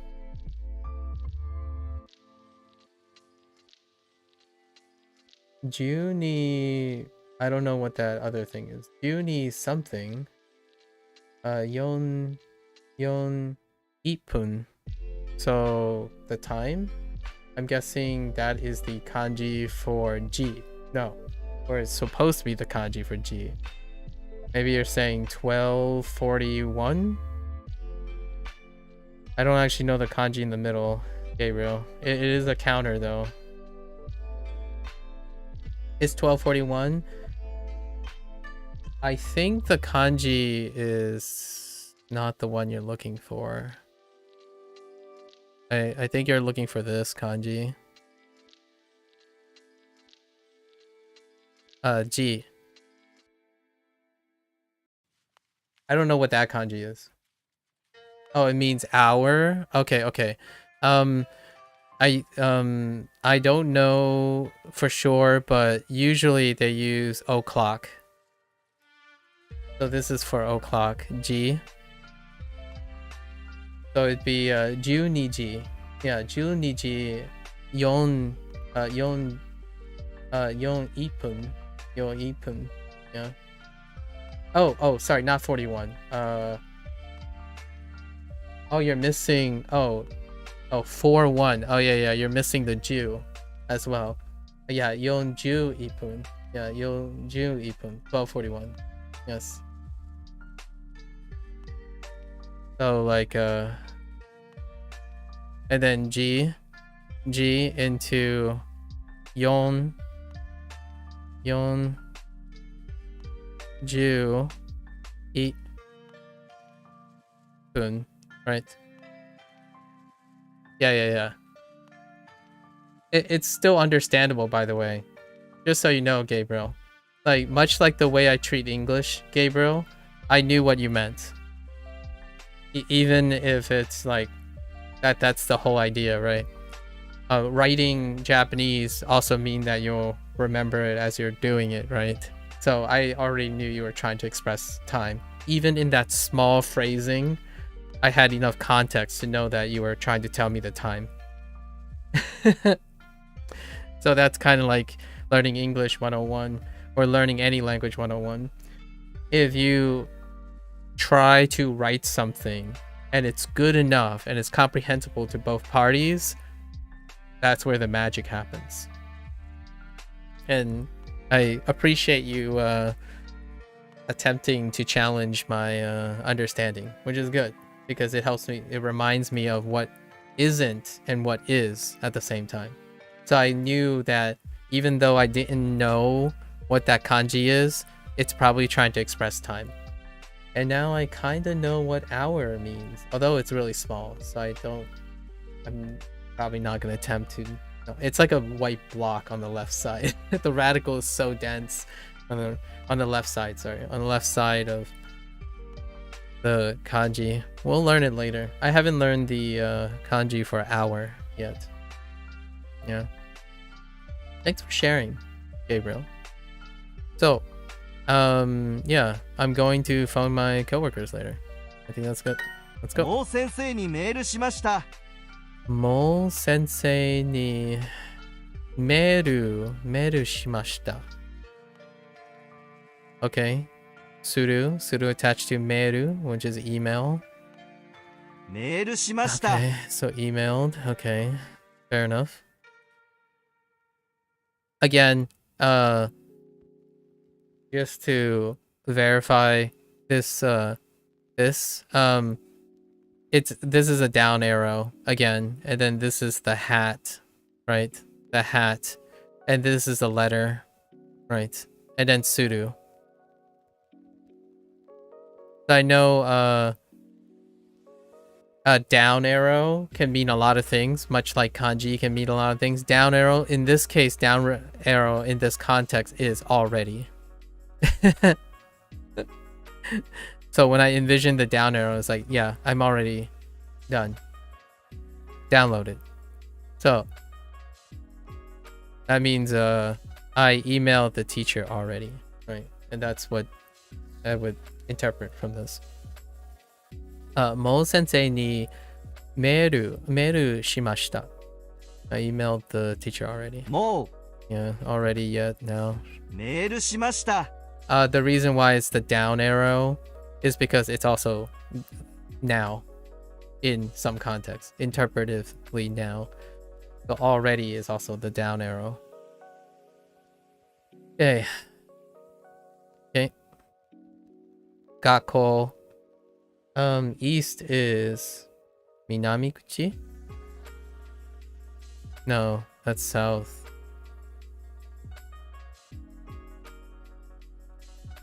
Kitakuchi. There's Nishi, west.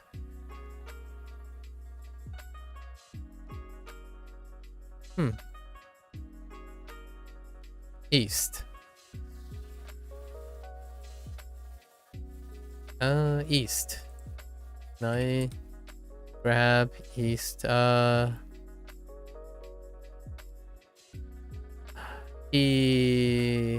Higashi. Oh no. Higashi? Higashikuchi? Higashi. Right? Let me write this out. Yeah, Higashi. Higashi is east, I think. Right? Oops. Nishi is west. Kita.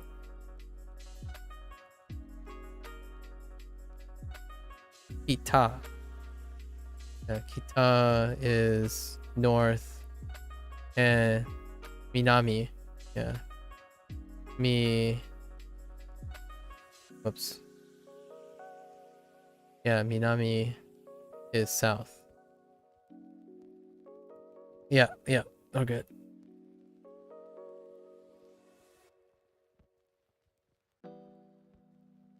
Oh, Nar. I noted, that means hour in Japanese because I've never seen it. I noticed something.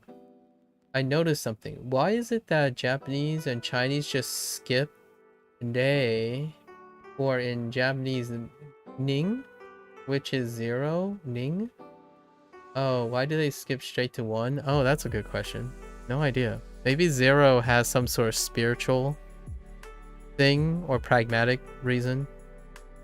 Oh, 0 is a relatively new concept in the world of math. Yeah, that's fair too.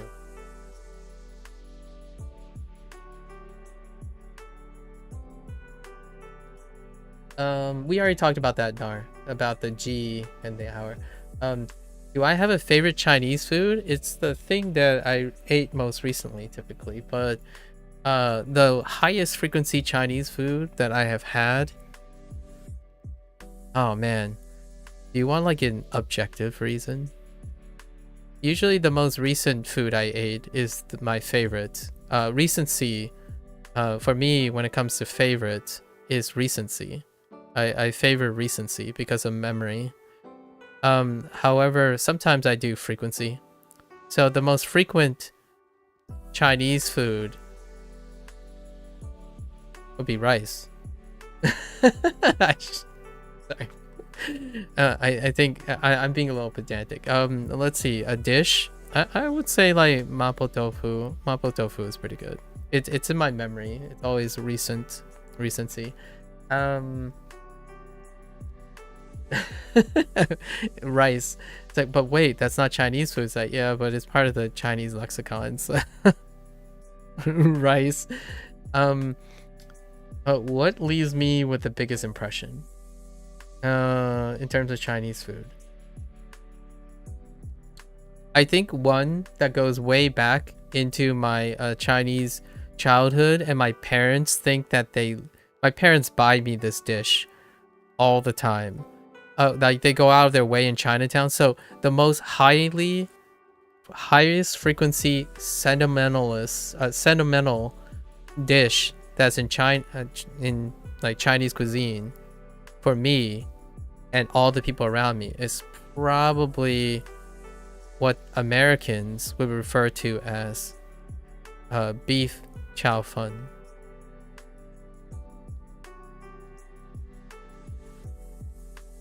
So, it's beef chow fun. It's probably the most reasonable take on it. It's what my parents think I love. It's also what I've eaten in my childhood. It's a recurring dish, and I like it. Oh, beef chow fun is probably the closest. Do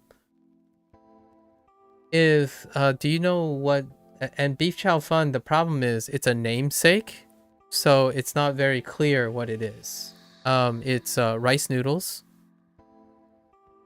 It's rice noodles. However, it's these types of rice noodles. You know, like we're talking about like girthy sheets, right? And it usually has like bean sprouts, green onions. It's brown. It's very browned. So if you look up beef chow fun, you'll probably get the image. And it's Americanized, but my parents make it in a specific way, that kind of thing.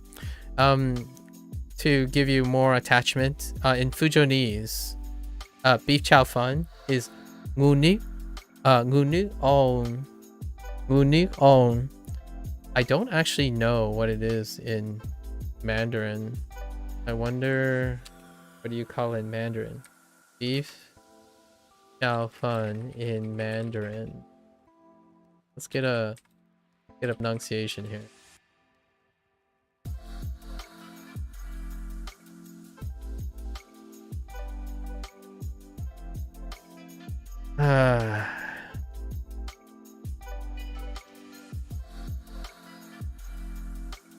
That doesn't help. I can't read that. Okay, second AI powered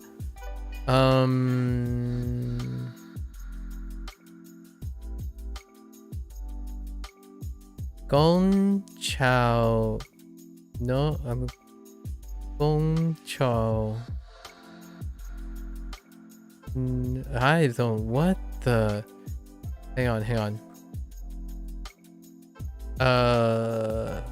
Man, this new Google thing is not very helpful in my opinion. Sorry, Gemini.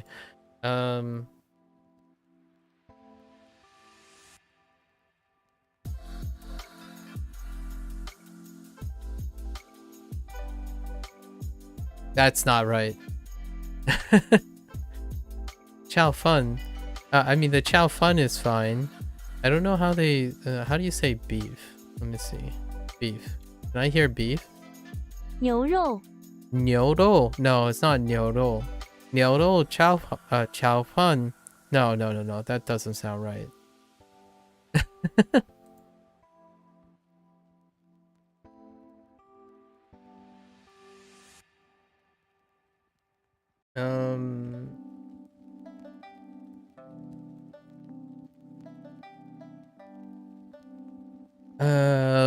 We'll just keep it. It's fine. Does yakisoba count as Chinese or as Japanese food? Oh yeah, yakisoba. Yakisoba is chow mai fan. Probably chow mai fan. No, it might be chow mian. Chow mian. Yeah, chow mian is yakisoba. So yes and no, I guess. Chow mian is yakisoba. The name is Japanese, but they're sold in chow mian. Chow mian is the yakisoba. Rice be carrying, yeah. Real talk though, rice. Chow meat plus chow, nothing to be fun. Nothing. Yeah, I don't know what the fun comes from. But it might have something to do with the rice noodle itself. Yeah, ngunik or gyuniku. Ngunik is gyuniku.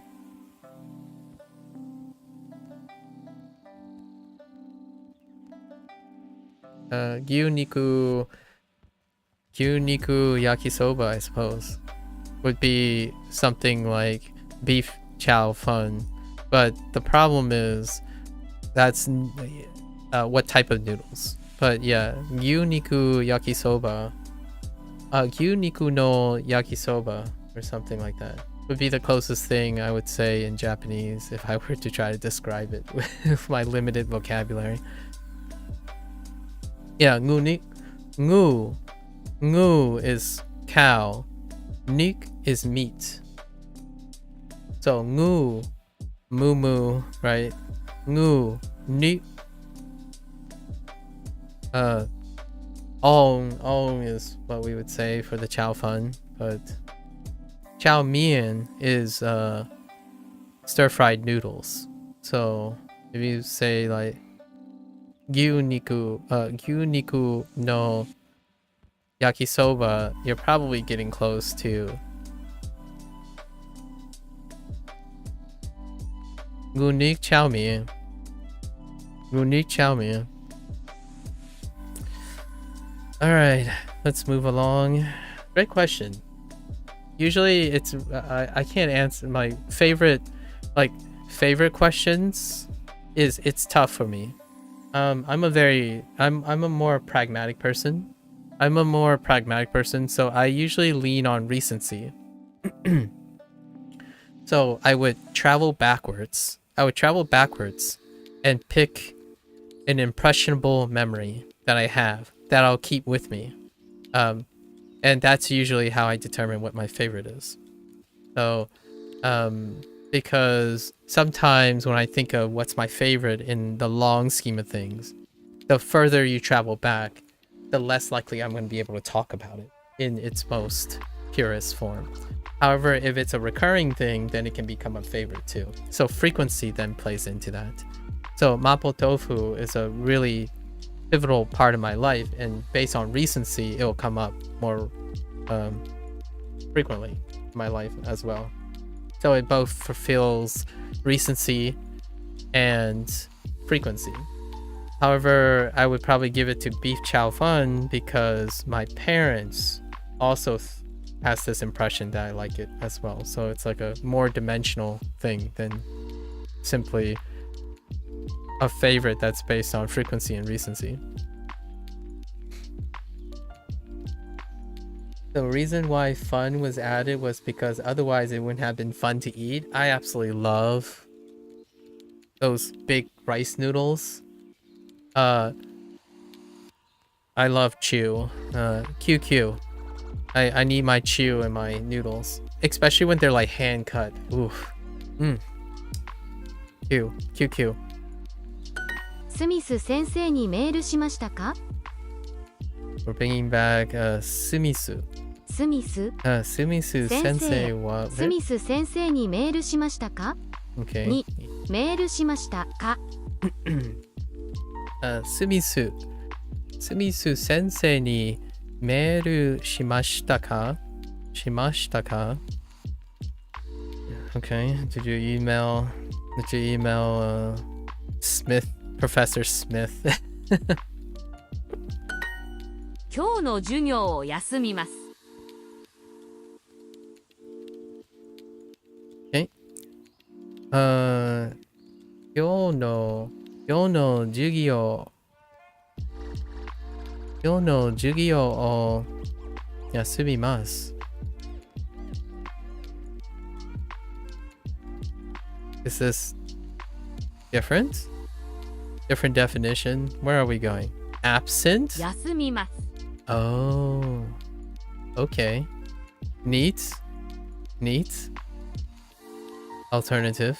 I like it.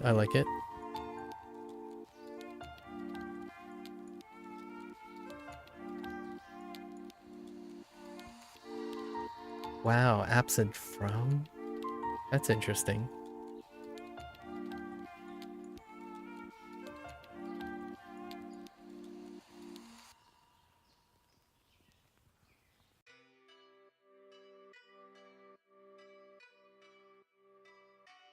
I'm going to be absent from my class today.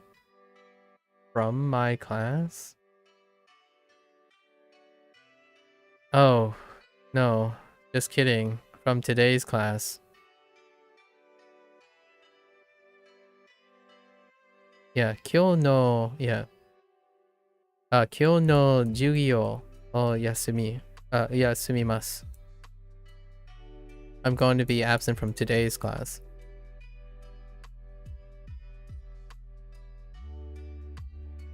Okay. Huh.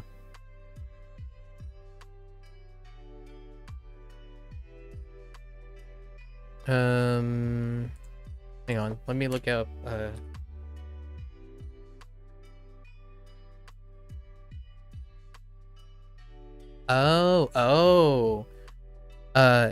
Yasumu's actually primary use is to be absent or to take a day off. Interesting.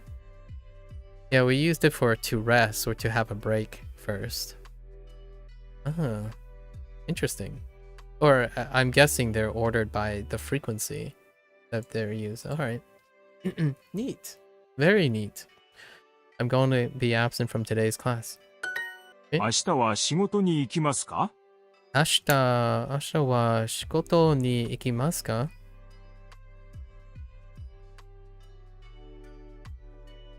What do we have? 多分休みます. Nonsense.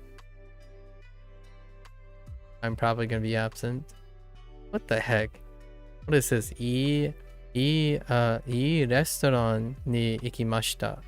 I mean, you could play hooky and say this, but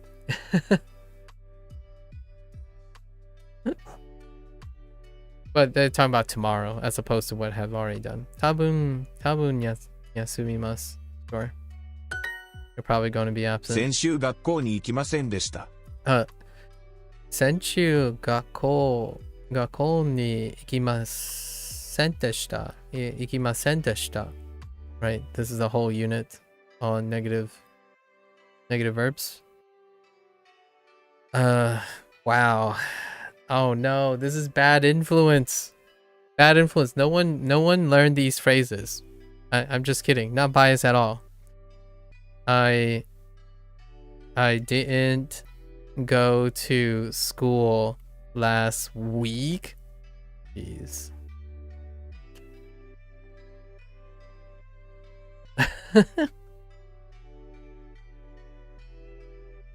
No one learned these phrases. You're not allowed to learn these phrases. Don't ever associate these words.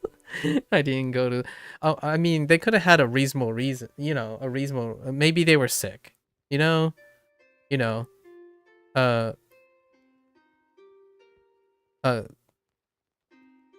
ga warui, right? Guai ga warui. Or, I don't know, why else would you?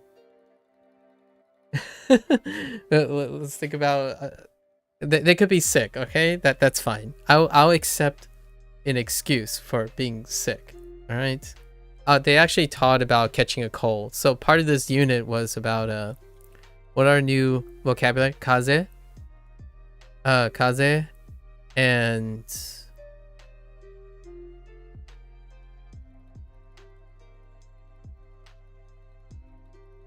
Man, we need to... I need to review because I already forgotten the vocabulary today. Too much time.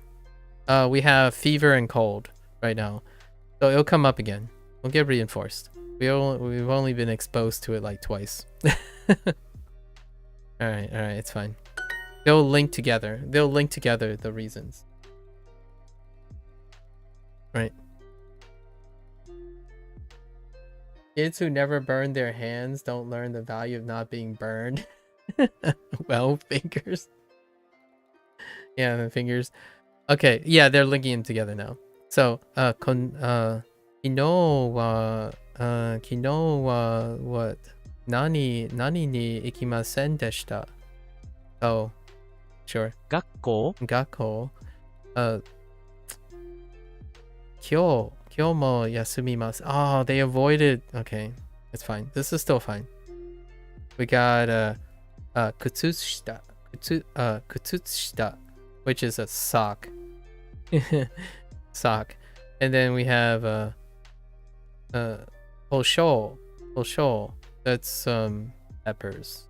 That's black pepper, isn't it? Hosho. Or no. Is it? Nah, we're fine. And then what is this? Wataime, which is con candy.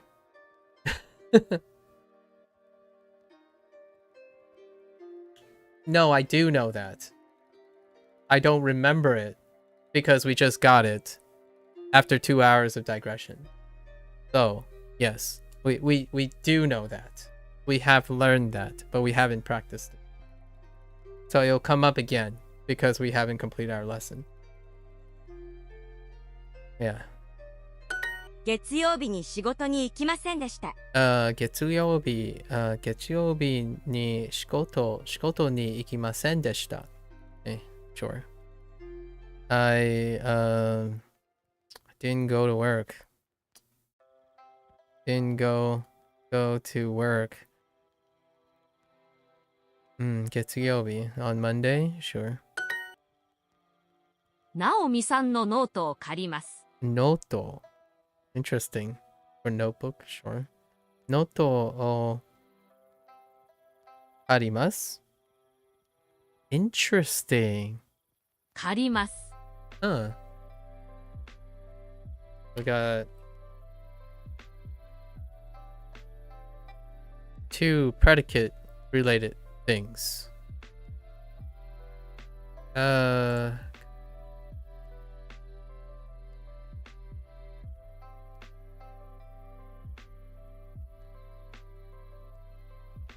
あります。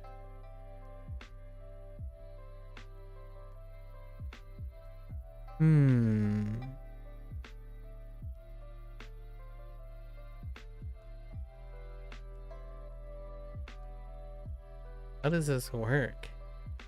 Yeah. Kariru? Yes. Are there any other karirus? No, no karirus. Okay. To have a loan. Alright. Okay. So kariru is our new predicate. Yeah, kariru checks out. Okay, Naomi-san no noto o karimasu. Sure. Noto o karimasu. I'm going to borrow Naomi's notebook. Don't remember if you asked me, but did I play? No, I just mainly watch it now. I was an OG Street Fighter guy way back, but I stopped playing fighting games for quite some time now. I watch it out of a legacy. Yeah.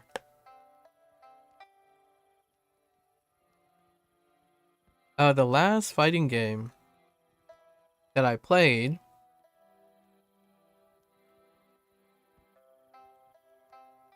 was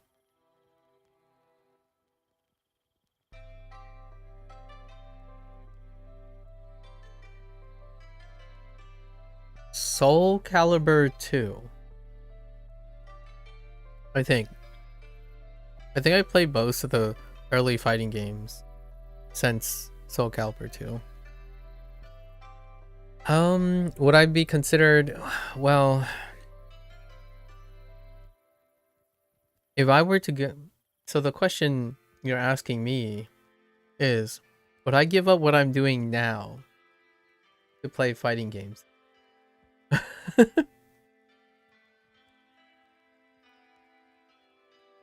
In terms of content creation, since I do this most of the time now, right? For content creation, it is very difficult for me to apply a lot of things that I want to do to fighting games. If you know what I mean. Well, I don't think I can replace Neverwinter or like a live service thing with fighting games.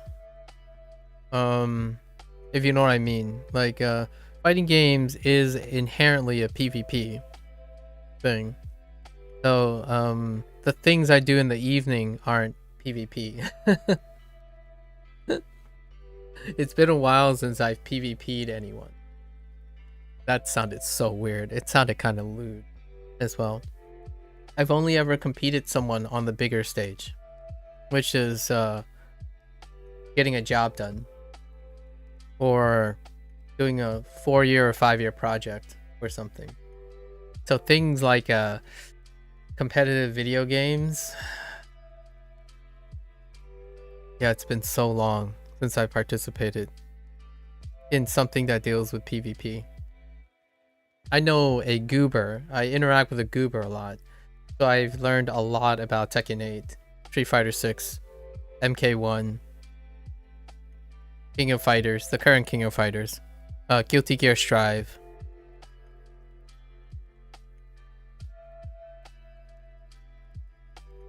DBZ Fighters, or DB Fighters, Grand Blue versus.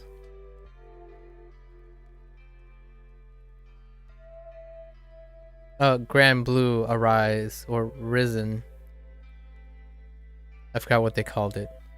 The relaunch of Grand Blue. Yeah.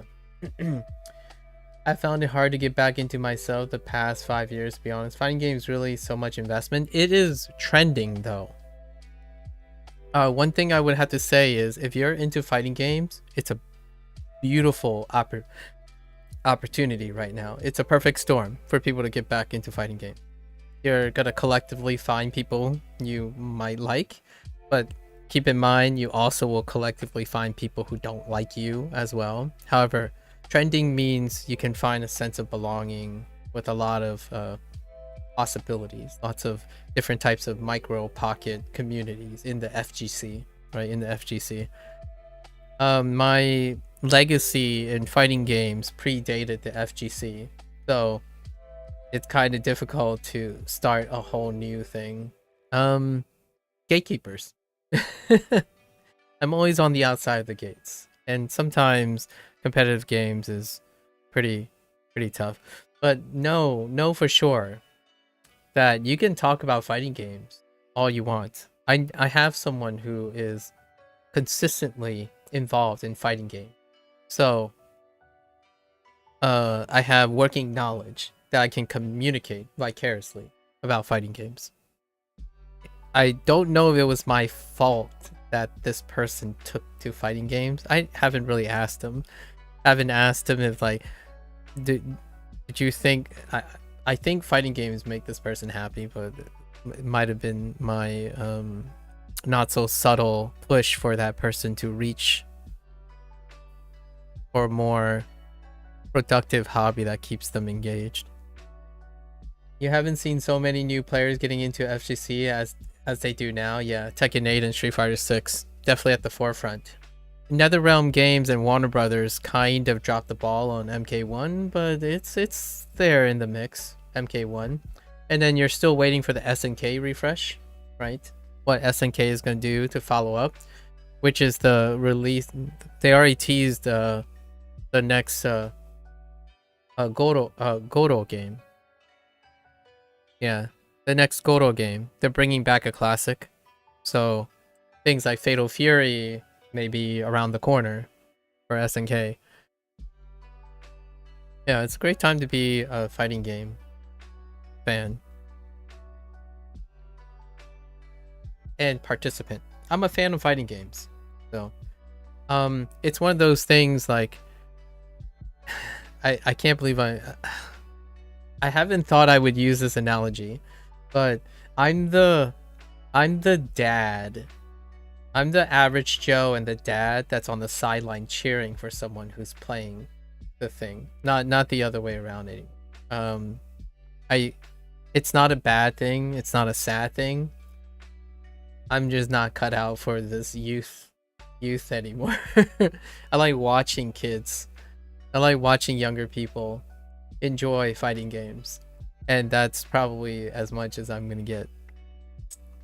Or watch Max. Max is a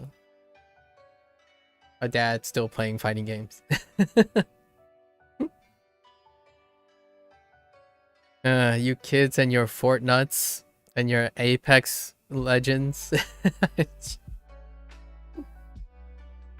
Okay, alright. Let's continue. Noto. ノート。I have always liked these type of games over team-based. Similar to how I feel about sports, I much prefer martial arts. Yep, tennis, skateboarding, etc. Yeah, individualized sports. All right. Yeah, individualized sports. Yeah, self-development. For me, taekwondo, obstacle running in general, calisthenics, disc golf, definitely disc golf. Although I haven't had time to do most of those things I've listed. Bowling, being a violinist, playing the guitar. Plenty of extracurriculars that focus on self-development. Learning a language. You might be thinking like, oh no, but that's kind of learning a language.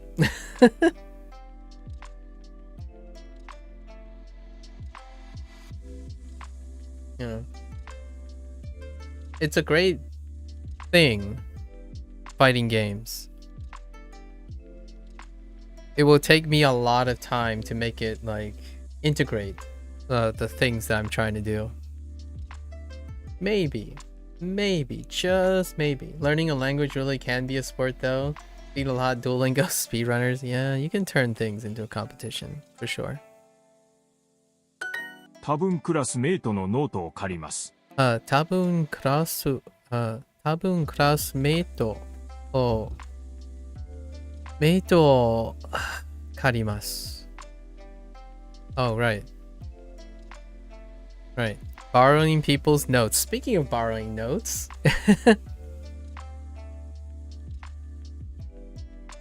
Yeah, so my visual for tabun is this. You know, I haven't done this. Maybe this might be interesting. This might be interesting. People might find this fun. I don't know. Seeing me do this. But this is what I picture in my head.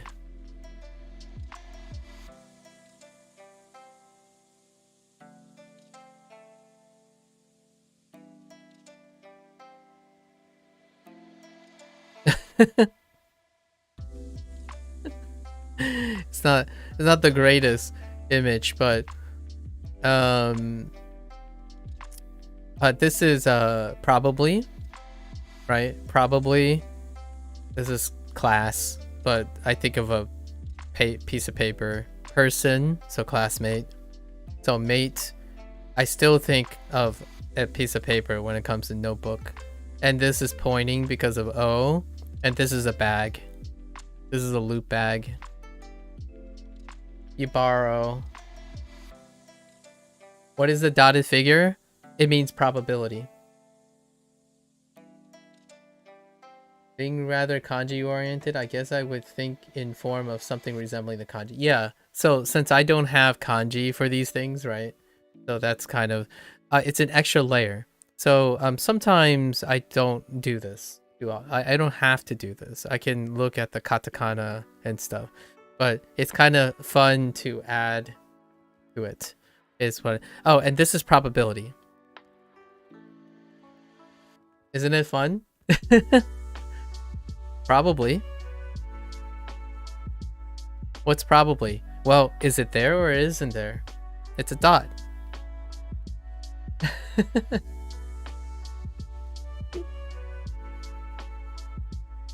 Yeah, this is probability. Okay, maybe I should do this from now on to make it more engaging for people. I don't know if people find this interesting. It could be like, it could trigger some people like, well, why are you doing all these extra things? Second kanji looks like a house. Yeah, tabun, yeah. Yeah, this definitely looks like a house. This is also funny enough, it's the one that resembles minutes. Yeah, Duolingo Schrodinger. Yep, the Schrodinger. Indeed. So I'm probably going to borrow my classmate's notebook. Yeah, notebook.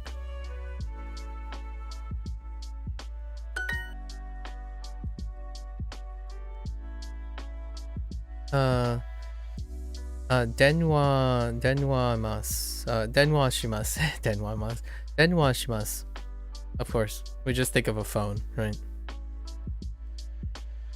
電話します Or, alternatively, you can say "choo," and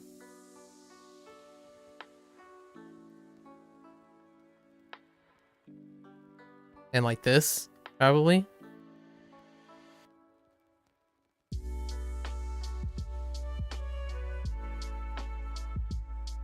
Right? Electricity speak. 電話します Denwa shimasu.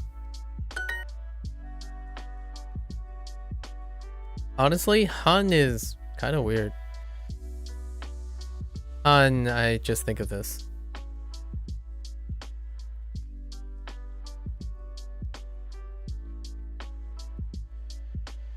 Yeah, this is Han.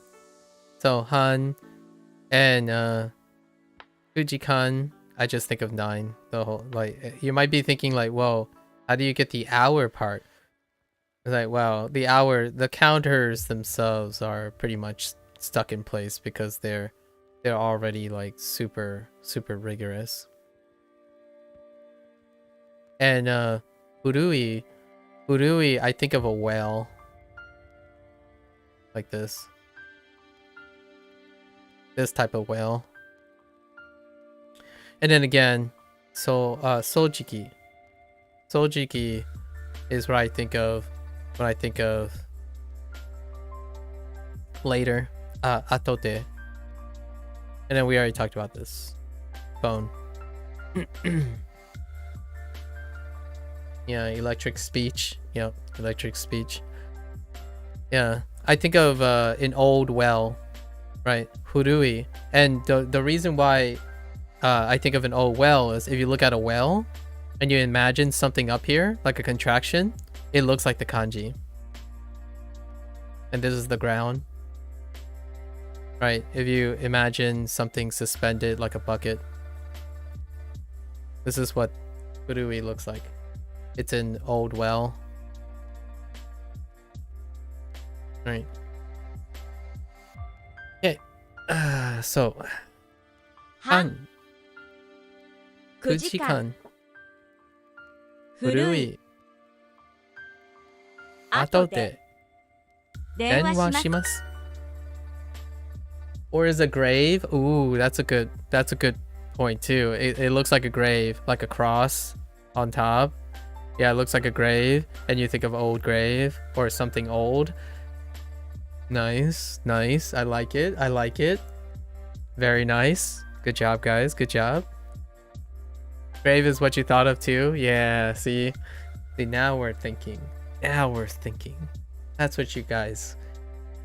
That's the sorrow, which is new, right? Is new. I think of a money bag because a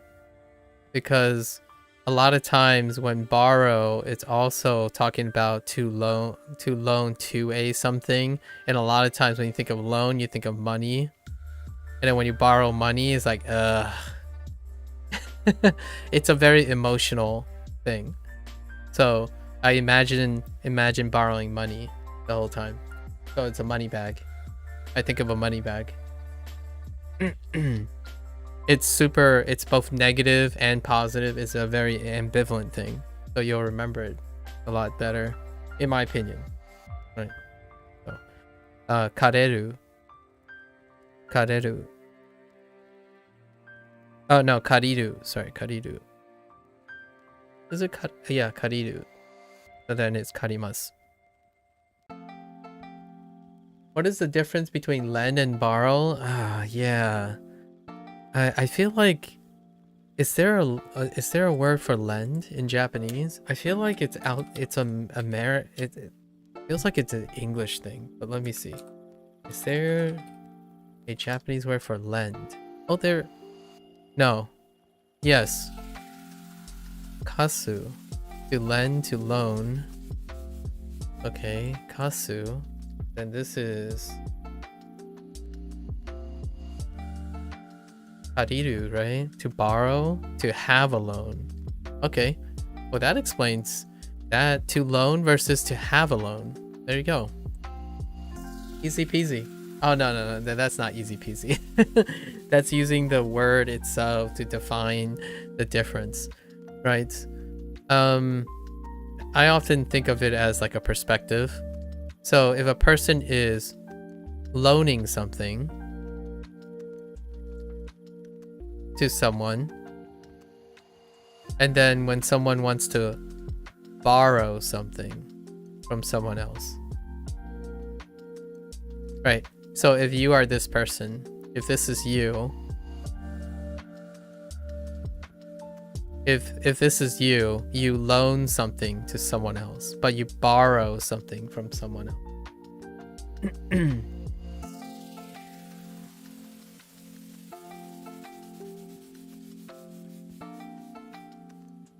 That really do look like you. Sub-Zero. Such a goober. However, with that said though, it is acceptable, in my opinion, in the English language, in regions to borrow you something. So the phrase borrow you something to be in place of loan. So like loan you something, there is this I've encountered this many times where borrow is simply used for both. So when you borrow someone something versus borrowing something from that person. So I have seen that a lot. Loan is the word that, ironically, loan, right? A loan word, get it? A loan word. In my opinion, it's pretty funny that the loan is the word that gets dropped a lot of times. So you can borrow someone something. Yeah. And I've come to be really used to that. Especially when I've hung around with international people. If you borrow someone something, it's sufficient. Meaning like borrow, you're giving someone something as opposed to loaning someone something. It's very acceptable. I find it very normal now when I hear like a phrase, may I borrow you this, whatever this is. Or do you, or do you, like, it's kind of weird, but I can't think of a natural example because I would use the word loan. However, other people have used it and I totally understood what they meant by it. Borrowing you something. Yeah. It's interesting. Japanese has a word for loan, lending, and also borrowing. So no need. No need. Yeah. I always wondered if it was core to a language or something. Naomi Naomi-san noto no noto. Noto o What is it? Karimasu. karimasu. The loan is gone bit people, but wait. The loan is gone, but people still pay interest in the form of more confusion. You get a Japanese / Asian approval, in my opinion, for that pun. I like that pun. The loan is gone, but people still pay interest in the form of more confusion. I like it. Loan and interest. I like it. We were talking about this the other day about so I know someone shady who is married to a Japanese person. We were talking about humans. We're talking about humor and things that resonate with like kind of Japanese, but more largely on Asian. Puns are fantastic. That's a really good one. I really like it. The loan is gone, but people still pay interest in the form of confusion. That's fantastic. 10 out of 10. Wordplay is exceptional. I like wordplay as well. Not to sound like a stereotypical Asian. I like wordplay. And I think a lot of Japanese humor deals with wordplay. I think we're good, right? Yeah, we're good. Okay. I'm going to borrow my friend's notebook and never return it. Every time I hear the word borrow, I'm like, okay, all right. As a kid, I was so scared of lending people things or giving people my notebook because it's not helpful, right? Even really young, I would say by the time I turned like 13, my notebook, the way I take notes, is horrendous.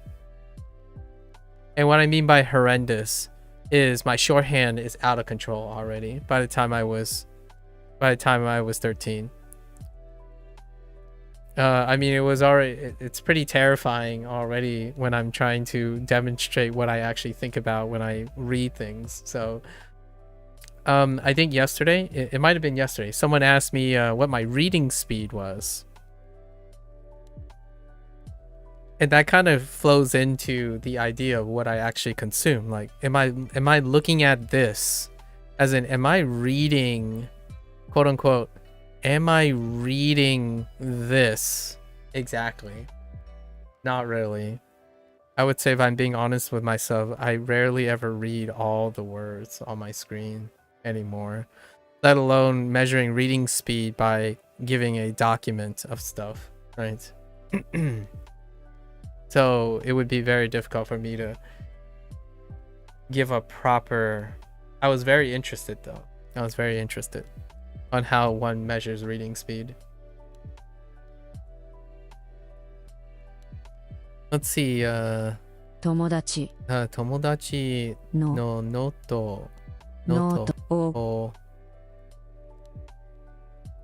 借ります。 It's fine. 帰ります。What do we have? We have 食べませんで食べませんでした食べませんでした J-pop self-explanatory.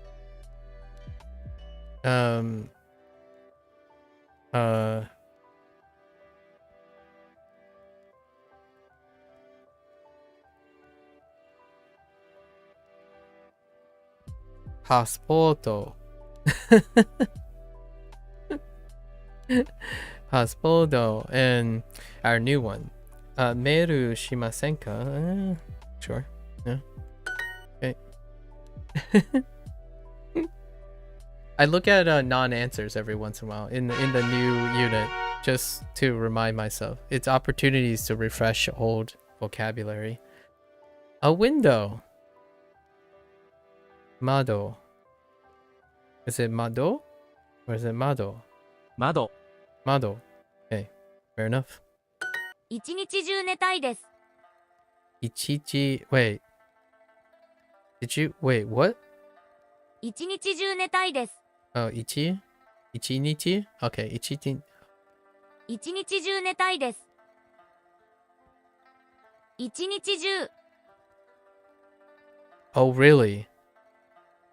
Ichinichiju. 一日中 Well, 一日中 all day long, all day. Okay. Interesting. Netai desu. No one say this either. I don't want to hear excuses, guys. I'm kidding, obviously. Rest if you can, but whenever someone says this phrase, ichinichi Ichinichi ju netai desu. I start thinking, I hope you're really tired. But man, go out there and do something great. At least get up to eat. The phrase is, I want to sleep all day long. Makes me worry when someone tells me they want to sleep all day long.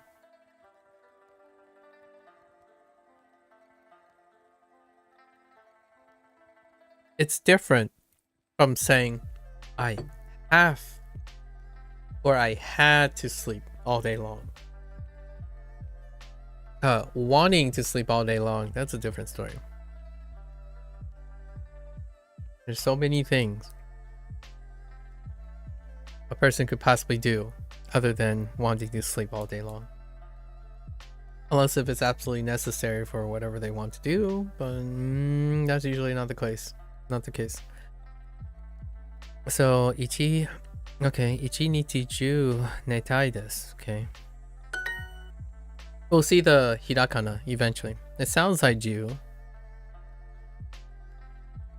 Like, what I heard was...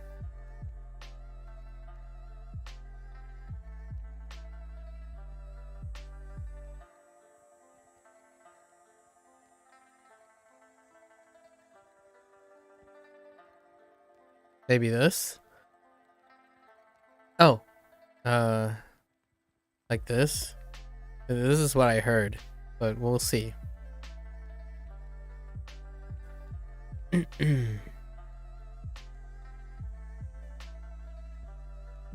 Oh, it's you? Oh. Ichi nichi you? Oh, it's just you? Okay. I guess we'll find out. に、中、日、 Oh, it is Jew. Oh, okay. Yeah, then that's why I've written. Yeah, Jew. Okay. Yeah, that's not you, by the way. That's you. Jew. Yeah. Hey. Okay. Let's see. Ichinichi Jew terebi o mimashita? 見ました Sub-Zero, is that you? No, I'm just kidding. I was gonna take a jab at Sub-Zero. 一日中家にいます。一日中。一日中。一日中家にいます。家にいます。I don't know about these phrases, guys. I don't know about these phrases. 一日中家にいます。I'm going to be home all day long. Yeah. I'm going to be at home all day long. 窓を開けませんか？開けません。開けませんか？開けませんか？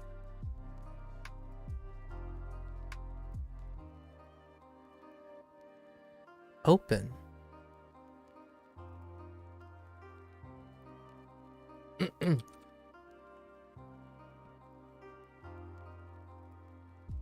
I think.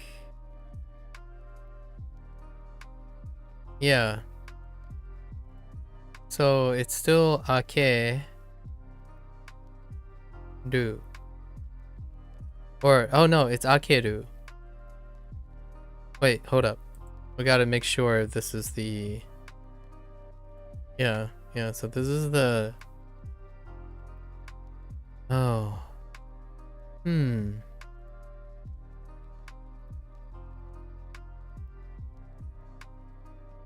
thinking of something else. Like... Hold up.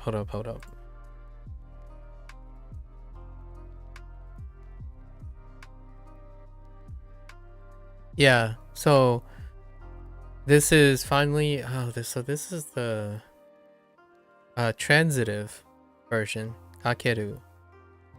Yeah. So we're finally gotten the transitive version, akeru. we had the intransitive version, which interestingly enough also uses the same kanji. I see. Hiraku. Hiraku is what was introduced before. Hiraku, which is the intransitive. And they both use the same kanji. I wonder when they're gonna show me that. So akeru. 窓を開けませんか？窓を開けませんか? Okay.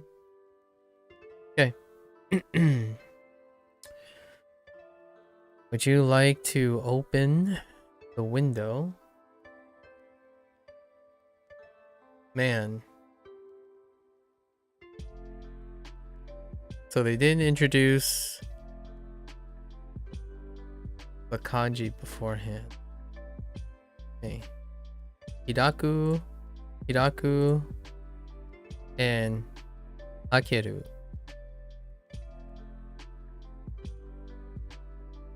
Okay. マスクはありません。マスクはありません。マスク A mask. I see. Ooh, this is a deep cut right here. Mask. マスクはありません。Ooh. Old vocabulary.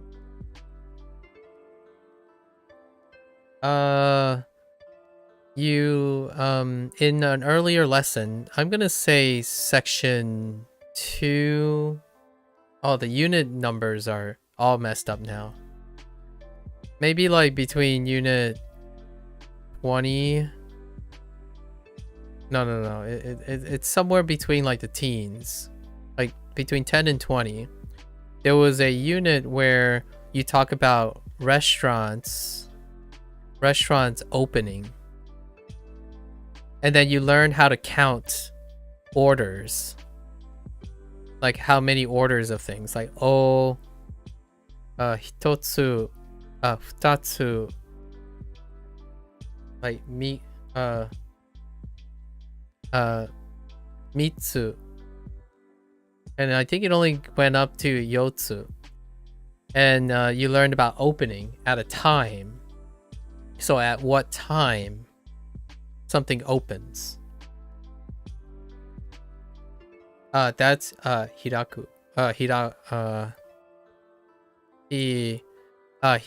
Yeah, hiraku. Oh no, akeru is new. It was highlighted as new. Akeru is new. It's this unit. So that was our new one. I was relating it back to hiraku, which is the intransitive, to open. So the connection between what do you call a dangerous bicycle? Do you know the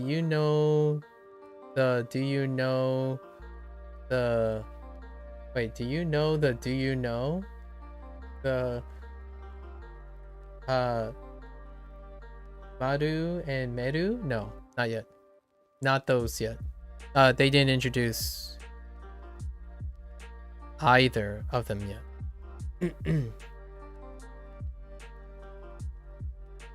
Yeah, wait, a motorcycle. I was gonna say a motorcycle, but what is this? Yaboe.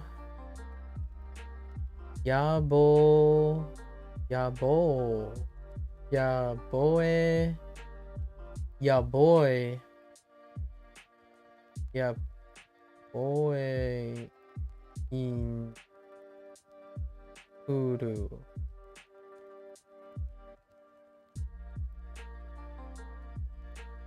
Yabai. Oh, yabai shikuru. I don't know what that means. Yabai. Oh, that's she. Yeah, yabai she. I don't know. I was trying to look for like a familiar word, but that is not a familiar word. Yabai means dangerous. Oh. And then shikuru is what? Basically, transitive verbs tend to have an A in them, like... Yeah, that's fine, Granola. I know that. You asked me if I have the intransitive and transitive pair. I said no. But I already know the whole A thing.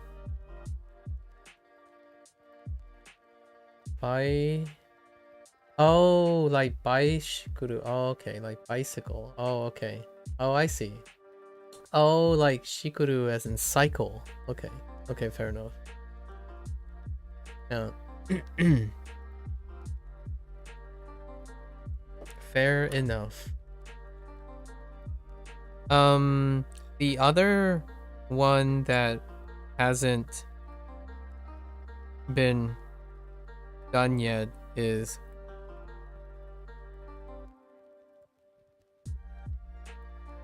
to start. Granola. To start. So we have the quote-unquote hajima, but no hajime yet. And yeah, the A. Yes, I agree. This one was about class starts, like class start times. But no one has started anything yet. So we only have the intransitive form of start so far. And the only reason hajime is because this is a common like anime word and other people use hajime already. But hajima with a tilde, hajima, is what Duo introduced so far because we do time. Time a lot. That's how they also introduced open before this open. Yeah, hajime and hajima. Yep. The only reason I know this is hajime no ippo. Hajime no ippo, which is where I adopted the name Maku from, by the way. This is the name of the anime. Hajime no ippo.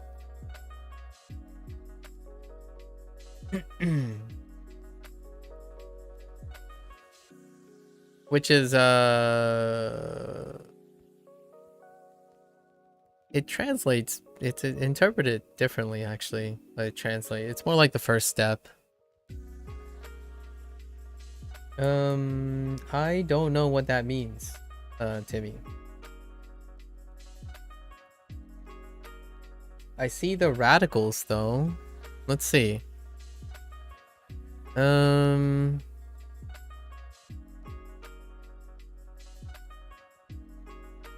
This radical kind of reminds me of like the left side of ski. And then this is mu. And then this is a box, Gucci. Chi? I don't know, like something like... Oh, that's Hajima Ruzo. Interesting. I don't know what that means.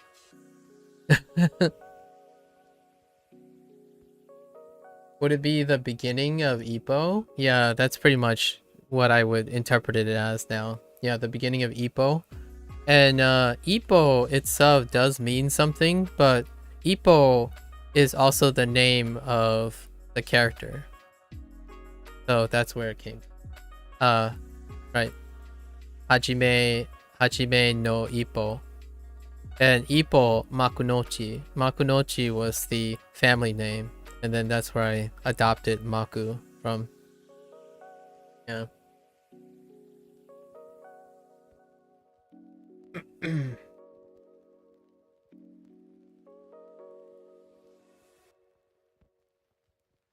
Hajimaru. Yeah, Hajimaru. I don't know what uzo means. When you put uzo at the end of like the zo at the end of Hajimaru. What happens to Zo? Like, what is that? I don't have masks. All right, let's go. マスク Mask. あ、マスクが欲しいです。 Ah, mask ga hoshii desu. Oh, I want a mask. Zo is like male manga character emphasis marker. Oh. Oh, okay. Fair enough. Oh, okay. Yeah, hajimeru zo. Zo, okay. Fair enough. 窓を開けましょう。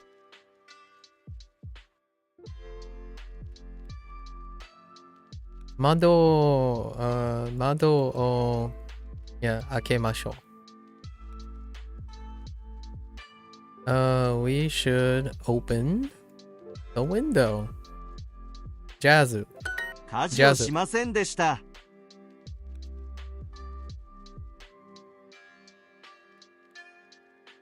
家事をしまで Oh, don't say this. しませんでした. I don't want to hear any of you saying this, okay? Don't make me virtually stare you down, okay? I didn't do the chore. I didn't do chores. I'm telling you. Responsibilities, folks. Kaji o shimasen shimasen deshita. Shimasen deshita. Shimasen deshita. Kaji o shimasen deshita. There's anime. 全然食べたくないです。 Have you been Duolingo stream for like 8 hours straight every day? The average is like 5 to 6 hours. 5 to 6 hours on average. It's really creepy that the ski kanji has the kanji woman and the kanji chi.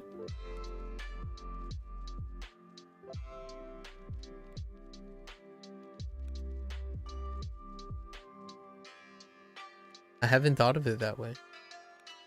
Child.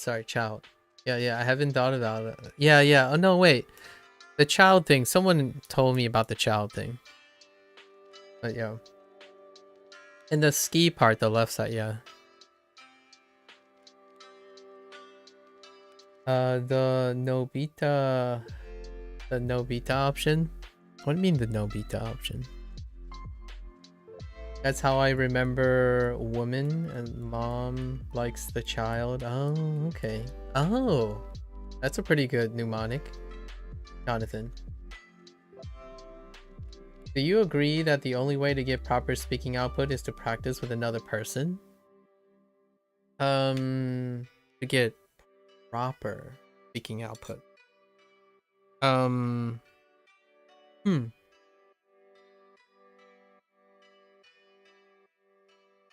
How does I don't know about proper. What do you mean by proper? Like being intelligible? I think mimicry comes first. Mimicry is precedes speaking to another person. You need the capacity to produce the sound. So if you're speaking to another person and you don't have the capacity to do so, I don't necessarily think that will lead to production. Just making sure what you're saying is accurate, I guess. That's part of it. I don't think it's mutually exclusive. So what I mean is, to get proper speaking output is to like that the only way. I disagree. In terms of the only way. Oh, no chores. Oh, okay. Give me. One can always speak to another person and still not be able to accurately reproduce. Waylon.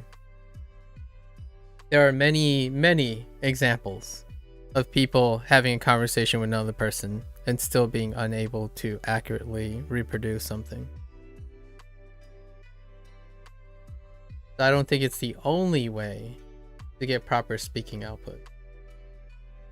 But generally, output in general is multifaceted. So approaching speech production in a reductive manner is kind of,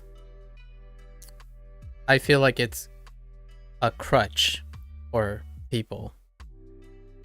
So instead of thinking of it as what is the best way to accurately produce something, how many ways can you engage in vocal production is probably my best question. Are you learning Japanese or just playing with Duolingo? I already know some Japanese, so I'm not learning anything, but just do for fun. But I think that for beginners, they don't do good job explaining. They don't explain at all most of the time. So yeah, it's not their job to explain. It's probably Jonathan. Because you say they don't do a good job, you are expecting Duolingo to explain, which I don't think Duolingo explains. Like, I don't even think it's the intent of them trying to explain the stuff that you might be expecting it to be explaining. It's a implicit learning model, so less explaining, more doing. And for beginners, is that useful? Not explaining things or explaining things? That's definitely a deep cut. I don't agree or disagree with it.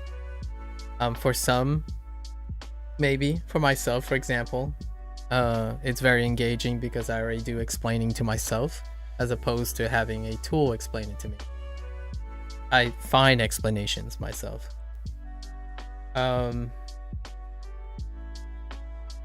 And you already know some Japanese, so yeah. If you already know some Japanese, you can definitely find something else. Am I learning Japanese? I'm learning Japanese with Duolingo, and I'm also playing on Duolingo. And I'm also not using Duolingo as well. So all of the above. What do you mean you interpreted that so wrong? Wait, was something I said? Sub-Zero? And then nowadays, most people use Duolingo on the side just enough to maintain their streak. From my experience, as in like where I am now,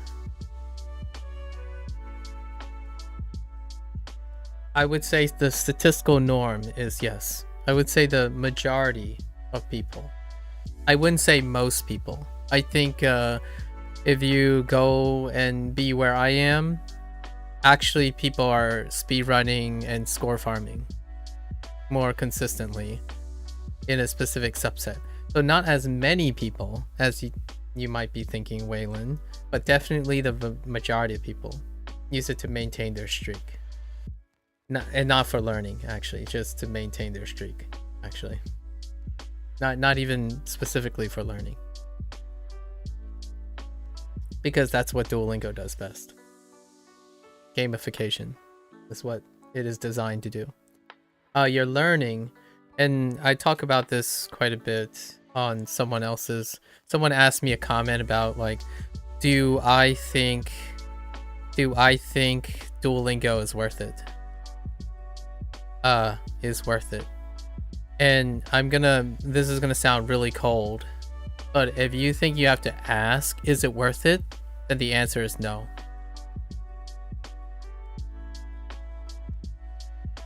When something is worth it, intuitively, most people do it because they can see how it's worth it. Most of the time. I'm not saying like all the time. Maybe like the answer is no 70% of the time. If you're asking someone if Duolingo is worth it, I will spend probably a lot of time explaining what it can't do. Because what this person is asking is that I can't see how this is useful. Can you convince me if it's useful? And a lot of times when you're on the internet, there are so many products on the internet. So if I had to give an advice that has to be like 5 sentences or shorter, without going into like asking about their perspective and all that stuff, the general safe matter is go find something you can see that is worth it.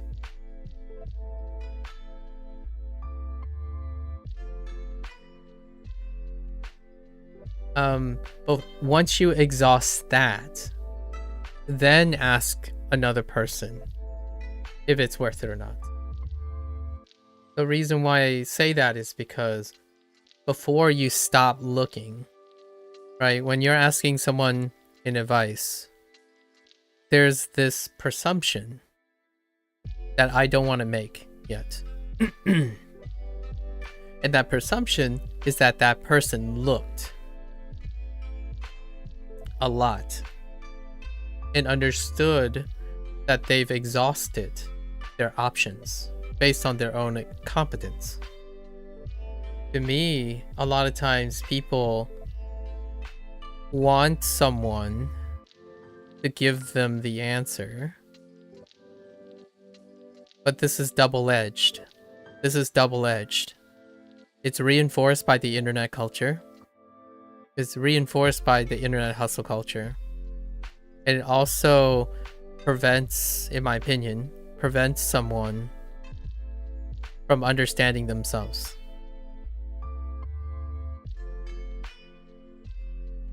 So a lot of times I try to encourage them to keep looking.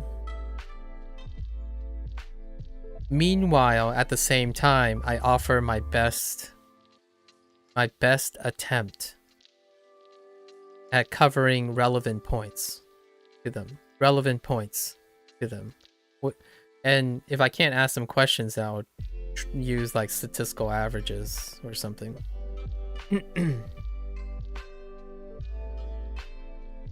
That's probably how I would go about it. You just do it to see new sentences, but not to actually learn? That's interesting.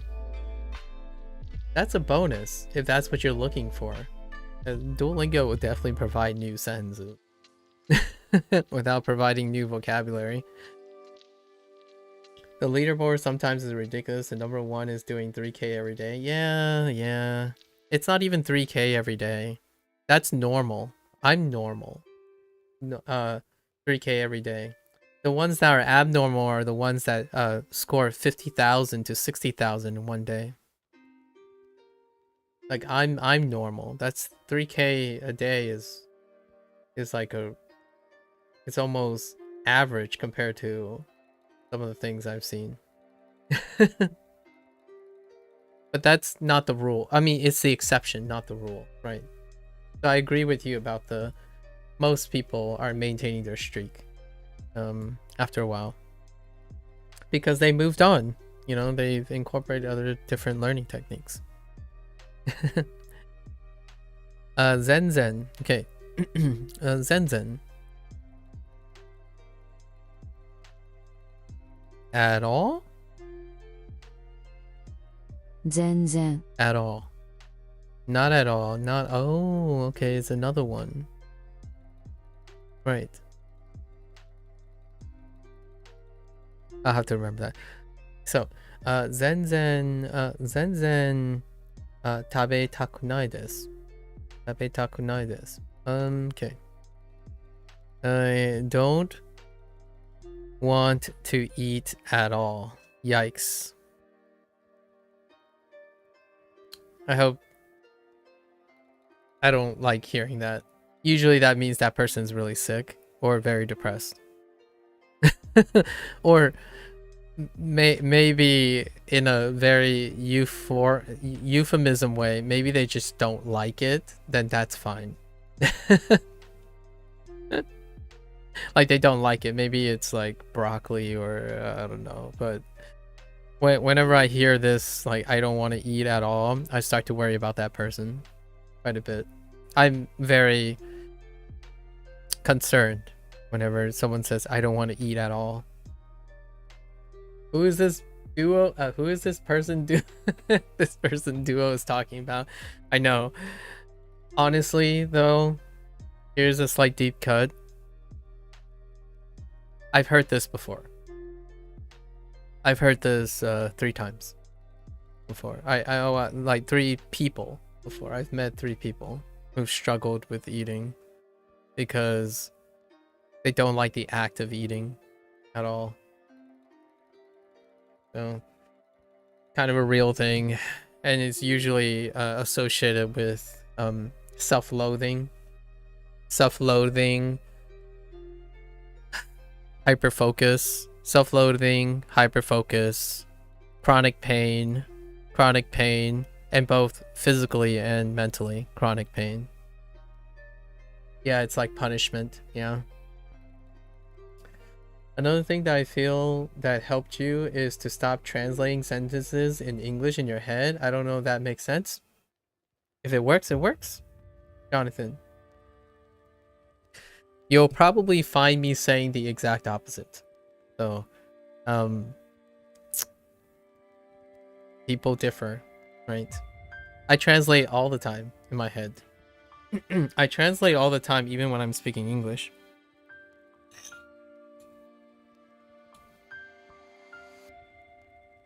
Nowadays, I find myself translating all my English words into Japanese, and then vice versa.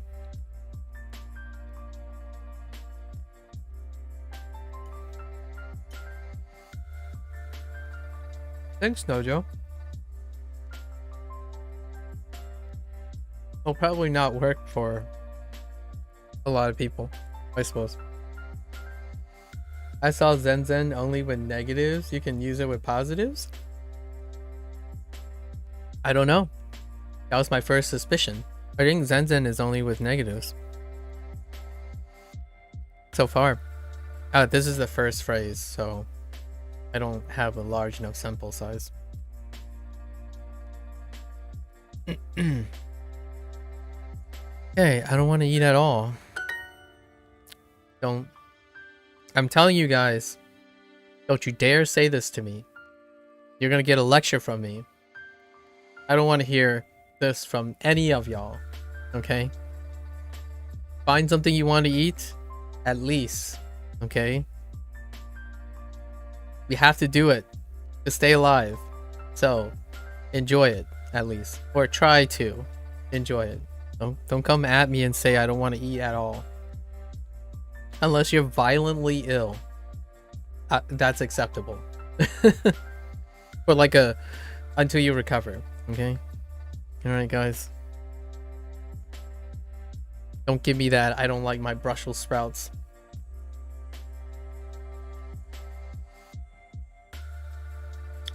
Part of being alive is being able to eat. I like food a little too much, so for me it's rather the opposite when I'm been depressed. Yeah.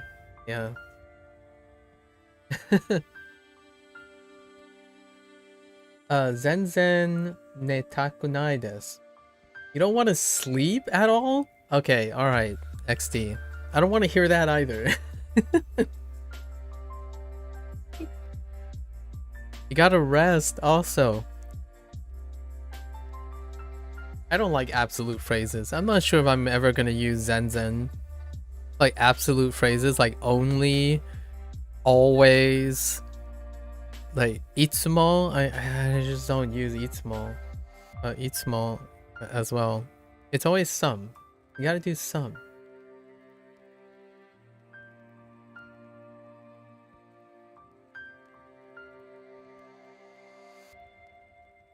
Yeah. Ne takunai desu. Yeah. Are the people working for Duolingo trying to tell us something? I know, right? No, it's the other negative one. You know what their examples for the negative verbs, present tense? It was like, I don't want to go to school. I don't want to do work. I don't want to clean. I don't want to do, I don't want to clean. I don't want to wash things. I don't want to go to work.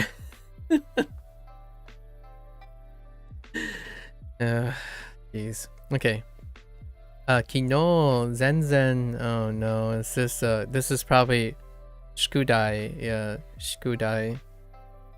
Shikudai o shimasen deshita. Of course. 宿題 Of course. Okay, this person only said yesterday though. Yesterday, I don't want to do homework at all. Okay, that's fine. Just yesterday. It's fine. Just yesterday. It's okay. I'll excuse you for yesterday. Oh, I didn't do homework at all. This is just staying matter of fact. My bad. Deshita. They didn't even say I didn't want. It's they basically didn't do homework at all yesterday. That's fine, I guess. 今日も具合が悪いですか I could see describing something I didn't do instead of didn't want to do. Like I didn't go to the grocery store. Or I didn't go to the supermarket, right? Super yeah, super ni ikimasen deshita. Or kino super ni ikimasen deshita. I didn't go to the supermarket yesterday. That's perfectly all right. But so help me.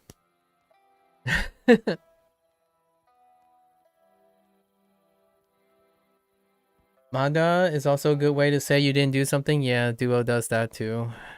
Duo ropes through all the setup words. Yeah, setup words. Manda is a good one. That was introduced in the first time when they start saying things they didn't want to do. They didn't do.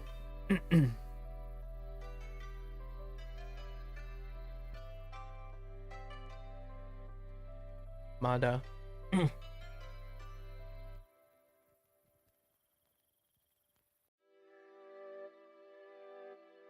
In that same unit, they also introduced atote. So to make it a confirmation, like atote soji o shimasu.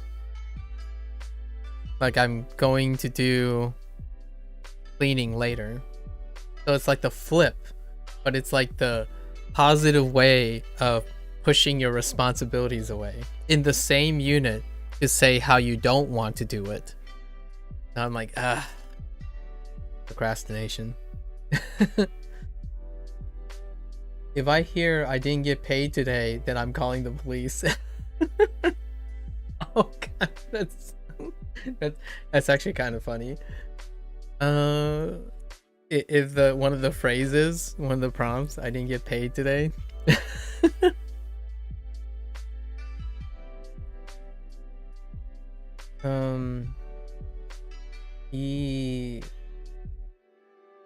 Iwa?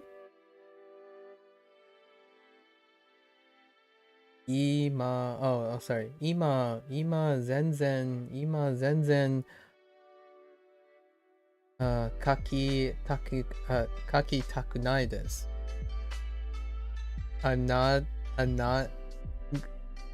I'm not writing.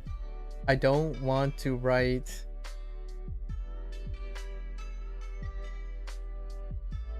now at all. I don't want to write at all right now. Or now? I see.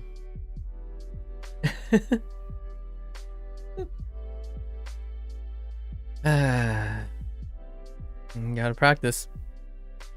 Oh, what are we saying? I just clicked on a response, but what are you saying? 今日も具合が悪いですか Kyomo. 今日も具合が悪いですか? Oh.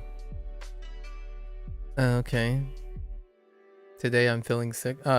Today are you feeling sick? Are you feeling sick today? Are you feeling sick today also?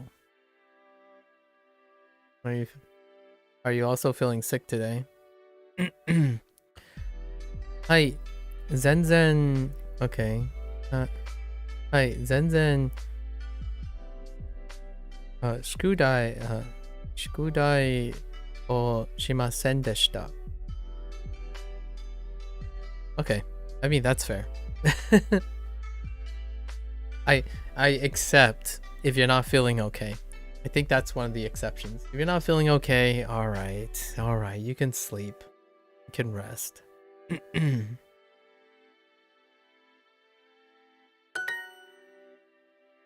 Yes, I didn't do my homework at all, yeah.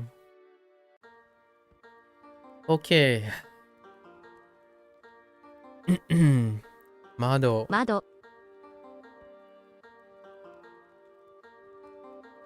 うさぎ、うさぎパンダ、マスクマグネット少し窓を開けましょうか。少し窓を開けましょうか。窓お、open 借りませんか。少し窓を開けましょうか。Oh. 借りません。開けましょう。I picked the other one, which was the other new predicate. Let's not talk about it. Akeru. Okay.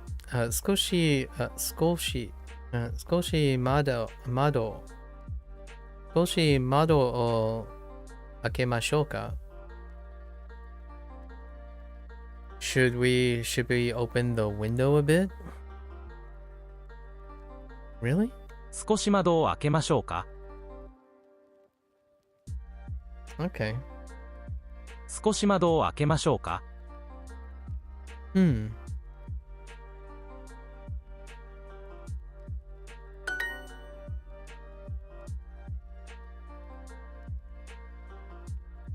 I didn't envision using skoshi like that.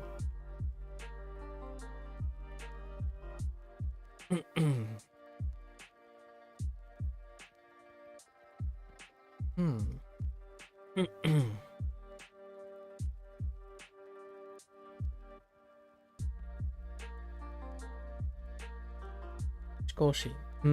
What happened? Skoshi a bit, a little bit. Yeah, skoshi. Skoshi. But I didn't imagine using skoshi this way, where you like open something like a bit. That's interesting. Didn't realize you could pull that off, so that's interesting. I didn't study at all. Sub-Zero, I'm looking at you. I'm looking at you. All right. Didn't study at all.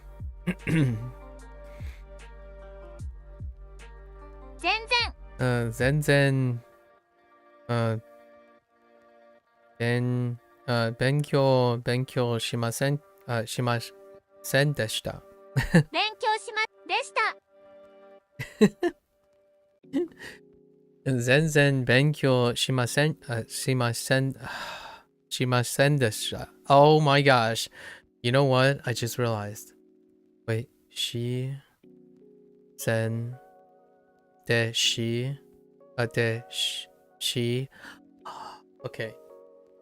Never mind. We're having a she sells seashells by the seashore problem here.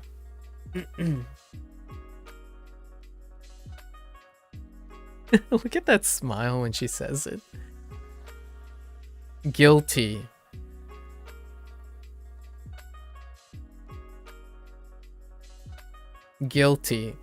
Absolutely guilty face. You got one more week? Alright, one more week, Sub-Zero. I'm holding you to it. Zenzen benkyou shimasen deshita.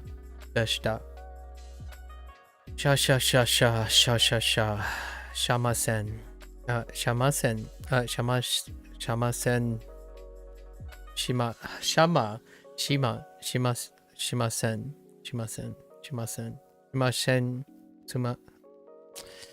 Shimasen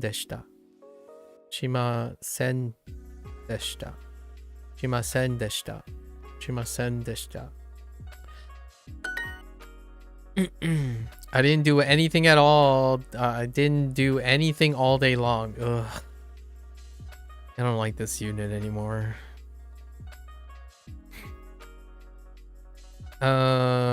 一日中一日中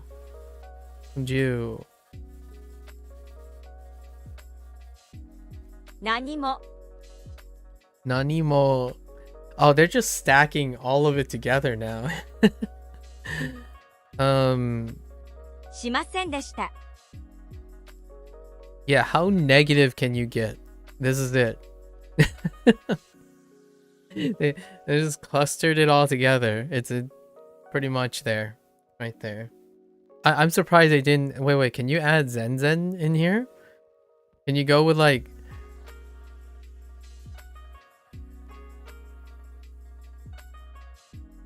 Oh no. Zenzen would kind of be the same as Ichinichi Ju, but just somehow like Zenzen.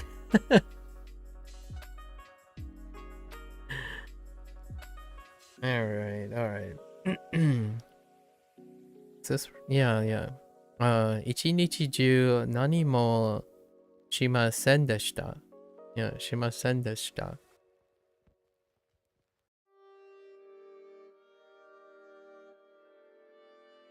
Yes.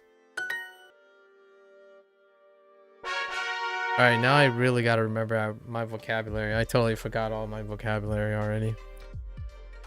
Let's focus. Kusuri is getting reintroduced. 薬 Kusuri. 薬 We already know this. So weird. Interesting. 山口さん、薬を飲みましたか？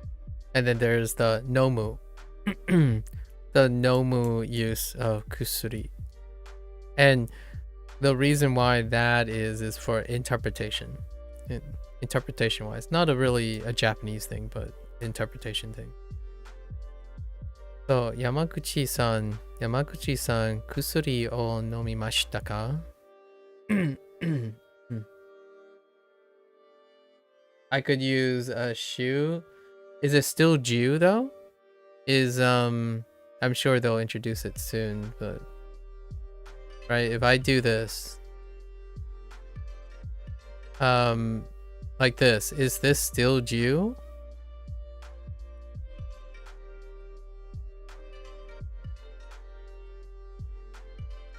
So like Shu Ju? Or did this change?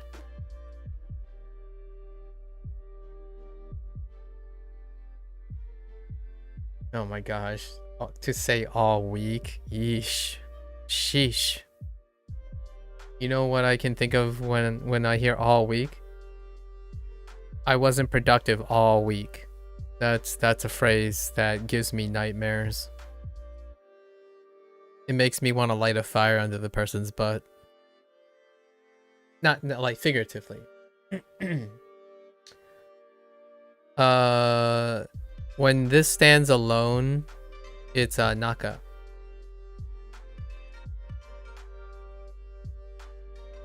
This stands alone as Naka, Sub-Zero. Oop! Awkward.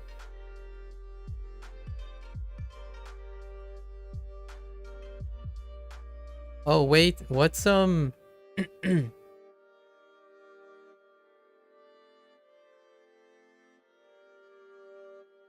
Oh, it's a whole different... Oh, it's a whole different one? Oh, it's Khan? Okay. Oh my goodness. Wait. Maru. Wait. Okay. Maru.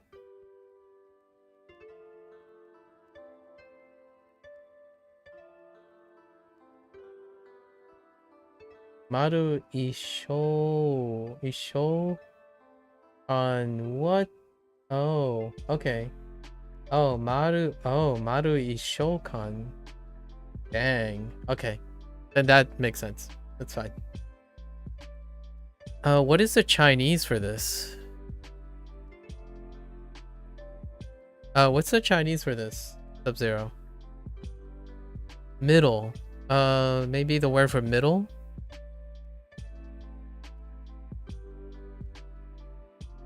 Okay. Zhong. Oh. Like Zhonggang, middle section or place. Zhong. Okay. Fair enough. Yeah, Zhong. Makes sense. Hey, Yamaguchi-san. Kusuri o nomimashita. No, nomimashita ka?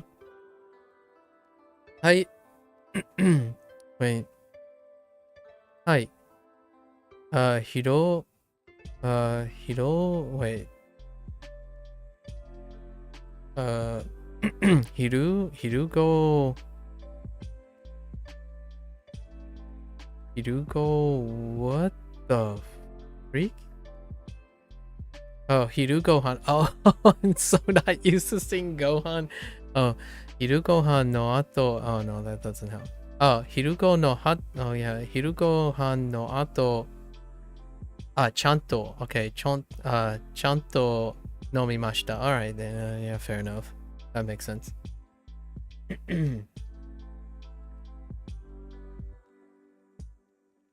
Oh yeah, Jungo.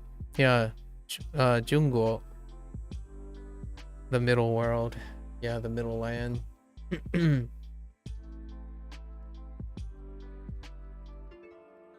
They're the center. China is the center.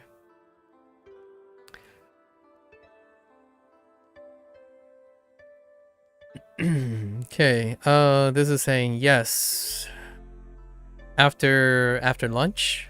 After lunch, I'm gonna make sure to take my medicine. Or I took my medicine. I made sure to take my medicine. Or take it. But referring to the medicine. I made sure to take medicine. Take it. The medicine. After lunch. キッシュ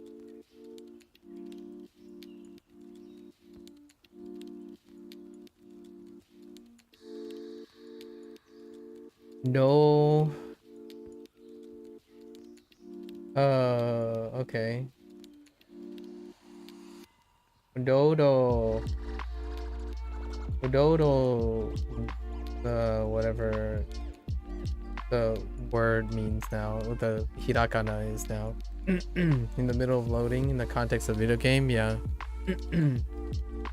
Is it Udodo Naka? I don't like. You can't tell from hiragana from that, but yeah, get the Dodo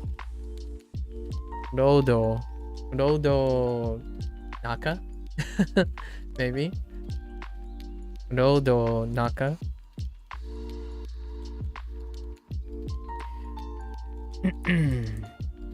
Chi. What'd you say?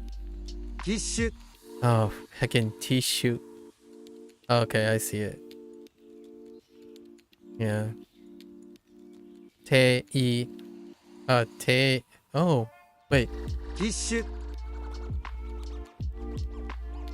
キッシュ Yeah, okay. I'll buy that.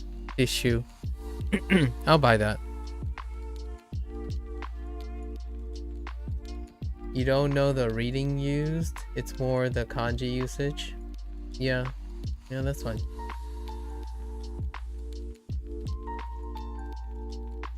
I kind of need to know both. Fair enough. Tissue. Tissue. ティッシュ Yeah, tissue. Tissue.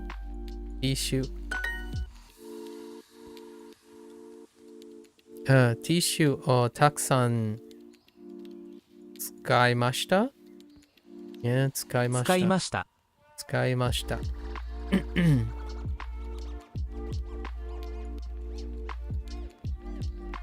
You know, let's analyze this message. Let's analyze this image, right?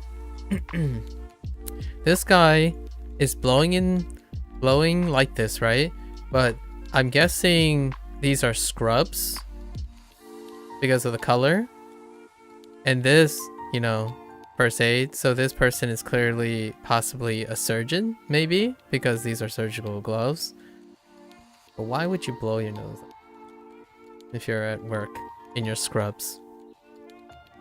I'm just kidding. Maybe EMTs also dress like this, but I don't know about this imagery here. I don't know about this imagery. I use a lot of tissues. おかゆを食べました。Okayu. Japanese people that don't speak English will understand the English words if you say it with an American British accent? Question mark. Gotta ask a Japanese person.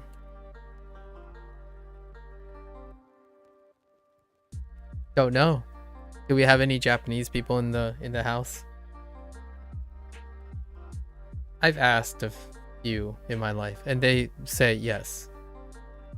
However, with that said, it doesn't I don't think they've said like if it was comfortable or not. I didn't ask them if they were comfortable with it or not.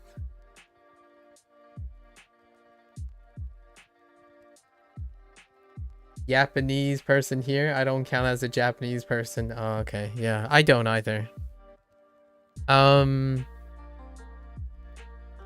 a Chinese person, or like, I don't know, maybe. I'm a Chinese American, so that doesn't really help. But my parents usually, like most of the YouTube stuff, people tend to be happy when you make an attempt to use the language in the first place.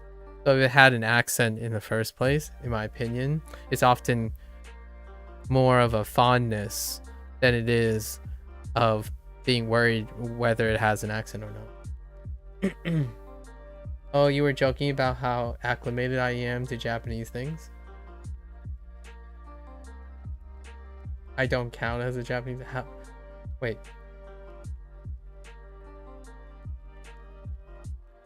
You lost me, Jimmy.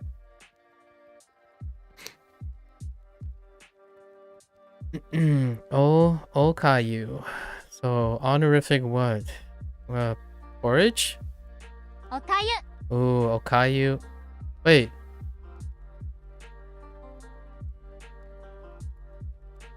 So what the heck is? Where's the origin? Hold up. Oh. Kanji is the term for Chinese porridge. Oh. That explains why I use the word kanji most of the time.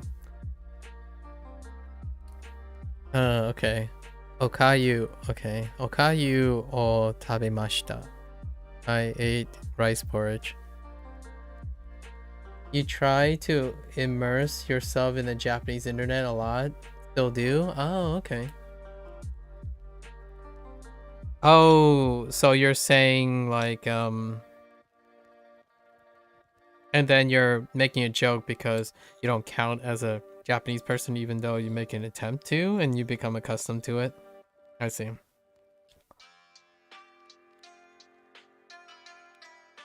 Porridge? Porridge is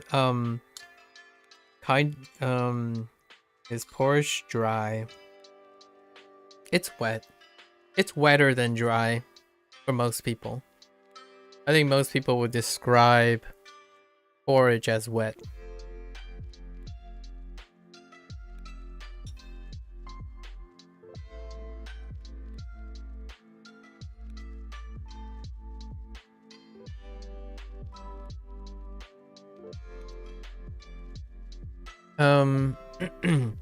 This is a staple of this is a staple for a Chinese household a lot of times. I don't know how popular this is in Japan. I don't really know. But usually rice porridge, or usually the word I would use is kanji. Kanji is very common for breakfast. For breakfast, it's like a very, very wet rice. I like pudding, like rice pudding. It's closer to rice pudding, although rice pudding is it's a different type of dish.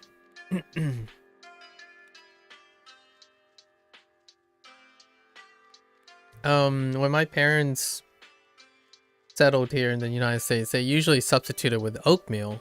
So if you're familiar with oatmeal, that's more or less the same concept. Oatmeal. My parents use oatmeal sometimes to substitute for kanji. And it's often not sweet. I'm actually kind of curious what Japanese people do with their porridge. Chinese use savory. Arroz con leche.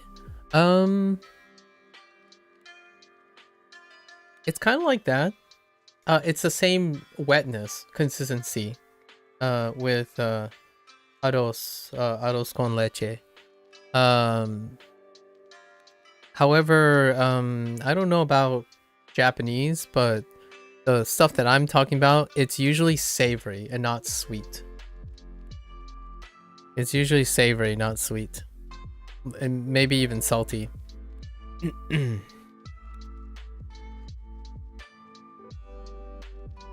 At least that's what I think rice with milk is. Hang on.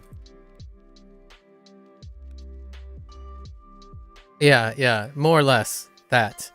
But I think when I think of arroz con leche, it's sweet.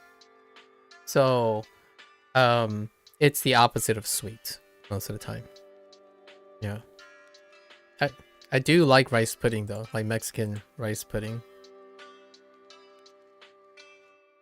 Grits? Yeah, it's kind of like grits. I think in most cases people, different countries around the world have some sort of version of a grain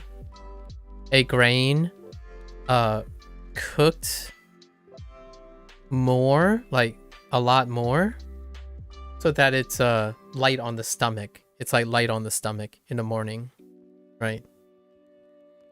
Light on stomach. So it's like extra cooked. So some might even say wet, soggy version of some grain to start the day off. You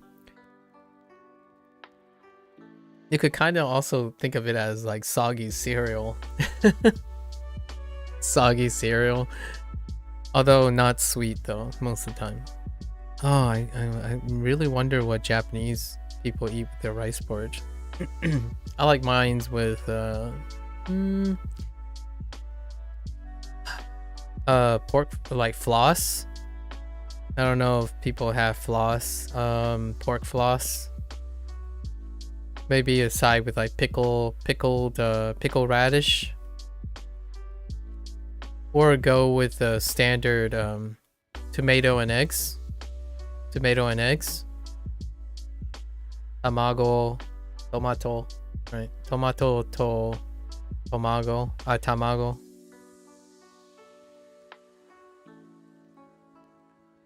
Add more savory to it. Okay, rice porridge. Okay. Okay, okayu. Okay.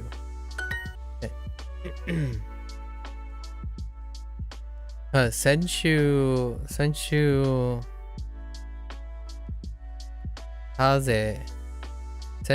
風邪をひきました。I caught a cold last week. 毎日 Mainichi okayu. Oh, okayu. おかゆ Okayu. Okayu o tabemashita. 食べました Okay. Rice porridge is great for that. Definitely. 少しおかゆを食べました少し Goshi おかゆ okayu を o tabemashita. 食べました Huh. 少しおかゆを食べました Honestly, I actually think this deserves a grammar point. This is a review though, but haven't used this in a while. Where you're using it kind of adverbially.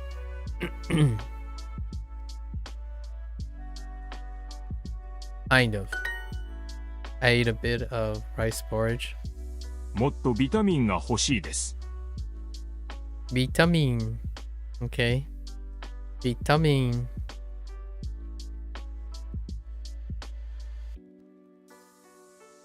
British club. Vitamin. Okay. Motto vitamin ga hoshii desu. Okay. I want more vitamins. Alright. ビタミン。 Vitamin. 昨日何も食べませんでした。 Kino nanimo. Kino nanimo. Tabemasen deshita. I didn't eat anything yesterday. Don't you dare tell me this, guys. I don't want to hear it. Any of you say this to me. Better be eating.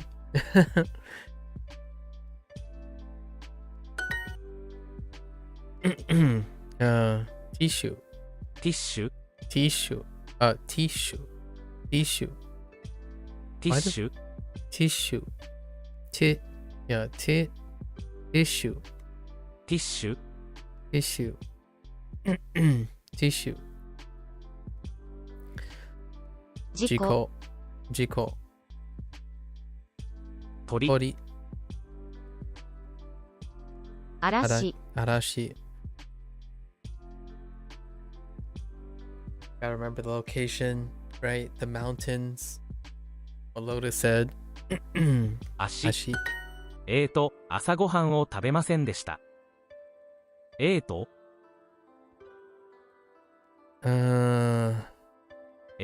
朝ごはんを食べませんでした Asagohan. 朝ごはんを食べませんでした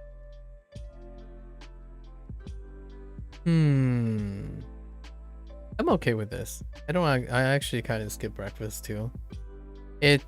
朝ごはんを食べませんでした I didn't eat breakfast. I didn't eat breakfast. What Duolingo example sentences would displease you the most? Ooh. Honestly, it's probably something like this. Displeasing. I don't think they've expressed hate yet.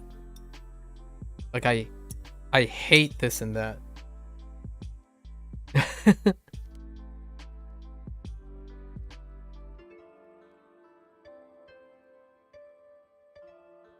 I think the closest they got was I don't really like something, or I don't really do something.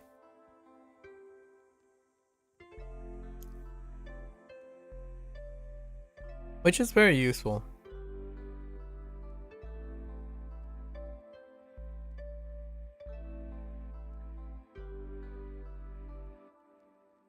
Something.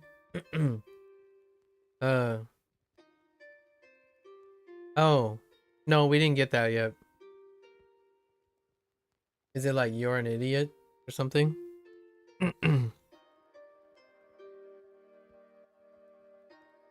You're a big idiot? You're a moron?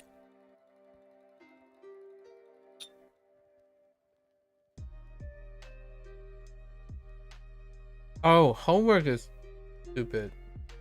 Oh, Oh. Homework is stupid. That's kind of displeasing. You got me. You got me. You got me. Shikudai wa baka desu. You got me. Homework is stupid. Yeah, that's kind of displeasing. It's not kirai? What's kirai?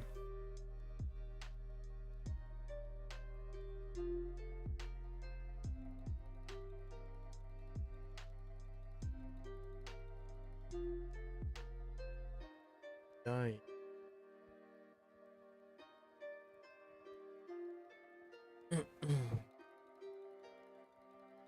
Oh, hate. Oh yeah, kirai. Yeah. I know they didn't introduce the word hate. They express things like using amari, right? Using amari and saying you don't really do something. Like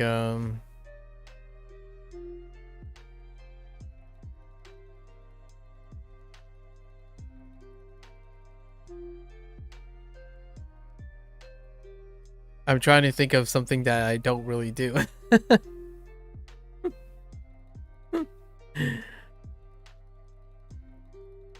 Like, I guess we can use your example. Like, shikudai o amari.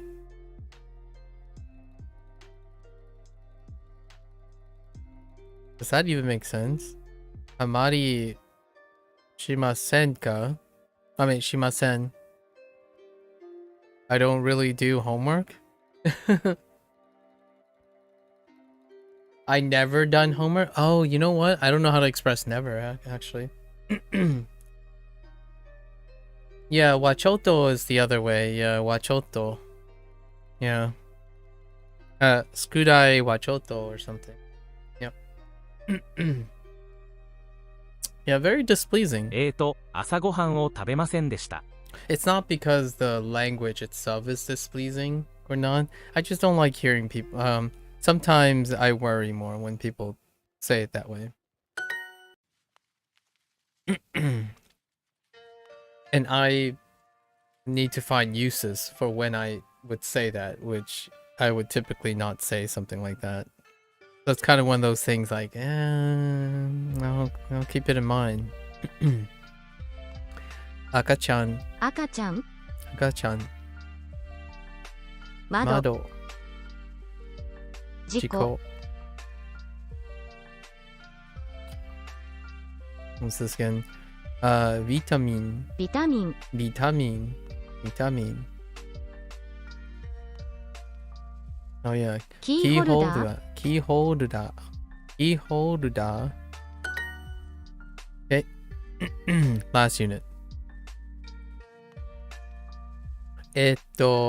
朝ごはんを食べませんでした。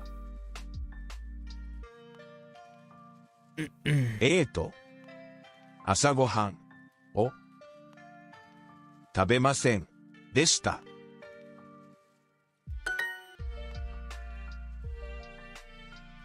昨日昼ごはんを食べませんでした。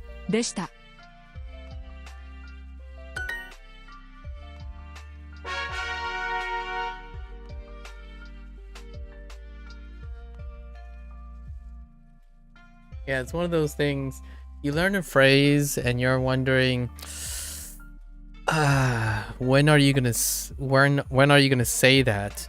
Well, the only way that I am going to say it'll be useful is probably in a situation where I'm worried about the other person.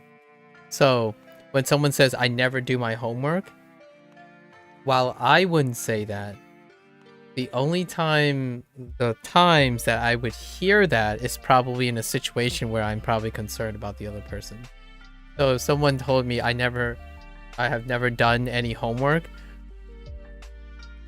I like to believe that when I'm surrounded by people and I'm talking to people, that doesn't come up as often, where someone doesn't know how to find any value in doing homework, right?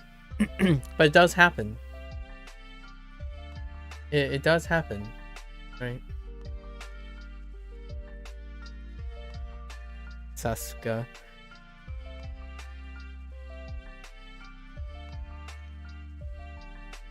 Apple. A dingo. リンゴ Dingo.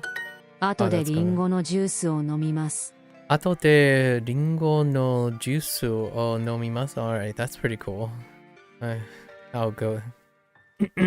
I'm going to drink apple juice later. That's fair.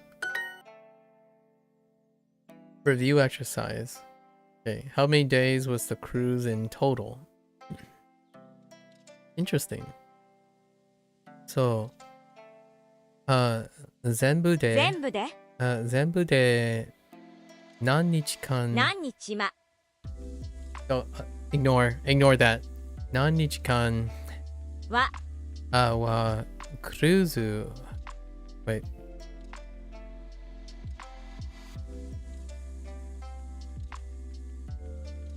Just kidding. クルーズクルーズは何日間でしたか Wait. 全部で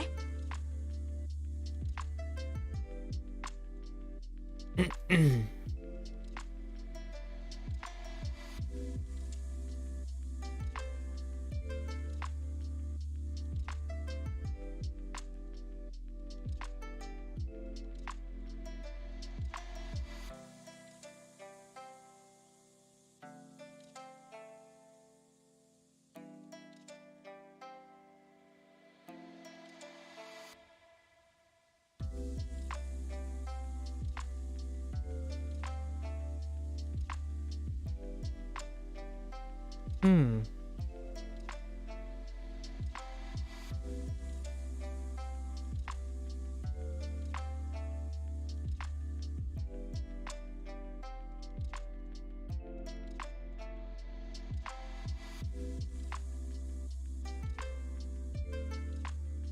全部で全部でクルーズは何日間でしたか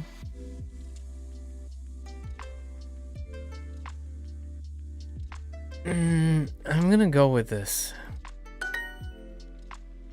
But I guess you can move it to... Yeah, you move it either place. Or you can... Oh, okay. Yeah, you can move it to either place. Yeah, that's fine.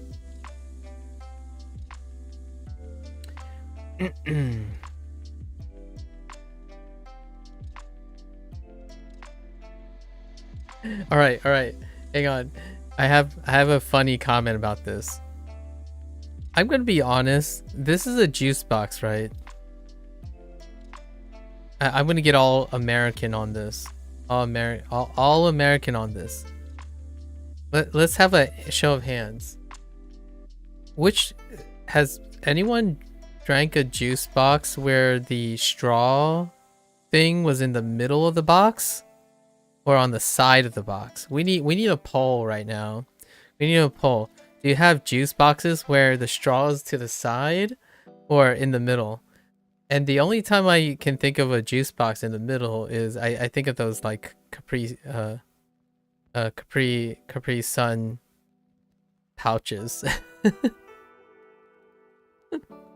Like the pouches.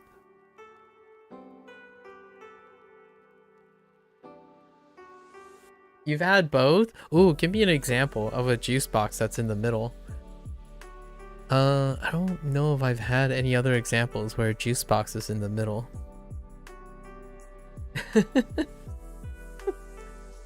Ringo juice? Wait. ジュース Didn't they just use a no earlier? Ringo juiceを飲みました。Juice. So it's plus or minus no? 何も飲みませんでした。何も飲みませんでした。何も飲みませんでした。I assume you mean the one that has it inside. I'm talking about like when you look down on a box, like a juice box, right? This is the you typically have like this little groove, and then there's like a puncture, like a perforated puncture. Oftentimes it's off-centered. It's either in this position or in this position. But rare, like in my life, statistically, it's not often in the center.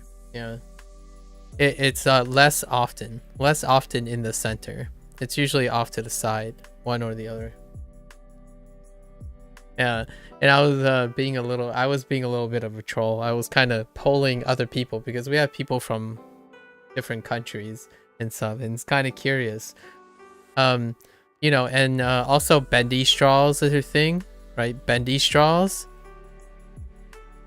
So oftentimes you see like this image of a juice box, and then the bendy straw is off-center to the side, so that it's like closer. So then you have this situation where a person would be like, oh my gosh, I was trying to draw ahead. Like when a person is drinking. Oh, that's a really big juice box, but the idea is like they would be holding it off to the side as opposed to directly in the center. But now that I think about it, it could be a really fat juice box. They're actually holding, because the perspective is dead on. So I'm thinking too much into it. It's my thought. I had a thought spiral.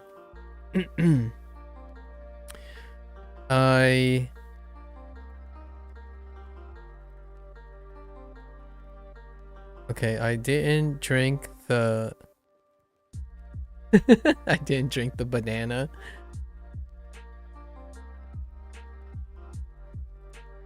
I didn't drink anything.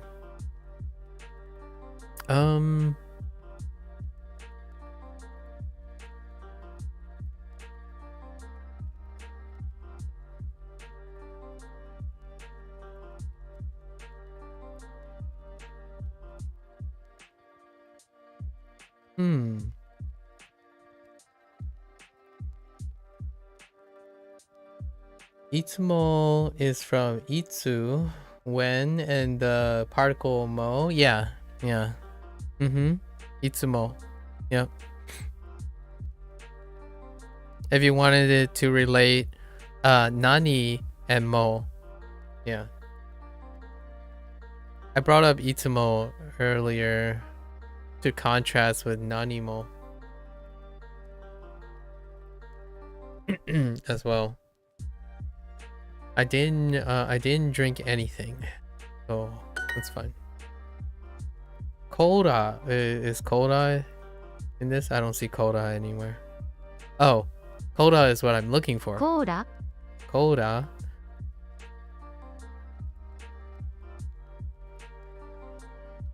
Senchu. Okay. Senchu. Kaze o hikimashita. Mizu o takusan nomimashita. Cola wa zenzen nomimasen deshita. Okay. Fair enough. You used nanimo incorrectly until now. Oh, how was it used before? Kimmy. So dokomo would be everywhere, right? You might think that it might change completely. Dokomo, I could see it working like that, dokomo, but I pretty much always doubt that it's that convenient. It's kind of like when someone said when I notice you know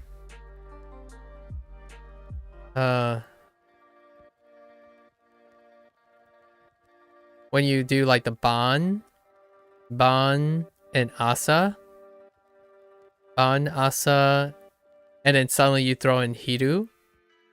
They're like, oh, okay, so you can't gohan this, and then they change it up every once in a while. It's a natural language, so the pattern might not follow a lot of times. For some reason, I thought it meant nothing or none. Actually, I was just about to make a comment about that, Timmy. Like, that last phrase, I didn't do anything. In English, like Americanized English, I kind of talked about this earlier. It would be more colloquially normal for people to say I did nothing. So then you have the past tense of did, but then it wouldn't be the negative version of suru. It wouldn't be the negative version of suru. But then nanimo would come out as nothing. Right? And this expression, I did nothing, is equivalent in American English a lot of times, the internet English. So most people say I did nothing as opposed to I didn't do anything. So yeah, it kind of still means the same thing. If I were to interpret that line, it could be interpreted as I did nothing. But they chose to say I didn't do anything because, in my opinion, they're trying to teach you suru, the negative past polite suru. So they have to pick one or the other. And if you're saying I didn't do anything, it has to become anything, not I didn't do nothing. If you say I didn't do nothing, that's actually, in English, it's grammatically unacceptable. Or it's like a red flag for grammar for English. So some people still say this though. The double negative, this is a double negative. I didn't do nothing, meaning you did something. And that can create confusion. But there are people who have done this. Like they say that I didn't do nothing, which is actually doing something. So, but this is grammatically acceptable. I did nothing. Which in Japanese, you would probably still use the suru in the positive sense and then get another word or nothing. I don't know if that exists. I don't know enough Japanese to know that. But typically, nowadays, Americans would say a lot of internet English would be I did nothing, as opposed to I didn't do anything. I'm old school. I'm a millennial that went through formal education, so I would say I didn't do anything. That's usually how I would say it. I didn't do anything. It's weird. Generational difference.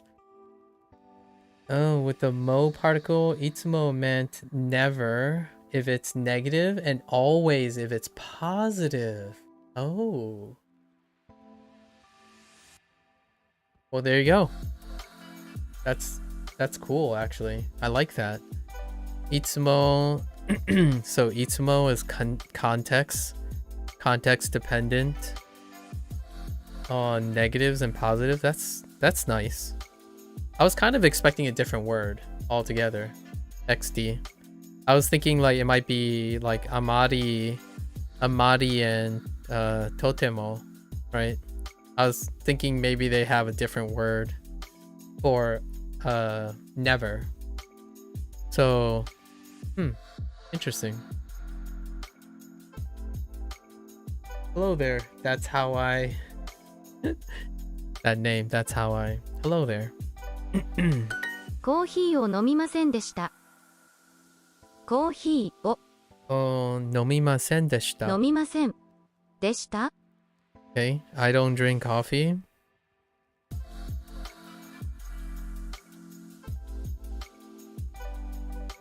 I didn't drink coffee. Yeah, I didn't drink coffee. Sure. コーヒーを飲みませんでした。昨日医者と話しました。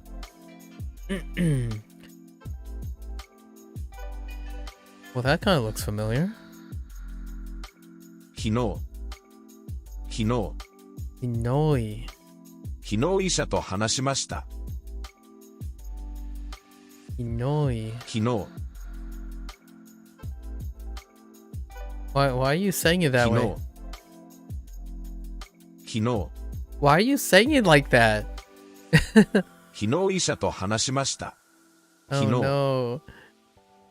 Oh, why? Okay, sure. Sounds like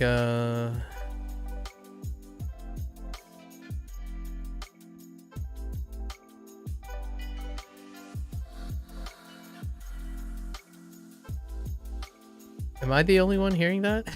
Inoi? Inohi?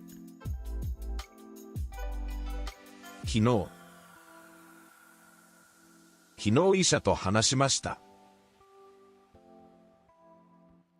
Hmm. We'll find out in the kanji section soon. I could turn this on. Let's see what it looks like. Oh, it's ki. Oh, okay. So they are actually saying kino. Why are you saying it like that? 昨日医者と話しました。 Oh, they were. Oh, never mind. Never mind. It's fine. 医者 They're probably grouping the two. 昨日 Because I already know what yesterday is, but it doesn't sound like 昨 it. 日昨日 That's fine. Kino, Isha to hanashimashita. Hanashiyamashita. Okay, I talked with a doctor yesterday.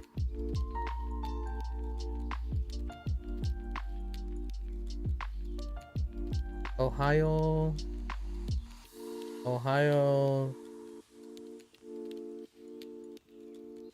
Gozaimashite.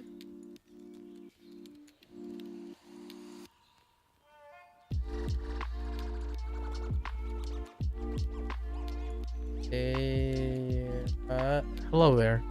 Hi. Hello there, Canon.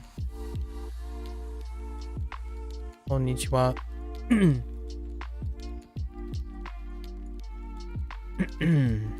Let's see.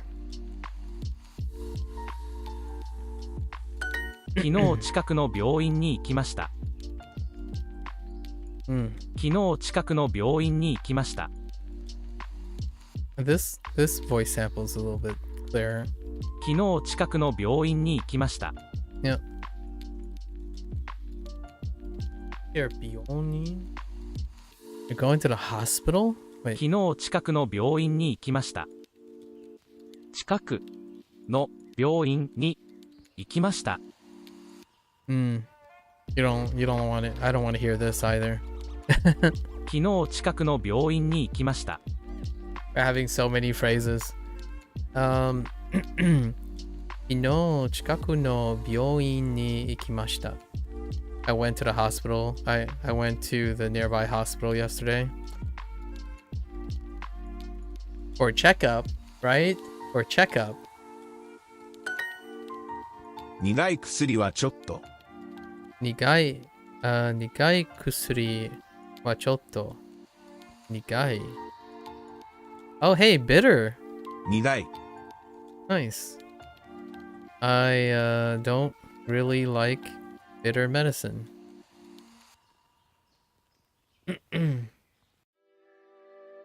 Why is not Kai Yonin? Wait. That was Shikaku, right? Are you talking about Tonari?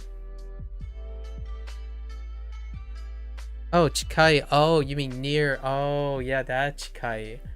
That's a good question, actually. Yeah, chikaku versus chikai. Yeah. You're right. I forgot about chikai.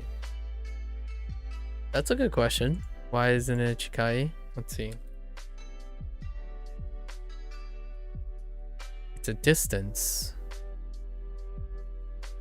Close in time, close in relations, closely related.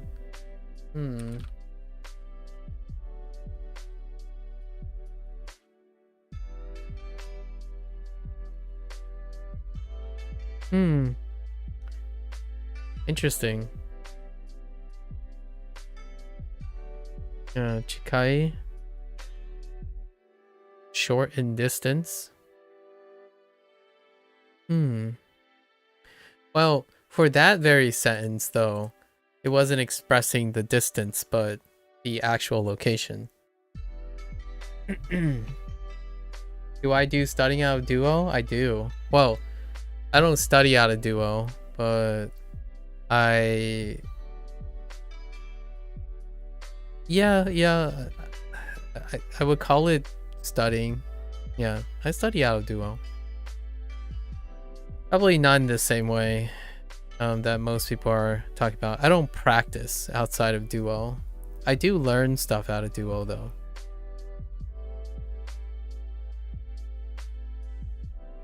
However, sometimes I output out of Duo for practice. So I do output practice outside of Duo every once in a while. Like writing. Writing is a good example.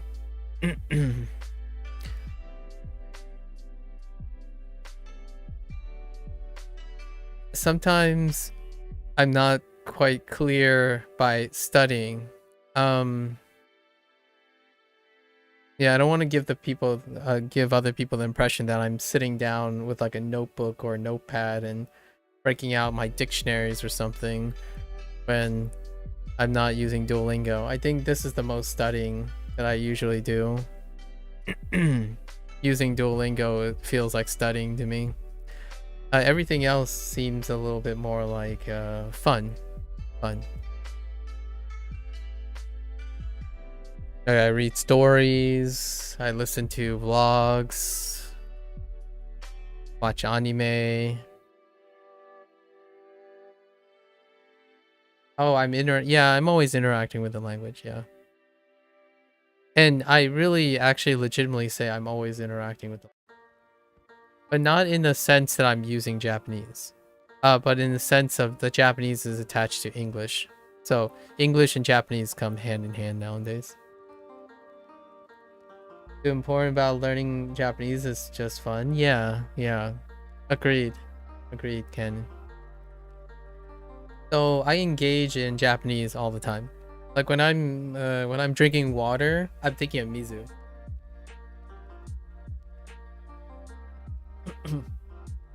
I just learned tissue. Tissue, right? Tissue. I can say tissue now. That type of tissue. And mask. I have mask here. Or like demoto. Oh, democon. Yeah, democon, right? So I interact with the language in a constructive way most of the time. Outside of Duo. Yeah. Oh, it's remocon. Remocon. Yeah, there goes my English coming in. Like, you know, keiburu, right? We have keiburu. I actually do have some kusuri. My allergy medications. Allergy, right? Allergy. Pen, pasokon, keyboard, lots of things. So most of the time when I walk around and eat things and everything, when I think about it in English, I also try to translate it into Japanese. Not like full sentences if I can't express them, but usually I do them unaided. I try to do it unaided, like kapu.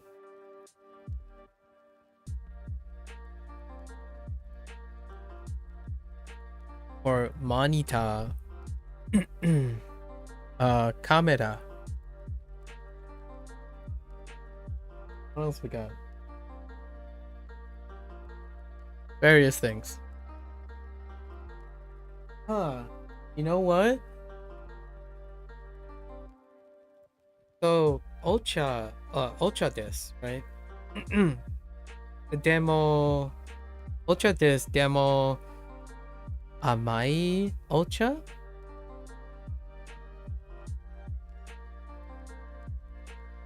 I don't know if you say sweet tea the same way you say sweet tea. We're talking about like southern sweet tea kind of thing. Sweet tea. I just said sweet and tea next to each other. But usually it's not for accuracy, but for interacting. So, studying, yes and no, kind of. Yeah, studying, yes and no, kind of. It's usually for output. Lots of outputting. So now we can describe another sensation. You know, we still didn't get sour. We got amai, which is sweet.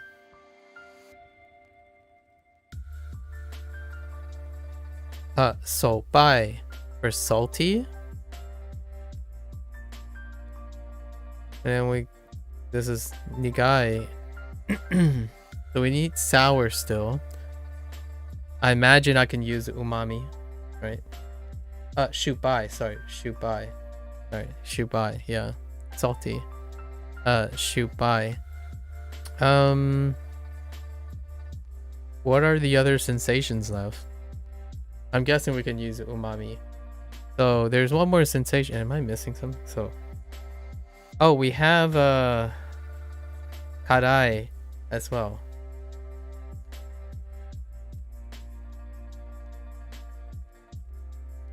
Lots of sensations. So nigai. Okay. 苦い Nigai. Unless if you want the nasally thing, right? Nigai. 多分来週元気になります Tabun laishu genki ni narimasu. Genki, oh sorry, genki. I said tenki. Genki ni narimasu. Okay.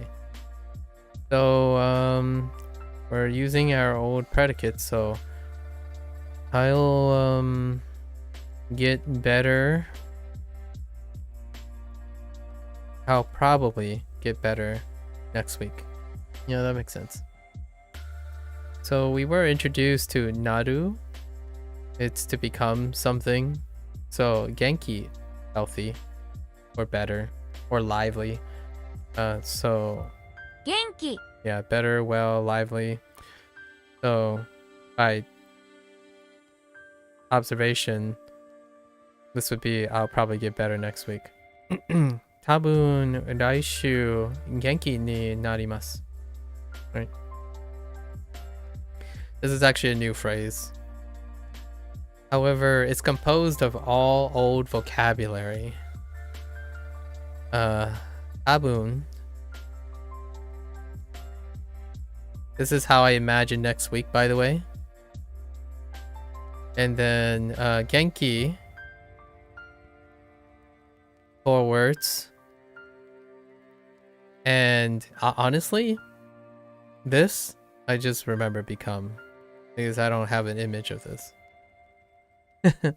So probably lots of dots. The next week, right? 1 week next week on a calendar. Plus sign for health. 4 words because of ni.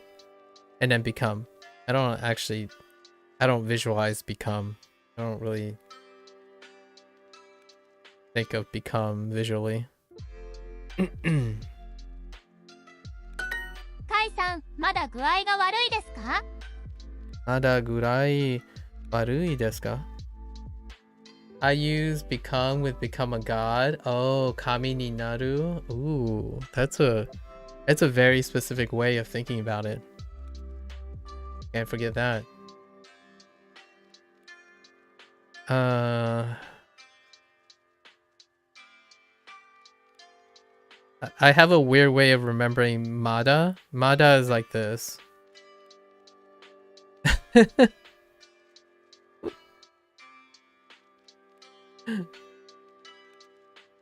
Basically, like, you plateaued, so you stay the same.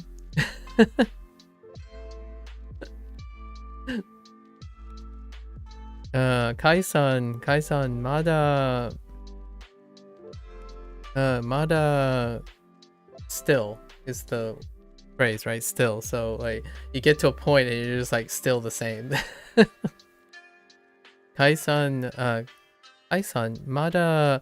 Gurai ga warui desu ka? Kai-san, do you still feel sick? Right. Are you still feeling sick?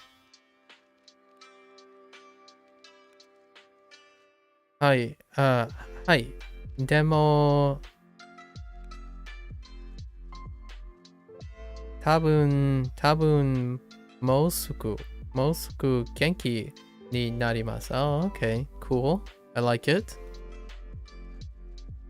I have an inside joke for this too. But with 3 T's. Probability. Soon. I use this as soon. And then health again. And then become with towards. Right. Big butt with 3 T's. Demo. Big butt with 3 T's. And then this is Mosuku, which is soon. So it's right next. If you're right next to someone, it's right next to something is soon.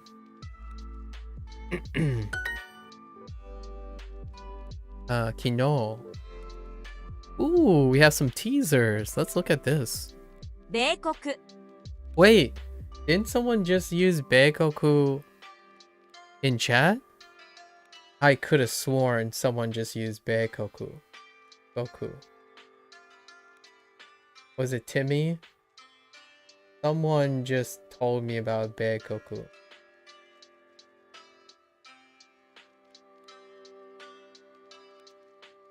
I don't remember who. Oh, wait. I could've... Wait. Let me scroll up.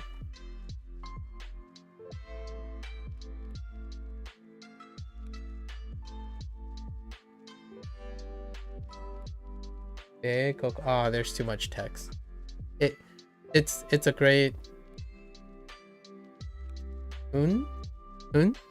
Someone told me this, Beikoku, or at least this I recognize this kanji,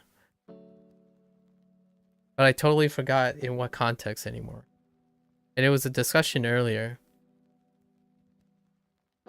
Yeah, it's a coincidence, but I like to keep it in mind. What was this? What was this context?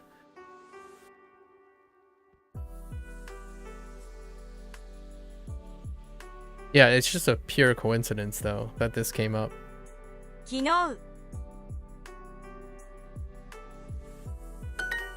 I try to remember what people say so that it gives me like extra motivation. Oh yeah, you called yourself... Oh yeah, that's right.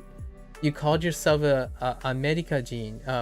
Yeah, right. You were introducing yourself as American, and you used the older school thing. Is that the same thing? Beikoku hito? How is that whole hiragana? What's the furigana for the Beikoku with the hito thing? Is it still... And oh yeah, and Lotus explained the thing to me. Yeah, that's cool. It's such a coincidence though that it came up.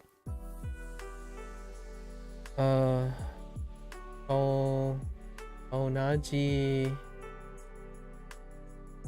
What? Onaji what?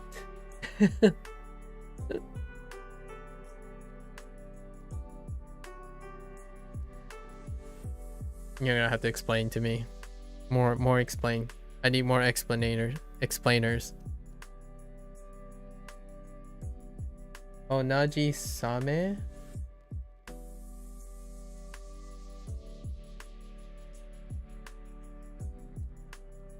Imi, meaning, kanji, think.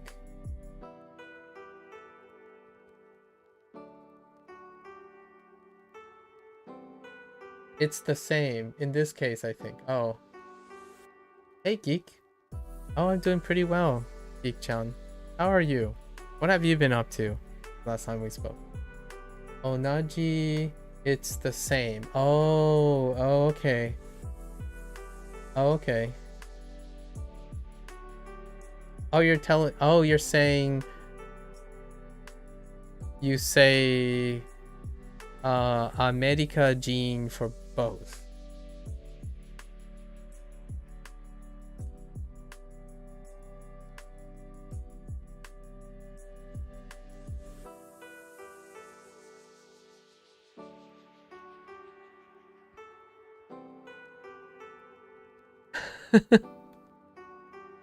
I'm trying to learn extra on the side. I'm trying. Okay.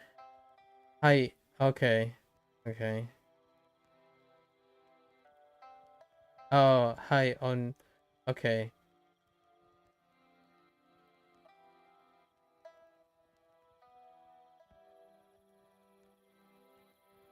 Unitas. There's so much kanji that I still need. All right, it's fine. I got the point. I see. Interesting. I wonder if it means the same thing. Here. Okay. 苦い Nigai. ノート Saru. Saru. Oops. 薬 Panda. 昨日来来ます。古い電話します。電話します。お父さん。Okay. I'll probably get better on the weekend. They probably put in 週末. 週末 Yeah. Last unit. 週末。週末元気。多分。週末に多分元気になります。なります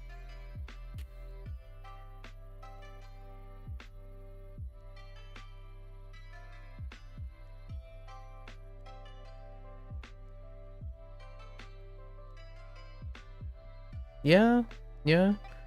週末に多分元気になります。It could be this could shift to the other side, but that's fine. Yeah. You could leave this on the outside if you want it. Fair enough. I'll probably get better this week. Okay.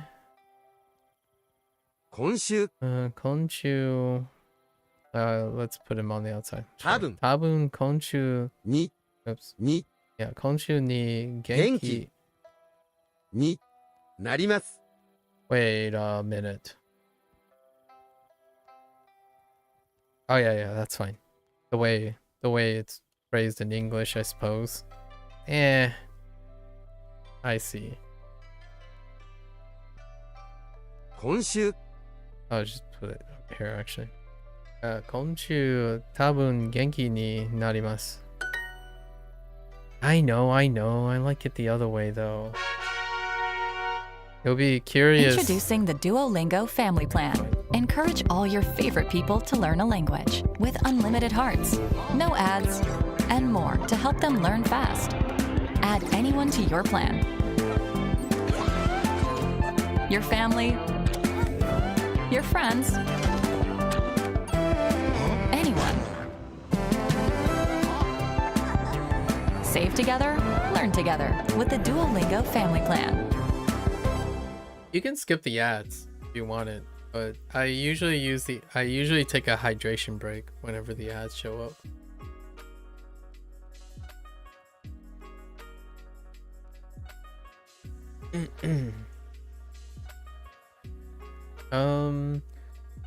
Wow. I was observing the panda kanji.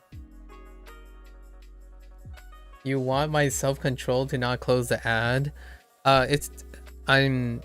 Yeah, in a way, I didn't close the ad because I'm trying to tell myself to take care of myself. But a lot of times, I don't really take care of myself when I'm studying or doing something. So, in a way, it's I'm doing the opposite, where it takes a lot of. I agree with you. I'm exercising a lot of self-control to make sure that I actually hydrate. Oh no, Timmy. Sorry, I was talking to XD. XD said something. For this, I was Oh yeah, that's fair. I was busy looking at your panda kanji, which is wild. Kind of looks like radical and this radical, but then it has like two of these, but they kind of look different. It's so tiny. Whoops. Like this one. Whoops. This one's a little bigger. So it's like a smaller one and then a larger one, and then you have like the 4 lines. Oh, I do see the neko. Yeah. Interesting. And then I haven't ever seen what looks like this radical yet. So I haven't seen this radical before. Or like written this radical. This radical is familiar. And then this one is too. Right. It's Bearcat? Yeah. That's what everyone's telling me now.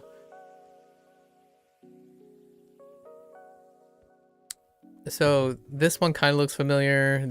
All of these look familiar. This one is not familiar. This one and this one's fine. I was trying to write it in my head. You wonder who thought of calling a panda a bear cat? Are they bear cats? That's kind of cute. What do they call red pandas then? What are red pandas? Is it Tanuki cat?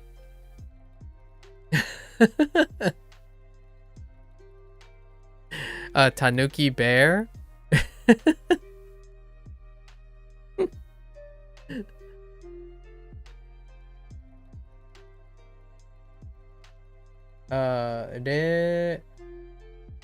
Red panda. Oh, okay. Red panda works. That probably works. All right. Let me know. I actually don't have the word for red panda. 苦い薬はちょっと。苦い薬はちょっと. Okay. I don't like bitter medicine. I mean, who does? Wait.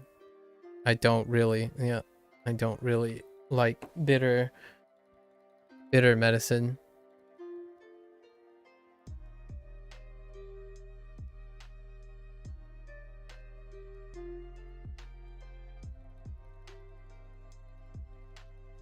You know, oh, it's accurate.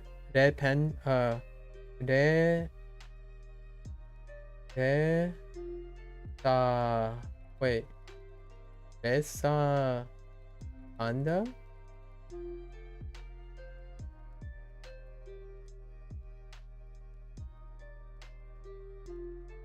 Resa panda? Oh,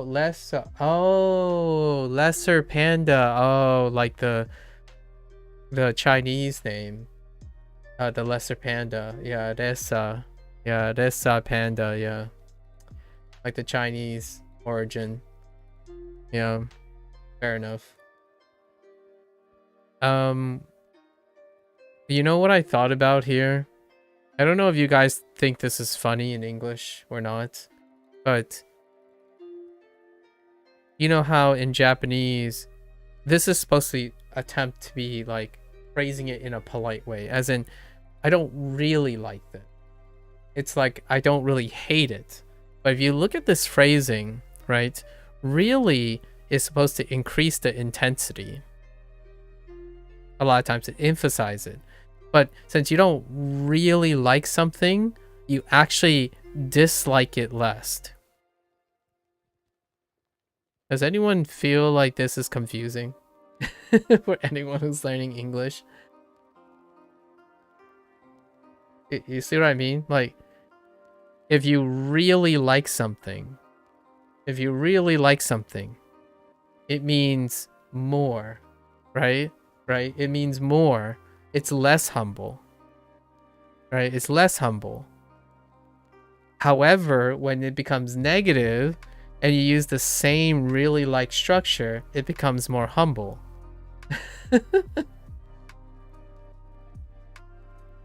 Because you have to interpret it as the negation feeling of liking something. But really, if you don't really like something by the way this works, it means you actually like it like you dislike it more.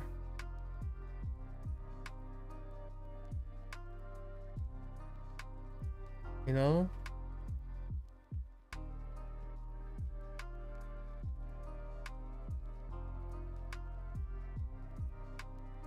You said this before. It was language.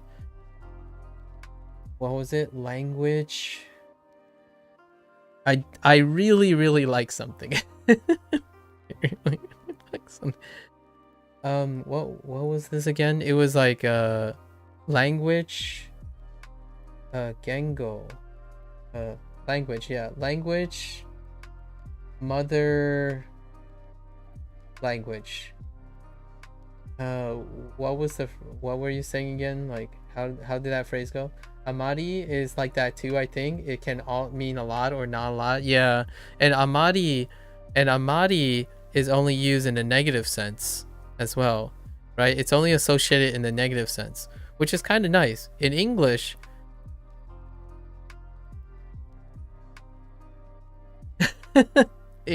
it's, you know, I'm saying that Japanese and English differ in the way they approach this, and it's pretty cool.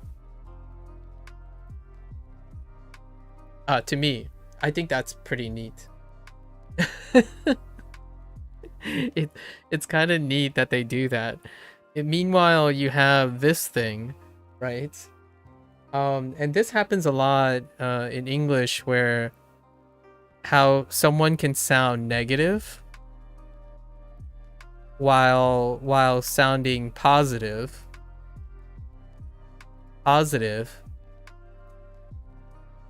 or someone trying to sound positive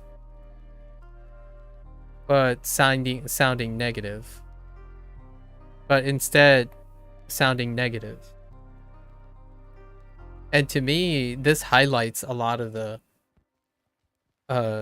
things that can kind of get lost in translation between Japanese and English, because this is confusing.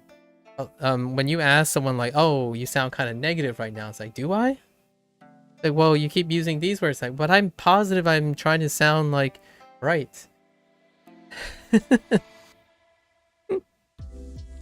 The first time I read this, it was yeah, wachoto, and then they introduce the other phrase to say something like, I don't like amari, I don't know, jazu o amari ikimasen, right? I don't really listen to jazz, right? That kind of thing. So it's like saying, I don't listen to jazz, but I also don't hate it, even though really is doing the opposite. Really is doing the opposite here. It's lessening this statement. It's humbling this statement. However, if you remove don't, then it actually increases the statement. as opposed to humbling it. And I don't relish trying to explain that to English learners. Yeah, choto, a bit, kind of, yeah. So this person is saying, I don't really like bitter medicine, but it's not that bad. You know, it's not that bad. At least that's what they're trying to communicate to me, right? This phrase is supposed to say, yeah, I don't really like bitter medicine, but I'm okay with it. It's like, it's fine. It's fine that medicine is bitter. Sorry, I'm going a little too much into this, but I think it's really funny. It's hard for me to forget like amari totemo hontou ni all the degrees things, because you think about it in English and it starts feeling really weird. Like what do you think very really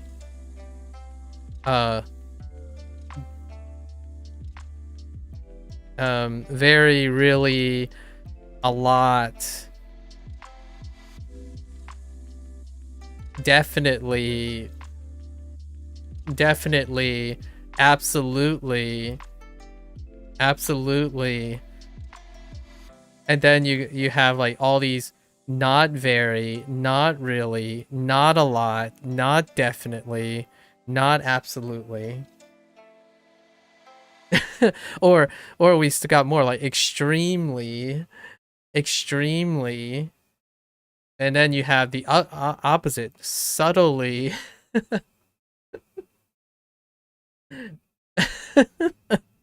Like it's like, okay. Hontou ni translates very effectively to really, yeah. And all the way down to its more subdued nuance. It's insane. Yeah, hontou ni. They already introduced hontou ni as really, but depending on the degree, the relative degree, so far it can come off as very as well in English. So far in Duolingo, like so far it can come off as subdued really, which is very, and then really is like enhanced very. So sorry folks, this is just that's just how you know. We often use ... you know. This is really important for Japanese, the ellipses. Yeah, I use that a lot too, because of my Asian inspiration. Yeah, I use this a lot, and it's in English. Okay, here's another thing. In English, oh, and they do that, by the way. The choto with the ... In English, the ellipses, from my learning, is actually there are actually spaces here. But a lot of people do this in English where there's a space. So whenever I think of Japanese ellipses, right, there's spaces. I'm like, yes. Yeah, the ... which, by the way, the ... yeah, I'm pretty sure, because you remember that, is this, in my opinion, means not really. Oh, my music stopped. Hold up. Okay. Let me back my... Hello? Where's my my mouse disappeared. 1 second. Okay, there we go. So like this little ... ellipses, in my opinion, often is not really too. It actually humbles the statement. Like it weakens the statement. Like, are you sure?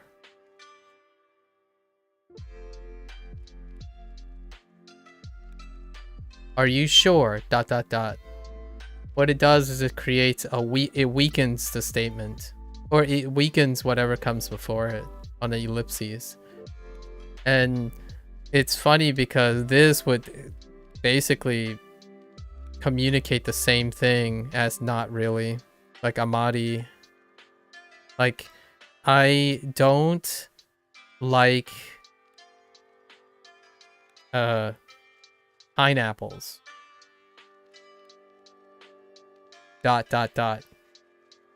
This weakens this statement a lot of times. Like, oh, okay, well, open-ended. Oh, all right. In that case, I don't want to say won't. I don't want to say won't to do that. Yeah, that's fair. Yeah, it leaves it open-ended quite a bit. It still weakens the statement. So, like, in both ways, either you want to be stronger or more agreeable. Most of the time is like, I don't want to say more. I don't want to be more direct with you. So it's the same way that they're trying to do with don't really. I don't want to be offensive, right? I don't want to say this strongly. So here's the Japanese. Yeah. Ambiguity. Yeah, and not just, yeah. And even in the language itself, but for me, in English, I slip in ambiguity. So, what is that?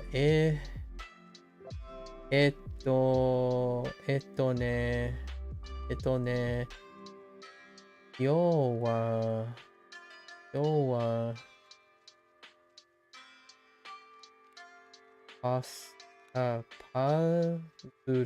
パズルしました。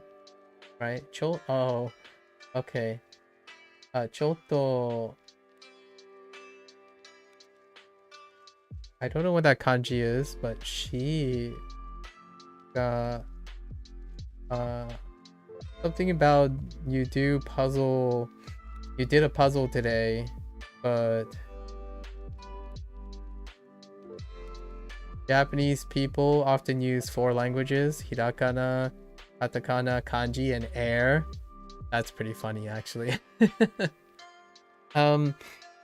So here's really is greater than very. Yeah, it's supposed to be kind of XD, kind of. Here's my 2 cents. I have a 2 cents as an English speaker. The way I speak is very different from a lot of people. And when I mean a lot of people, I'm talking about, yes, certainly English has this way of being quote-unquote more direct overall in terms of its diction when it comes to framing Japanese. So a lot of times, like, Japanese people rely on ambiguity or social peace reasons, right? Like face culture, like the face culture thing. However, that doesn't necessarily mean the face culture, right? That doesn't necessarily mean English people don't do that, right? However, I do agree and concede that most people, like a majority of English speakers like to use direct, what I call the indicative voice. However, I am not part of this group most of the time. If you listen to the diction and attempt to, I don't know, tear apart my word choices, you may find that as one becomes more in a professional setting over time, one also begins to sound like Japanese diction. Largely due to the nature that when you're a professional, you use the subjunctive voice most of the time. Subjunctive voice. Or mood, per se, right? Versus the indicative mood. American asks the Japanese person what the air is like. The Japanese person asks, what do you mean? Oh, and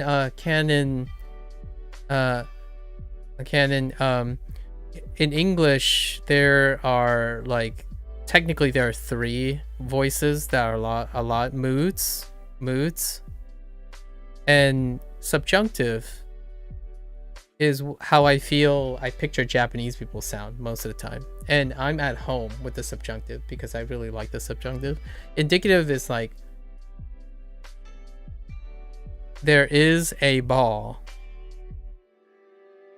for example, or I think, oh, no one saw that. I think, or sorry, I know there, I made an English error. Shh. I'm not that great at English. I know there is a ball. Okay? That's indicative.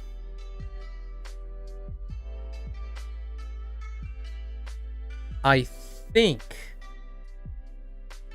there is a ball.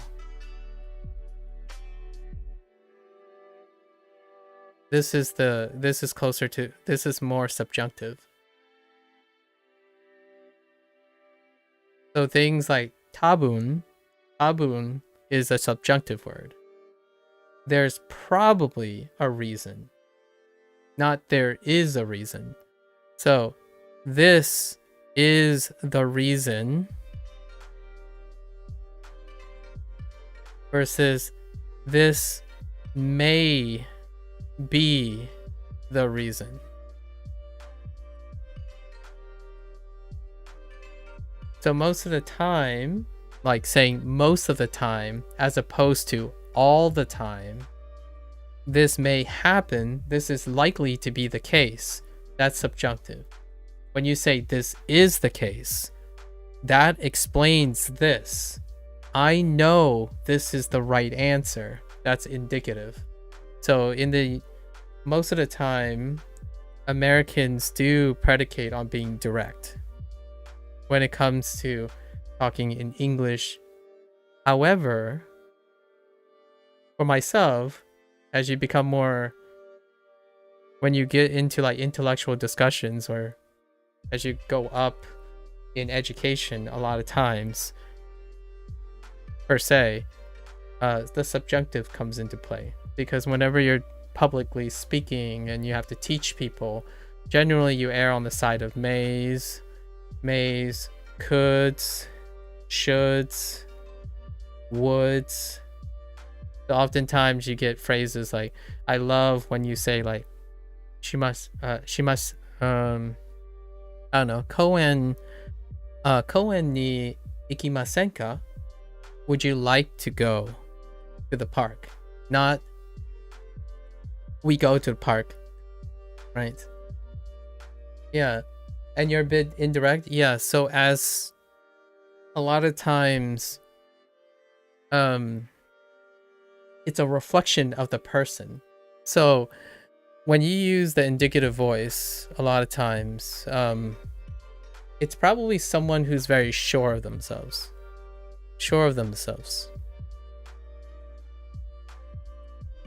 Right? So there's a lot of pros and cons to this, but it can exude confidence, but it can also exude arrogance. And that's oftentimes not Japanese, right? So it's not Japanese.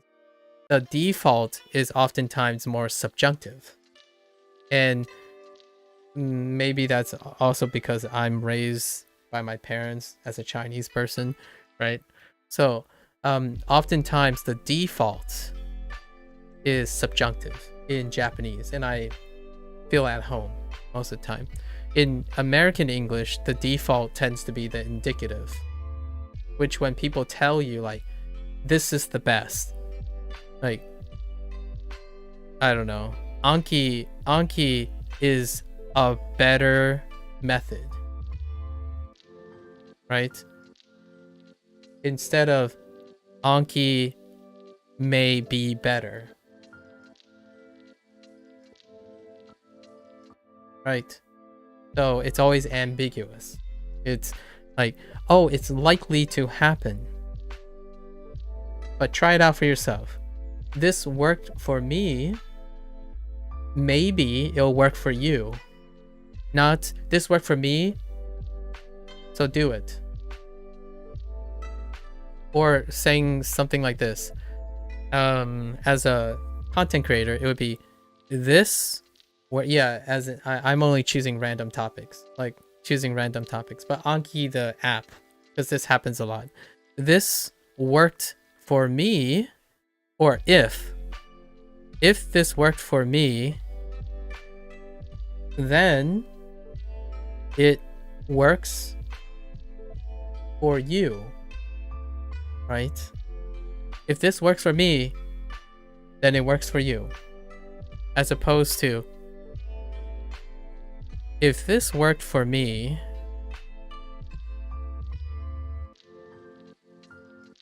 there is a chance. There is a chance, or it may work for you. That's kind of how I'm encapsulating the Japanese language a lot of times. Because I actually speak in this voice most of the time. I always tend to, like right there, always tend to attempt to deflate my statements by introducing ambiguity. So I don't like necessarily, right? I don't necessarily like to say I hate things, I like things, but I may find them enjoyable and I might find them disagreeable, as opposed to saying I hate this and I like that kind of thing. Sorry, that was inane. Wait, what was inane? What you typed? I have no idea what you typed though.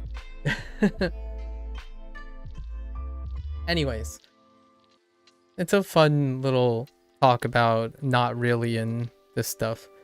It's very indirect, and I talk very indirectly as well. It's actually the reason right, the Anki Pan comment. Oh, okay, yeah, the Anki Pan comment.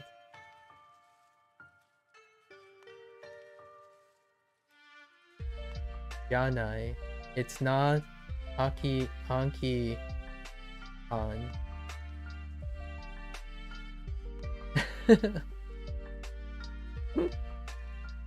Okay. All right. Let's just go back. You talk in English most of the time, like me? Oh, okay. Okay.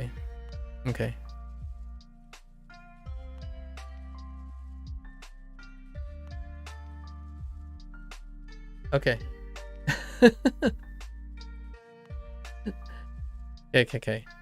I go back and forth.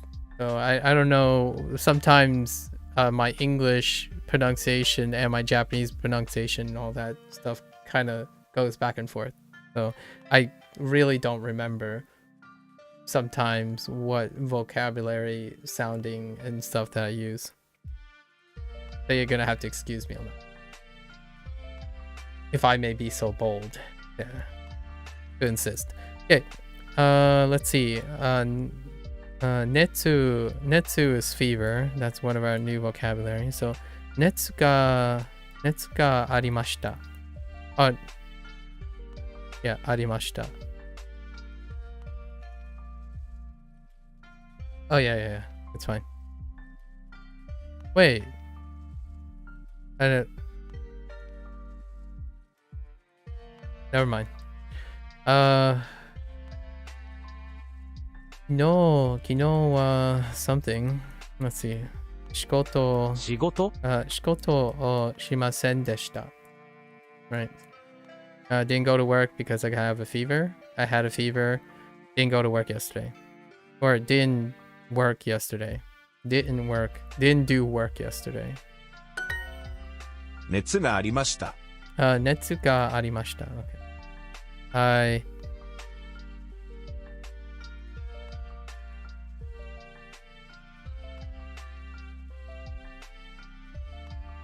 What? Wait. Hold up. Just kidding. There is another word for a catch. I'm thinking of I'm trying to think of the word. Oh, hiku. Yeah, they use hiku before. But it's for cold, and I'm guessing it's a very specific phrase for cold, catching a cold. They can't use it for fever? I still haven't determined if it's a shower situation yet. I had a fever. Sure. Makes sense. Alright, cool.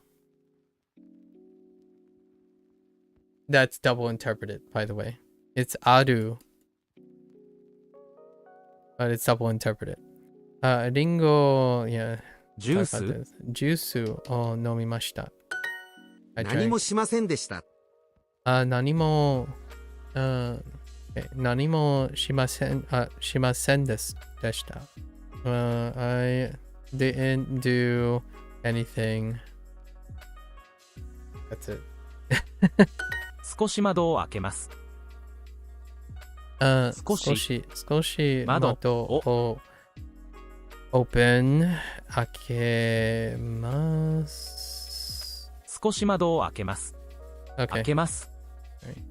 I thought they were going for something else. 週末に雨の中でバーベキューをしました。週末に前の中でバーベキューをしました。Okay. We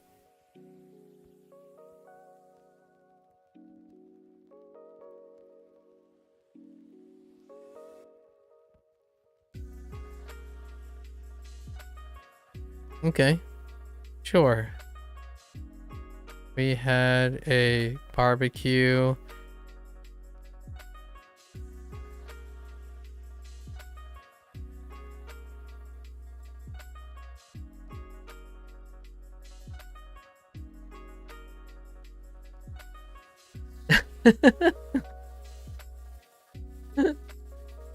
Alright, sure. We had a barbecue in the rain on the weekend. It almost sounds like a weird humble brag or something. I was rewording it in my head. Maybe they wanted to say we had a barbecue inside because it was raining outside. But I just realized I don't actually know how to say that yet. I haven't said that yet, but all right, we had a barbecue in the rain on the weekend. Like I was my head wanted me to substitute like inside the house. You know what I mean? Like instead of in the rain. So I was substituting like yeah here. I'm like, wait a minute, where's house at? Like inside the house. I'm like, what the heck? In the rain? Come on, man. Alright. まだ熱があります。まだ熱。まだ熱があります。あります。まだ熱があります。Okay, I still have a fever. 今日も具合が悪いですか？今日も具合が悪いですか？ Okay. Are you also feeling sick today? はい、全然宿題をしませんでした。Not doing homework. 後でマスクを買います。後でマスクを買います。マスク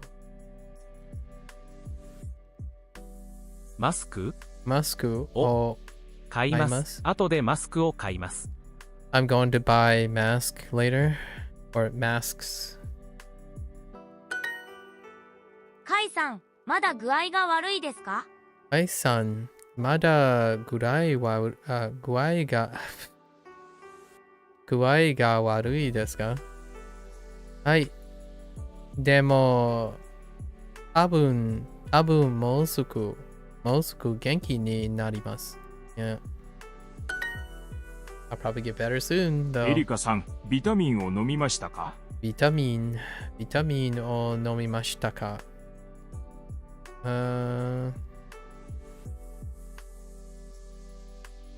はい。朝ごはんの後、ちゃんと飲みました。Yes, after breakfast, I made sure to take some, to drink some. It's largely take some, but they use nomimas for vitamin. Interesting. I do like kusuri. Interesting. I agree with in my opinion, I like the interpretation Duolingo is doing for taking some vitamins and taking some medicine in this use case. But it's it's kind of an expanding use case, but at the same time not an expanding use case. Like drinking vitamins, right? Drinking vitamins, not so much. So I kind of like their interpretation of taking vitamins instead. All right, kanji time. What do we have? So kino, just kino. Denwa, yeah, denwa suru, and he? When did he show up? Oh, kino. Yeah, kino. Sure. Okay. 昨日 Kino. 昨日 I recognize 昨日 both these 昨 radicals. 日 Thanks. That's how I. 昨日 That's how I. Okay. 昨日昨日 Okay. 昨日昨日昨日 Okay. 昨日昨日昨日 I know. 昨日 You know. Okay. All right. Oh, that's a lot of stuff. All right. A lot of kinos.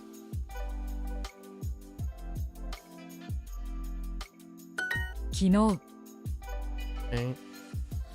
昨日 Wow. 昨日 That's the top radical Kino. of kakimasu. 昨日 That's the bottom right hand radical of G. 昨日昨日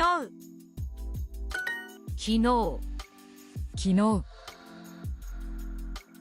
昨日 Okay.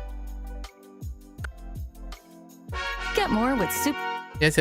Later. 昨日 Okay.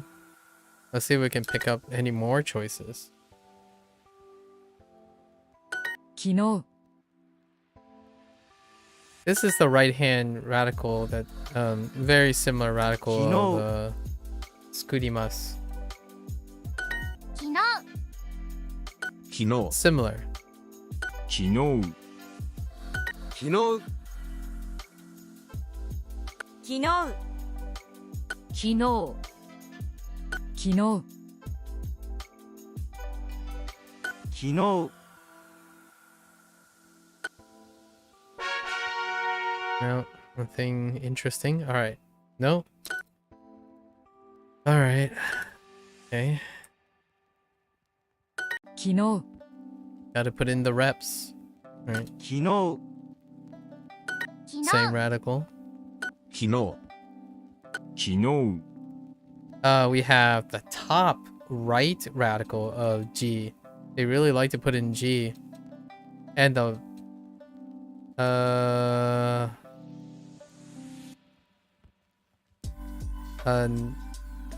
Yobi, the bottom right hand radical of Yobi, or like in days of the week.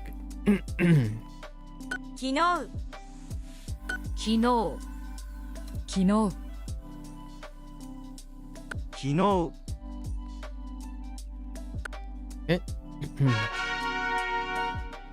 Alright. Something else, maybe? 昨日昨日 Nope, still the same. 昨日昨日、昨日、 That is the top left hand radical of Kyoto, the right kanji of Kyoto. 昨日昨日 That's the only Kino. occurrence so far, anyways. 昨日 Those are very unique radicals so far, 昨日 if they are.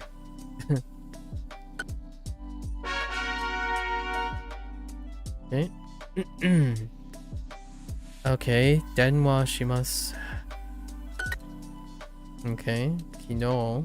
き Right, 電話します denwa shimasu. 電話します Alright. 4日 Yoka. 電話 Denwa します shimasu. 昨日 Kino. Tsukurimasu. 作ります Yeah, there it is. Right. They put in tsukurimasu for that very reason. 書きます Kakimasu. 電話します They try to pick at least the most overlapping things that you've learned so far that you can mix it up with. 電話します 電話します え昨日電話します電話昨日 Kino. 会います That's a bit of a stretch, but I'm guessing they don't have too many choices. 電話します Denwa 話します Right, because of Hanashi. Same kanji. Up here. 4日 Yoka. 昨日き And that's because the hikana. Kanji, sorry. 昨日 Kino. 4日 Yoka. Wonder why they picked Yoka of all of them. 作ります読みます Yomimasu. 電話します Denwa shimasu.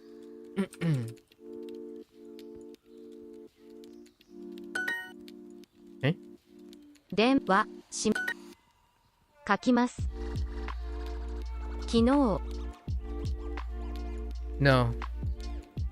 会います電話しますいつか I thought maybe it's the hiragana. When do I usually stream? On Wednesdays? I stream around the same time every single day. Unless I mention that I'm away or something. But usually the exception is I always stream around the same time every single day.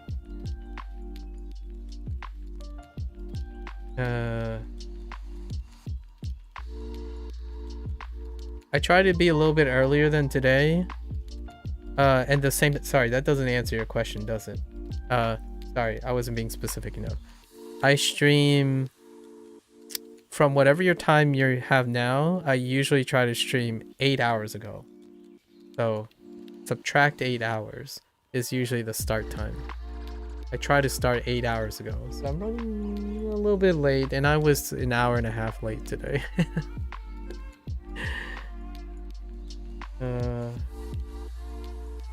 And it goes till late.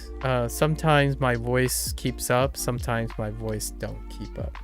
So the end time can be a little bit plus or minus 2 hours. I try to stop and 30 minutes in the next 30 minutes, but today is a little longer. Oh.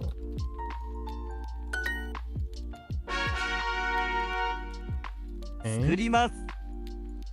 Skurimasu, sure. 昨日、 Right? Comparing skurimasu and kino makes sense, right? 昨日 Kino and then skurimasu. 作ります 作ります。 Right? We have the right radical of nani and then ki, 昨日 right? Oh, and they added ki because of kino, because of the hirakana つく or the reading, right? 昨日 Kino. つく昨日 Oh yeah, no worries. Don't feel obligated, but I love the company. Love hearing and being able to tap people who know Japanese at any time. Yeah, take care. Best of luck with everything. 400 400. Right? 400. 帰ります 作ります 休みます Hmm. 昨日 昨日 Oh, this is the top right of Yobi. 作ります Yeah, no worries. No worries. Anin. 作ります Skurimasu. 昨日 Oops. 昨日作ります So, okay. 500 500.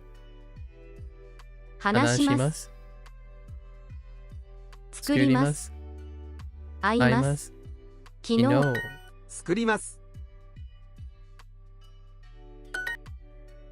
休みます作ります600昨日会い Okay.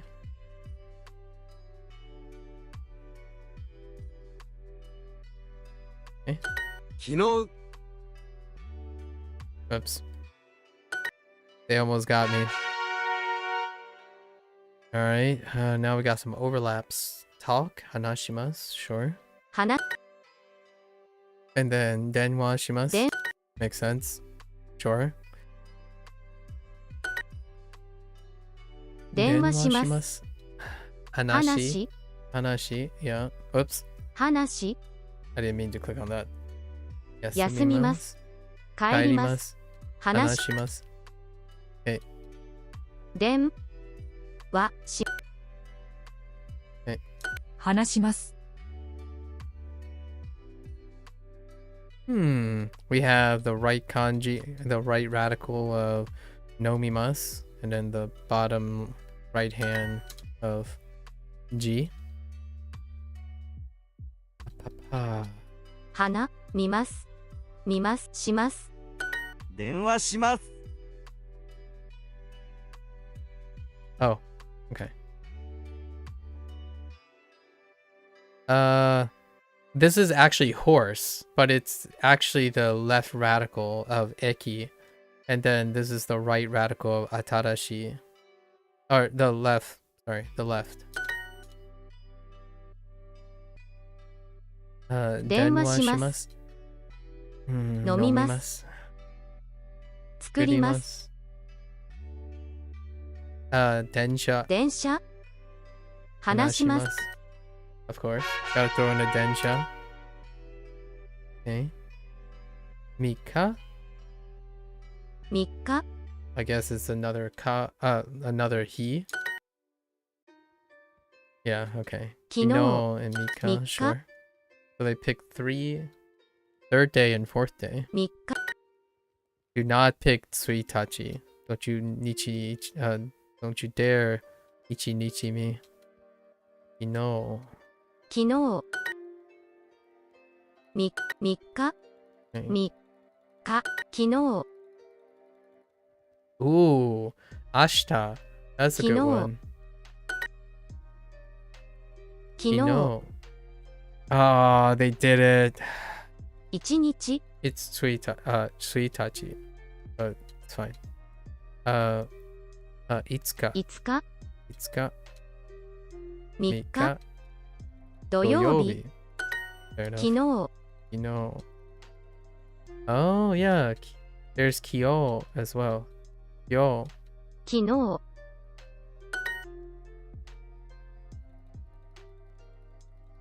お父さん Otosan.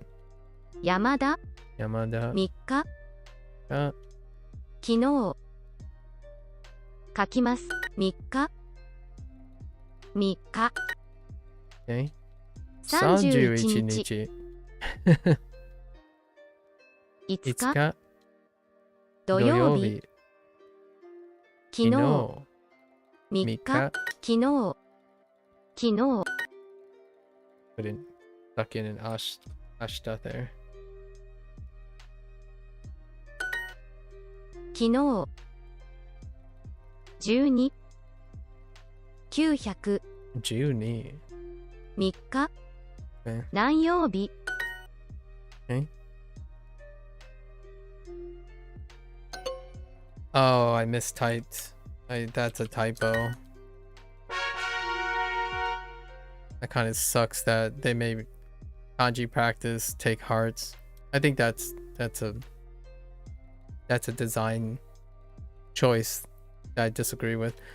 Okay, what we got? Hanashimasu?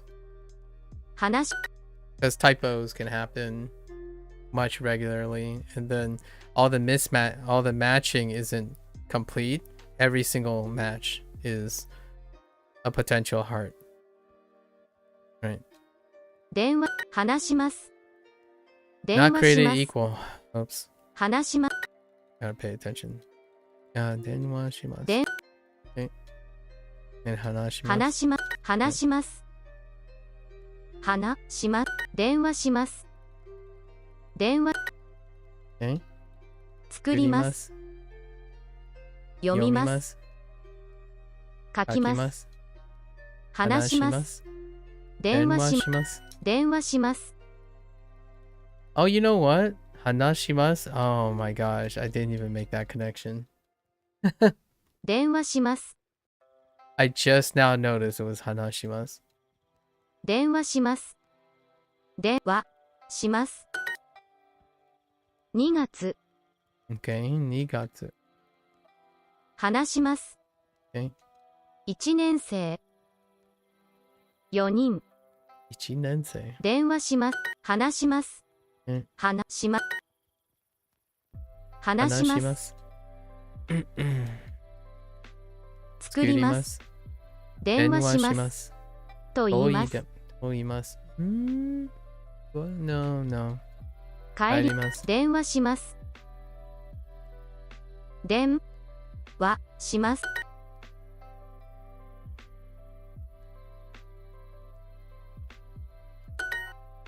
先月2000 電話します6つ話します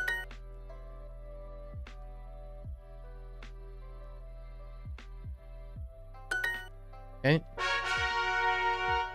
Alright, that's the end of 15 minutes. Yeah, we're only going 5 lessons into this, right?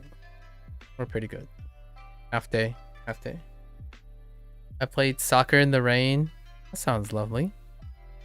雨 Ame の中で no naka de. Ame no naka de. お No shimashita. Saka. Oops. O. Saka. サッカ Saka o しました shimashita. Okay.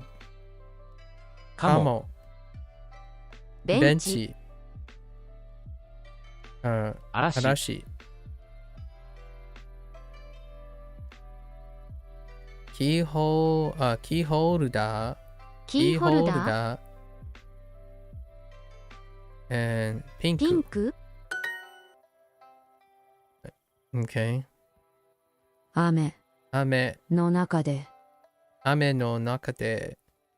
Yaku. Yaku o shimashita. 野球 Yaku o しました shimashita. 鳥 Tori. マグネット Magneto. 熱 Netsu. キーホルダーピンク。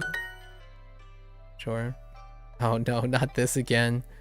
Alright. 週末週末、雨雨の中での中でバーベキューバーベキューに Oops. にををしましたに Right. On the weekend. On the weekend.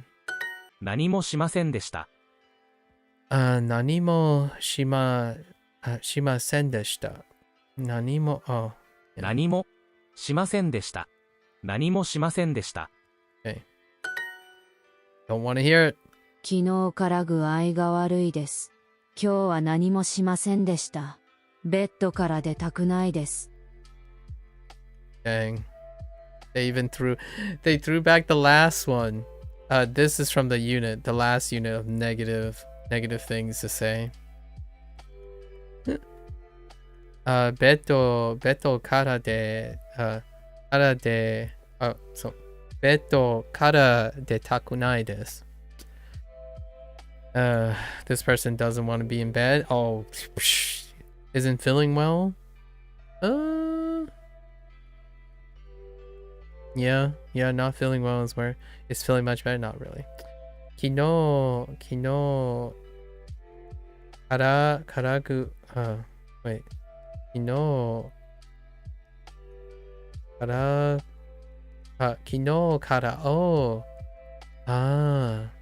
から具合が悪いです。From yesterday? How's that translated? From yesterday? I got sick from yesterday? I guess. That seems I'm feeling sick from yesterday. That's fair. Actually. And then 今日は何もしませんでした。Yeah, I didn't do anything today. ベッドから出たくないです。I don't want to get out of bed. Fair enough. 雨の中でパレードを見ました。Oh, パレード。雨の中でパレードを見ました。雨の中でパレードを見ました。Okay. I watched a parade in the rain. Where I saw a parade in the rain. 週末はサッカーの試合がありました。嵐の中でサッカーをしました。サッカーの試合の後、風邪をひきました。今日は学校に行きません。After the soccer game, they were, I guess, sick. Yeah, because they got a fever. Yeah, and then they didn't go to school today. Let's see. So, they were watching a soccer game. Or playing, a soccer game, I think. Let's find out. I heard 週末はサッカーの、試合がありました。There was a soccer game this weekend, sorry. Or on the weekend. There was a soccer game on the weekend. 嵐の中で it was storming. Oh yeah, in the middle of a storm. Okay. 嵐の中でサッカーをしました。Oh, so they played soccer in the middle of a storm. Or inside, like, yeah. Yeah, in the middle of a storm? Yeah, in the middle of a storm. That works. Then, サッカーの試合の後. Okay, so after the soccer game. 風邪をひきました。I caught a cold. Sorry, not a fever. I caught a cold. 今日は学校に行きません。I didn't go to school today. 風邪をひきました。 What? Duh. 風邪をひきました。 Okay. I caught a cold. Natsu ga arimasu? Sure. I think they're contrasting it, having a fever versus catching a cold. And I think the reason why they didn't choose any other choices a lot of times is that that phrase is probably very special. It's like a special phrase, like shawa o abimasu kind of thing. Like it might be a very specific phrase. 昨日何がwhoops. Oh, okay. Mo. So that now they're giving you the heads up that it is a particle, right? You didn't actually know it was a particle up to this moment because they kept grouping them together. Or particle-esque, I guess. I don't want to say particles too loosely. 昨日何もしませんでした。熱がありました。Is there anything else different from here? No, not really. It's pretty self-explanatory. 嵐の日. That's a pretty neat way of bringing back a day, like a stormy day. So, 嵐の日にサッカーをしました. I played soccer on a stormy day. Fair enough.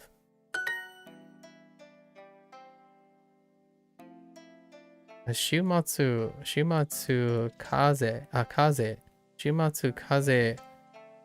をひきました. Fair enough. おも何もしませんでした. Fair enough. Contrasting. That's a good O right there. 週末に風邪をひきました。週末に風邪をひきました. Okay, I caught a cold. I was asking myself, do you ever say a different tense of hikimashita in this type of context? And I just realized, yeah, you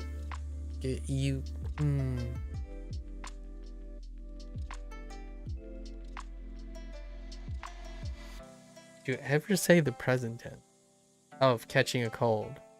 I don't think you would ever say the present tense of catching a cold. How would you that he catch a cold? He or she catch a cold? The cat catch a cold? I don't know if I would ever say it in the non-past tense.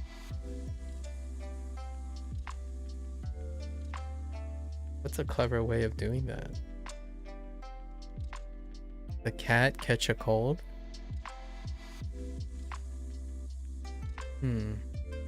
Anyways. Obviously, hiku has other uses. I don't think I've ever said anyone caught, like... So, I almost feel that, kaze o hikimashita. Kaze o hikimashita is almost like locked in. Right? In a way. I caught a cold on the weekend. Sure. Shumatsu. I went out on a stormy day. Why would you do that? Unless it's fun and there's no lightning. Arashi. Arashi. Although I feel like storming would imply it's like a little bit sussy. Arashi no hi. I went out. As in like dekakemashita. Oh, wait. Out. Went out. Yeah. 出かけました。に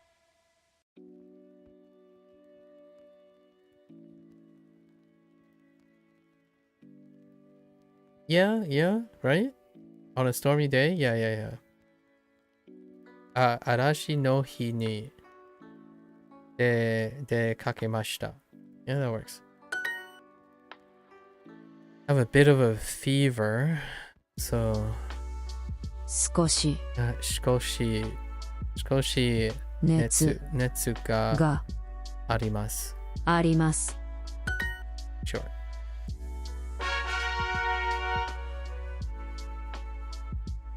Denwa shimasu. 電話します。 Right, these are the other one. Danielu san no note later. Oh boy. Okay.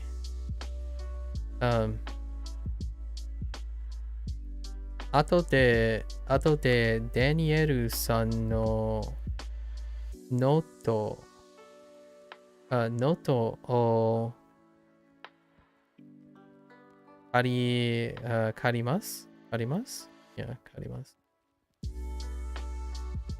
Kariru. Right. Okay. 後で後でダニエルさんのノートを借ります。半9時間後で古い電話します。 I'm going to email my manager tomorrow. Oh, come on. Okay. 明日私の No, you're not going to take possession of it? Okay. 明日マネージャーにメールします。明日マネージャーにメールします。Okay. 足マグネット、ノート、パンダ、嵐。Going to email my coworkers. Okay. 同僚にメールします。同僚にメールします。また学校に行きませんでした。また学校に今、no、行きせんでした。行きません。行きませんでした。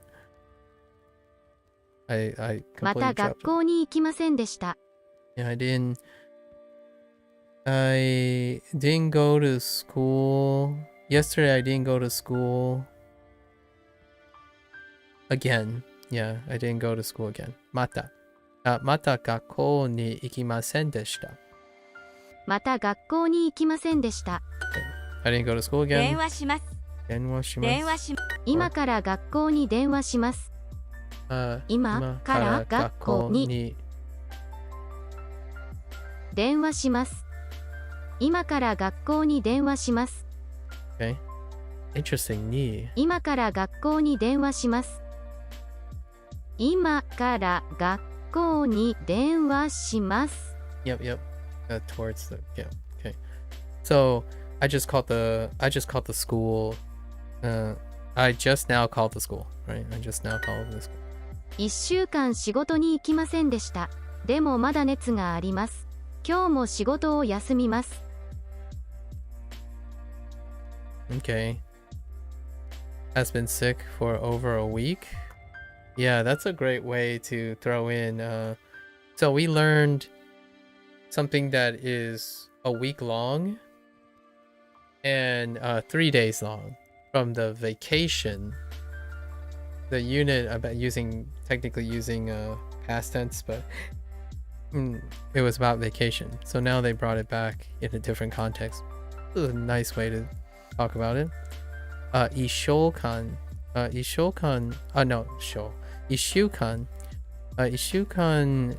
仕事に行きませんでした. I haven't gone to work. for a week now. Demo. Oh. Actually, are they getting better? Demo Mada. Oh no. That sucks. Demo Mada net ga arimasu. Oh, they still have a fever. But they still have a fever. That's what I heard the first time. Close. Kyo mo shikoto o yasumimasu. Shikoto o yasumimasu. Oh, I'm going to be absent. I'm also going to be absent for work. I'm going to be absent at work today. I'm also going to be absent for work today. From work today. Well, that's kind of neat. Needs to make up a test they missed. Yeah. Or catch up before a test? I mean, true? Wait. Some of these actually kind of...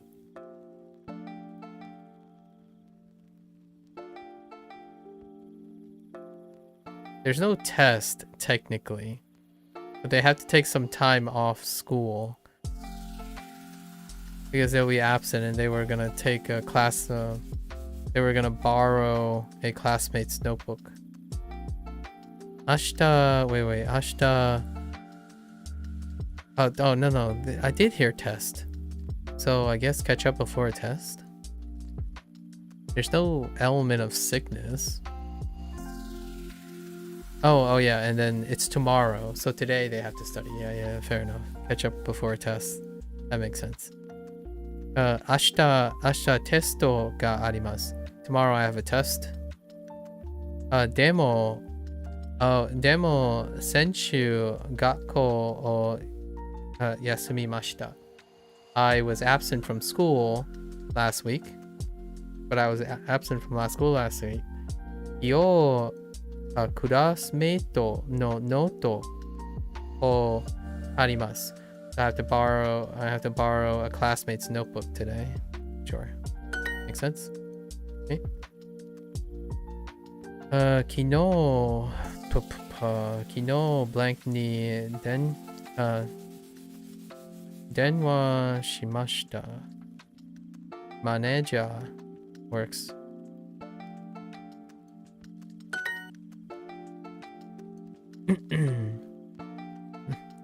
Kyomo daigaku.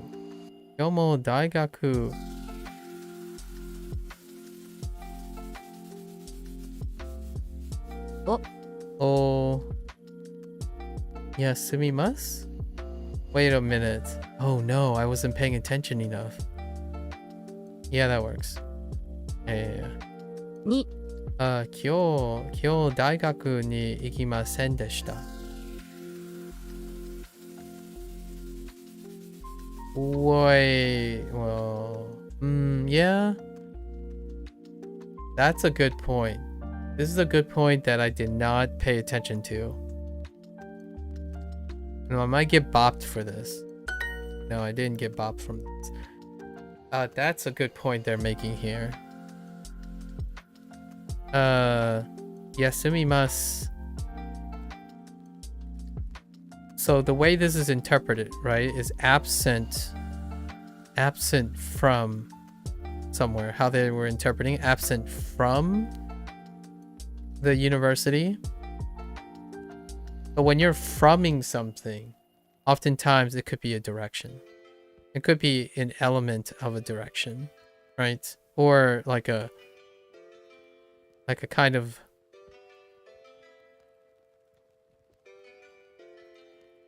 I'm gonna say like a direction-ish thing. And when you kind of think about it, sometimes you might be inclined to use a ni. But however, since you're from somewhere with no actual like pin, right? Like going. So that's a pretty good way to illustrate that. I was a little bit hesitant where I would need that too. It's fine. Naomi-san no noteを借ります。Naomi-san no note o karimasu, sure. I'm going to borrow Naomi's notebook. Moving right along. Did you email Professor Smith? Sumisu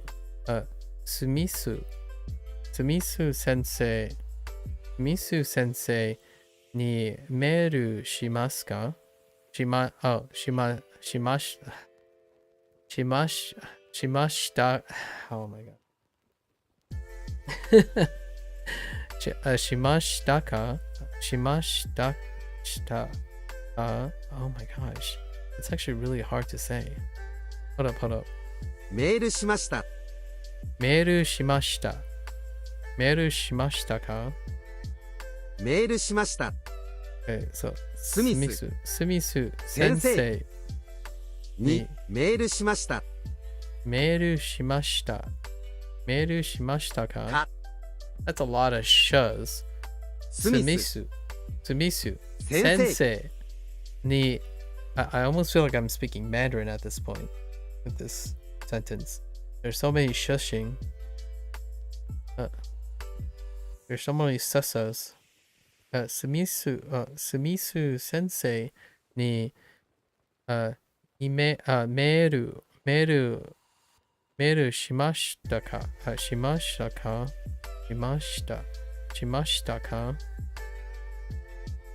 That's gonna be rough. Maybe in the future. I didn't go to school last week. Okay. 先週先週学校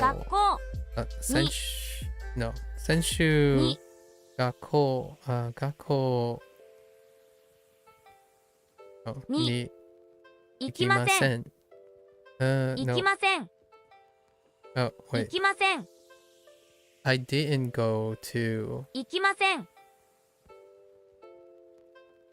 Oh. 行きませんでしたか。Forgetting it.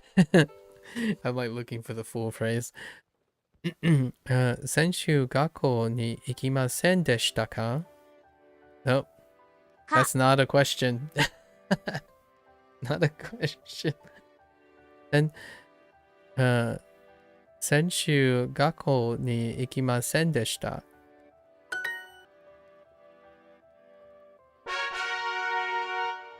Oh, okay. We gotta squeeze in more here. Should we open the window a bit? Okay. 少し window 少し窓を It's like 開けましょうか。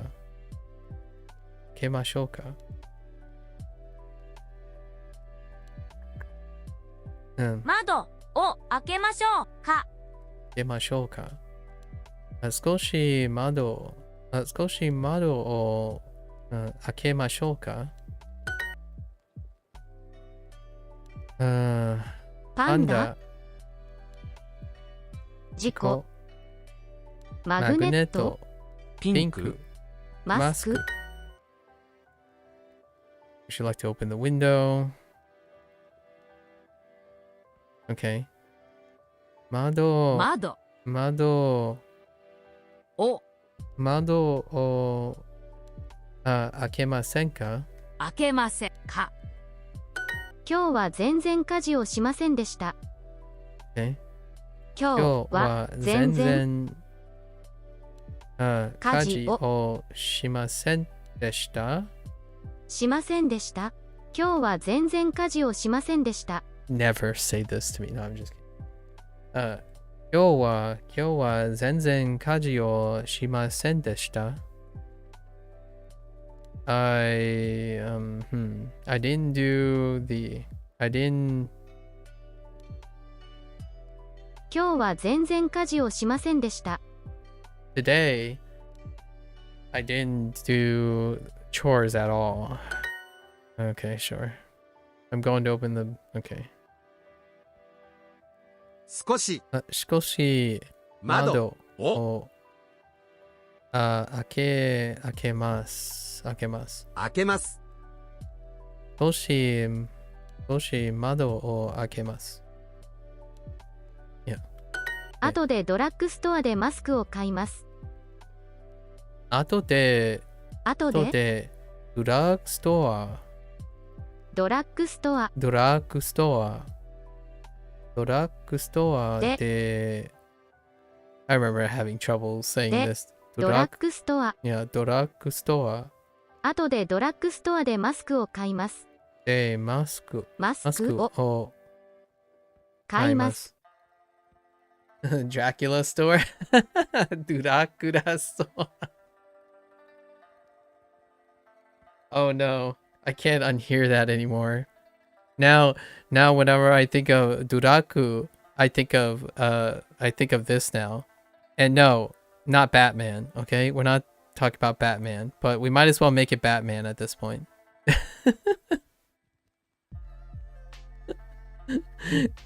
Duraku store. Oh no. Yeah, I can't unhear it anymore. Alright, you win. You win, Sub-Zero. You get permanently imprinted into my mind. Dracula. Dracula store. 後でドラクラストアでマスクを買います。後でドラッグストアでマスクを買います。Ruined. 今週は宿題をしませんでした。全然勉強しませんでした。Okay. This person clearly, yeah, that's gonna stick with you. That's how. Look what you've done, Sub-Zero. Look what you've done. Now it's forever. Dracula store. Let's file it with junkies. You know, file it with junkies. Oh, what was the other one? Oh, the more recent one, risotto or resort. Risotto, and then it's not even close to the Italian. It's risotto, but it's closer to what Japanese say. Risotto, risotto. But risotto, right? And then we have junkie, freaking vending machines, junkie. Just toss it all in. It's ruined. The worst one for me is still suck a cow. Wait. What was suck a cow again?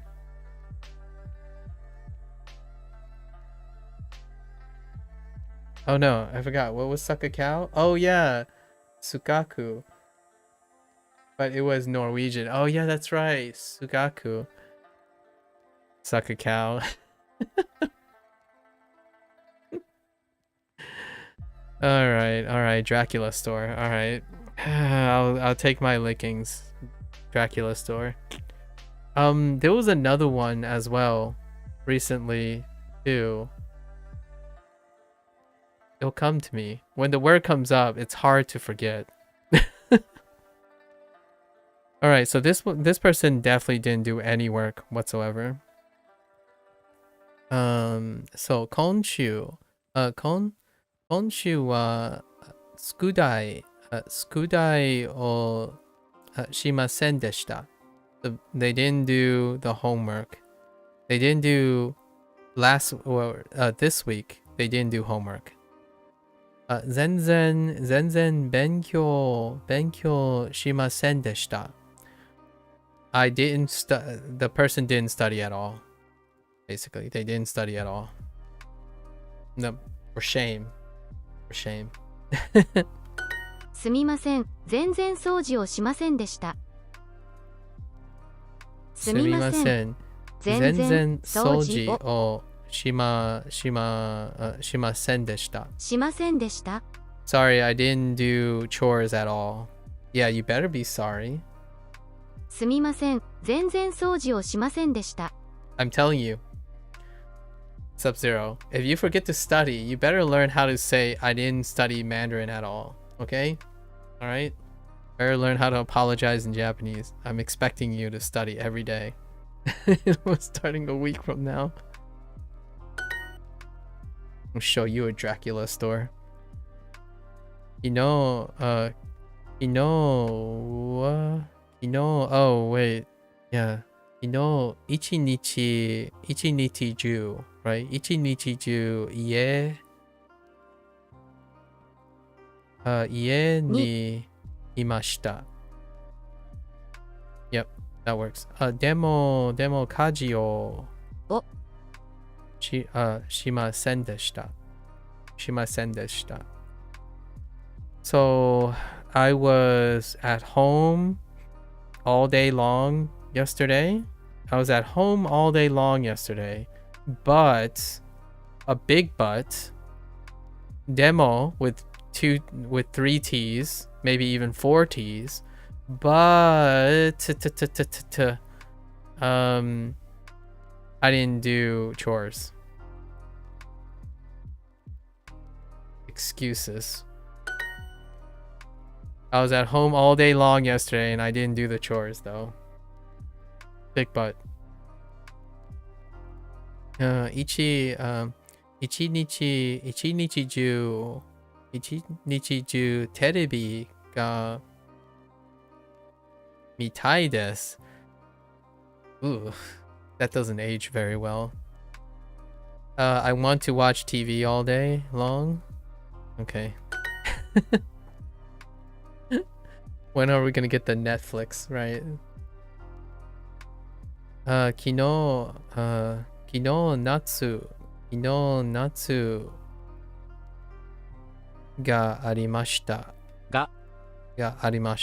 掃除をしませんでした。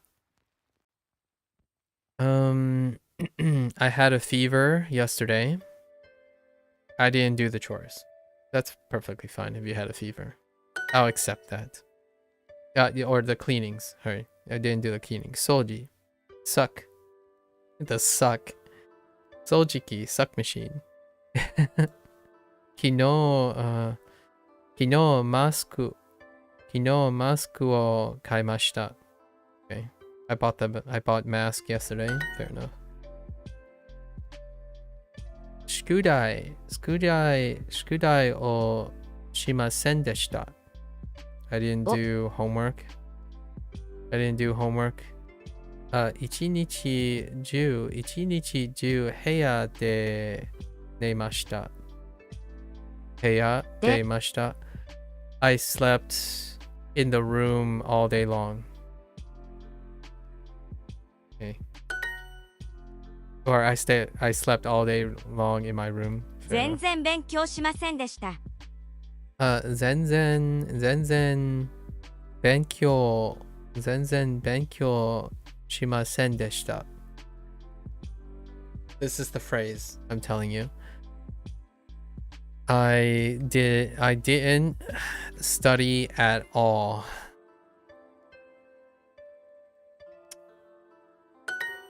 マスクが欲しいです。マスクが欲しいです。I want a mask. Fair enough. はい。全然熱があります。Okay, sure. はい。Oh, no, wait. All day long? Oh, 一日中熱があります。ありました。had, my bad. Right? Yes, we're good. Moving right along. We should open the, okay. 少し窓を whoops. Yes, actually. 開けましょう。Okay. Two more. Let's go. Which medicine did you take? Oh, interesting. どの薬を飲みましたか？飲みましたか？飲みましたか？ Okay. スムージー。Okay. 薬。ティッシュ。窓。うさぎ。Okay. I want more vitamins. ビタミン、もっともっともっとビタミンが欲しいです。が欲しいです。 Works for me. Okay. ベンチ。Oh no.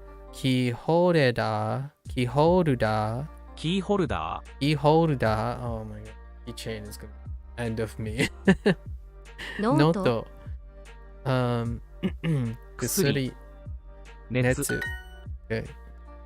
ティッシュ。ティッシュ。ティッシュ。ティッシュティッシュ。薬とジュースが欲しいです。Something juice. What is it? 薬とジュースが欲しいです。 Are you serious? 薬 Suri Juice. juice. が欲しいです。 Wait. 薬とジュースが欲しいです。 Oh, okay, that makes so much more sense. For the moment, I thought they just said, medicine juice. I want medicine juice. And I'm like, what? Is there such thing as medicine juice? And I missed a toe. That changes everything. Medicine and juice. I want medicine and juice. Holy. Kusuri to juice ga hoshii desu. まだ具合が悪いです。全然朝ごはんを食べませんでした。今日はお粥を作ります。 Yikes. The person's having trouble eating. Right? It sounded like having trouble eating. Let's see. Mada guai ga warui desu. Right. I'm still feeling sick. Yeah, I'm still feeling sick. Zenzen asagohan o tabemasen deshita. I didn't eat breakfast all day. Interesting. At all. I didn't eat breakfast at all, sorry. I didn't eat breakfast at all. 今日はおかゆ oh yeah おかゆを作ります I'm gonna make rice porridge today. Yeah, that's typically something that I would do as well. If someone's having trouble eating and keeping down food, that you start with something really light, like rice porridge, chicken noodle soup, anything warm like a soup, something slightly wet and incredibly digested. Yeah, you gotta get something in your system. I hope no one's having trouble eating anytime soon. This is awful. Having trouble sleeping or having trouble eating. Hate to hear that. I definitely hate to hear that. At least I hate to hear. 少しお粥を食べました。少しお粥を食べました。少しお粥を食べました。 Okay. Eat a little bit of rice porridge, sure. ティッシュをたくさん使いました。ビタミンも欲しいです。そろそろ買い物に行きましょう。Interesting. I need to buy some things, which includes vitamins. Okay. Vitamins. ティッシュをたくさん使いました。I used a lot of tissues. ビタミンも欲しいです。I want vitamins also. いろいろ買い物に行きましょう。We should go buy stuff in a bit. Right, we should go shopping in a bit. Shopping is the word. 買い物。朝ごはんを食べませんでした。What? 朝ごはんを食べませんでした。 Okay. I heard 朝ごはんを食べませんでした。朝ごはんを食べませんでした。 Okay. I don't eat breakfast. Sure. I didn't eat breakfast. はご飯、晩ご飯、昨日は晩ご飯を食べませんでした。食べませんでした。Yes. 今、おかゆが食べたいです。食べたいです。So, yesterday, I didn't eat dinner yesterday. I want to eat rice porridge now. 昨日ティッシュをたくさん買いました。Yesterday, so past tense. I bought a lot of tissues yesterday.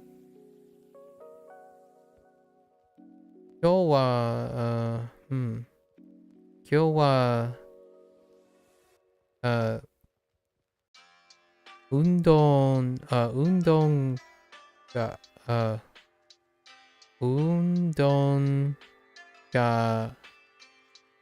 うどんJeez.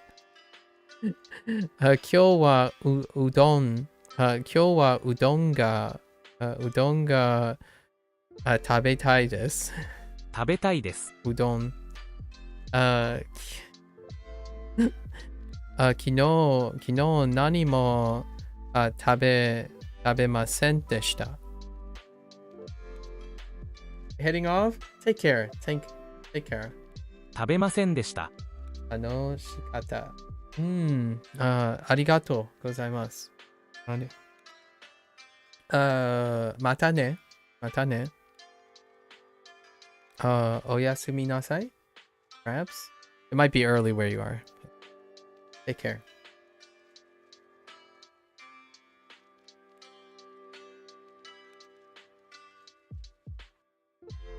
Okay. Yeah, so today I want to eat udon. Yesterday I didn't eat anything. Yikes. I didn't eat anything yesterday. 昨日おいしいおかゆを食べました。Past tense. 昨日。もっとビタミンが欲しいです。もっとビタミンが欲しいです。I want more vitamins. Sure. That's some expensive urine. Hopefully they're not making expensive urine. 晩ご飯の後ビタミンtook を飲みます。or 飲みました。So, let's see. 晩ご飯の後ビタミンを飲みました。Okay. I made sure to take medicine today too. Okay. 今日もちゃんと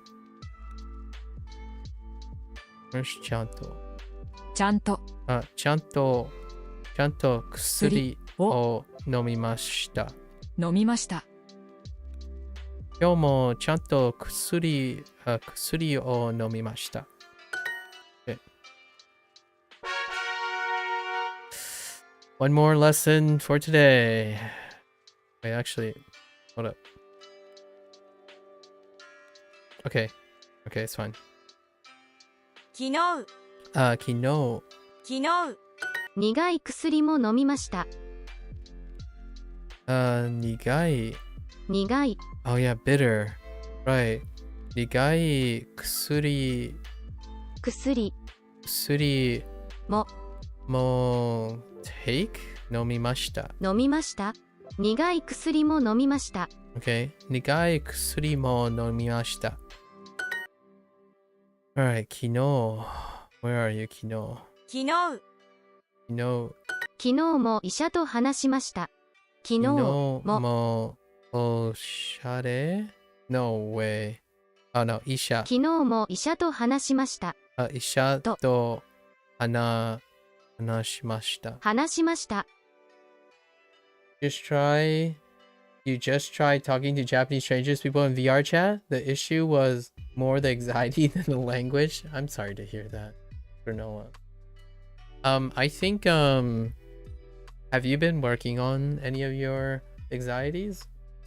And what I mean by that is, sometimes to me, someone who has an excellent command of the language can be inhibited by insecurity, in the sense that it might be grounded in the idea of hoping of fear of like embarrassment, or like being unapologetic and whatnot.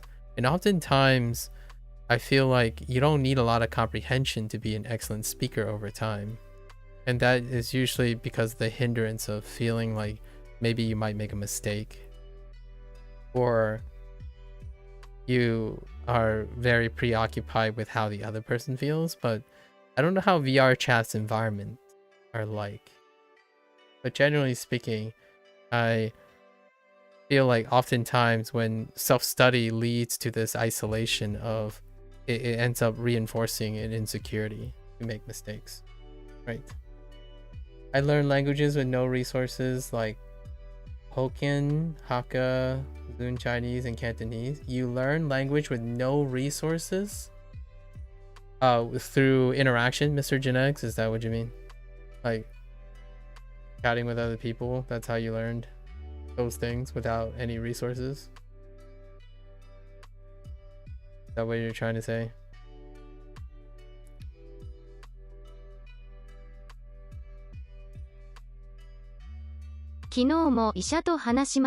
Or are you saying you learn languages that have no resources, like those languages? That's perfectly fine.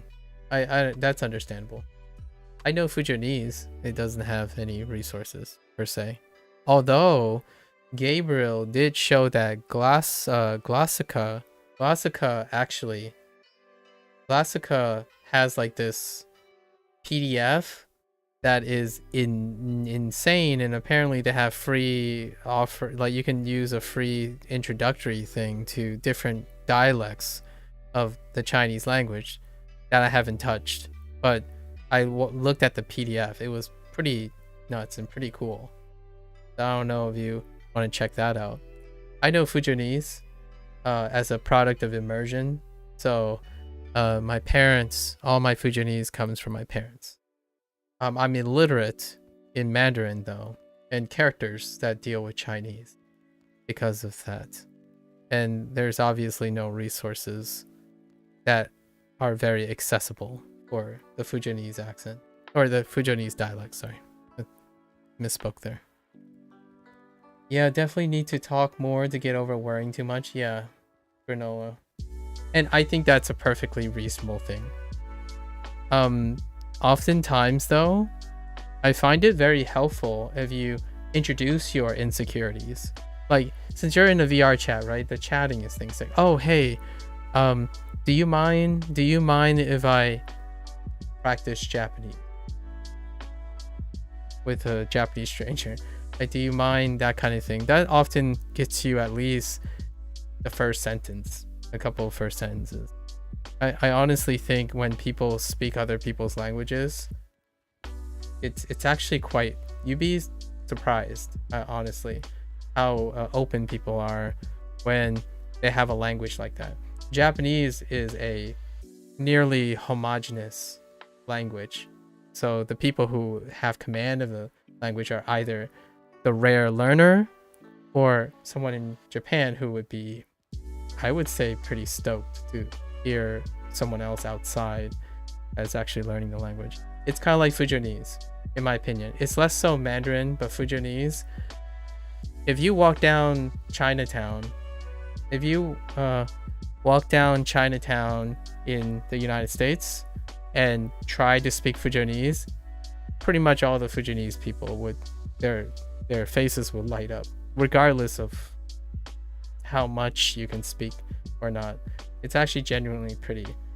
I think you will have more hits by introducing yourself as someone like, hey, you know, I like the language. Can we spend some time talking? And if they say no, at least you know right ahead instead of having to worry about the anxiety of like, oh yeah, but do they want to talk to me? That kind of thing. Oftentimes, that's kind of what I would encourage people to do. Even the most incompetent people become some of the greatest smooth talkers. Whether you're competent or not, I don't think anxiety should be part of the equation, in my opinion. It doesn't have to be part of the equation. Sometimes knowing how incompetent you are provides a push away from the anxiety. You know how much you know in Japanese. So tell them how much you know and then practice, right? I know it sounds a lot harder than it sounds. And I'm not going to brush over that. It is quite hard. Anxiety sucks. I like to do self-taught route because having too many online friends make it haka yeah, I don't have, I mean, oh, I was reading that, but all right. Okay. I think it's fine whether you like it or not, like whatever works for you, Mr. Genetics. Yeah. 昨日も医者と話しました。昨日も医者と話しました。昨日も医者と話しました。Yep. I talked to the doctor. I also talked to the doctor yesterday. I mean, not yesterday. Oh yeah, yesterday. I also talked to the doctor yesterday. Or two.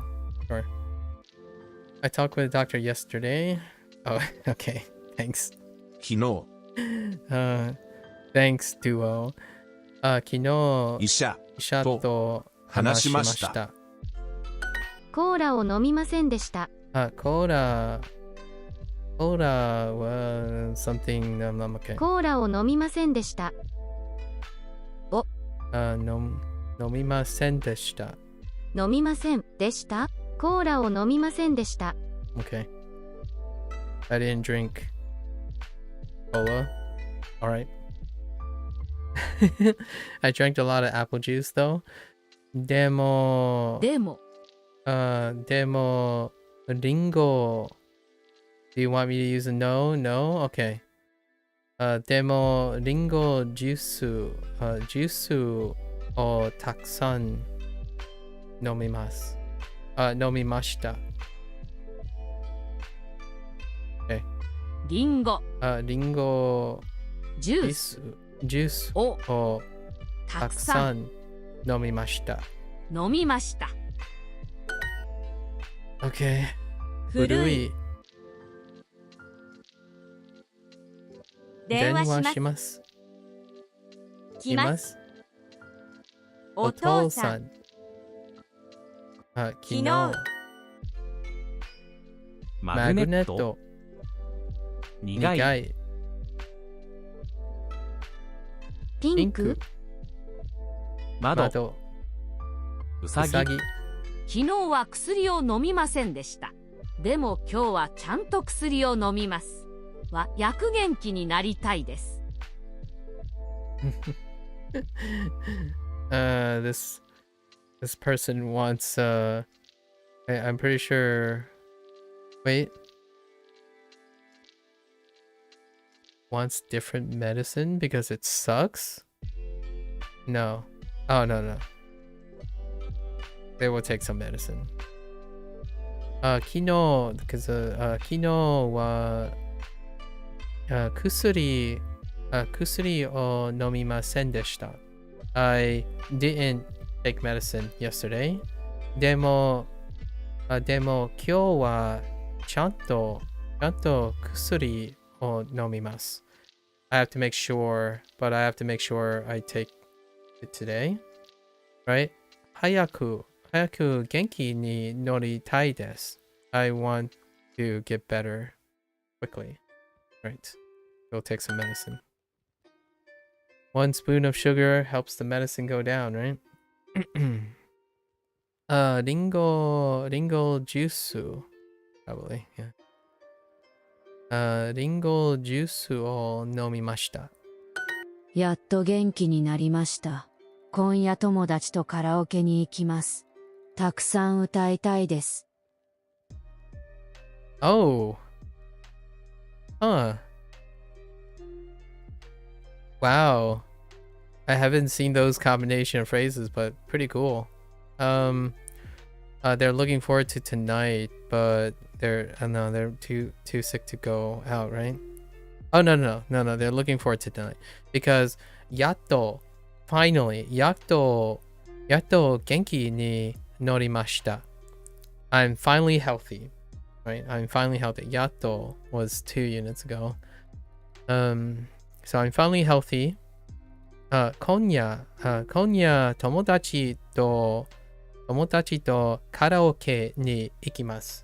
We're going tonight. We're going to a karaoke with friends, right? Or I'm going karaoke with friends. And then taksan utaitai desu. We're going to sing a lot. It's kind of funny how utaitai desu, how that works out. Yeah, taksan utaitai desu. Okay. Nice. Kino, byonin. Oh no. Kino byonin ni ikimashita. Ikimashita? I went to the hospital yesterday. Tabun ashita.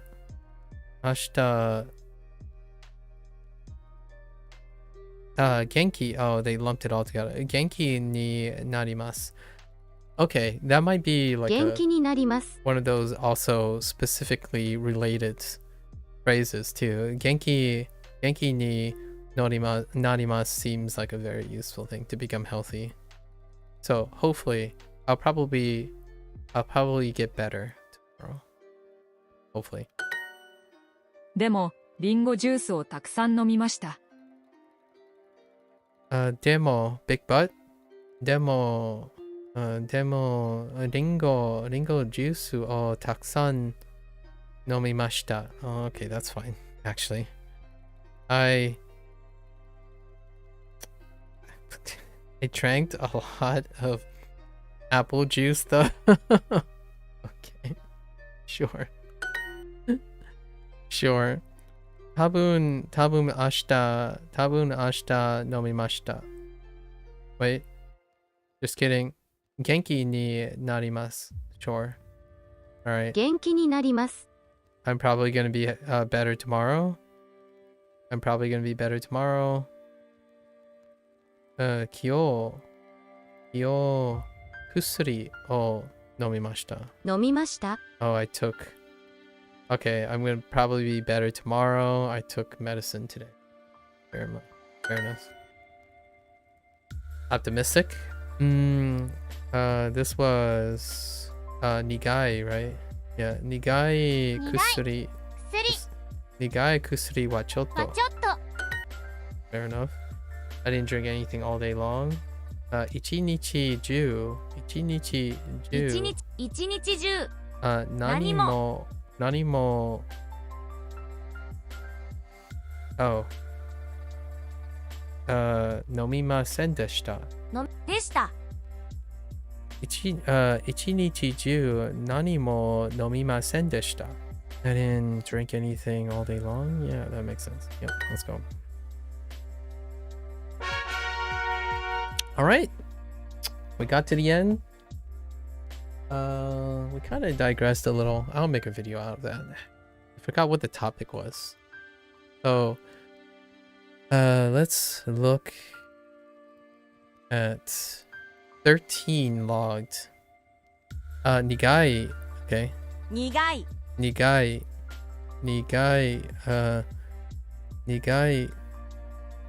Ringo.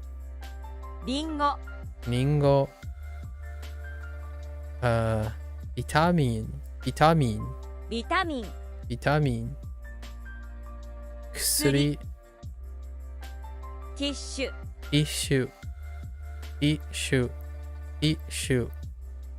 Mask. Mask. Nichi, ichi nichiju. 一日中 Ichi nichiju. 窓 Mado. ノート Noto. 熱 Netsu. Oh, I love this. Like, no nakade. No nakade. の中で No nakade.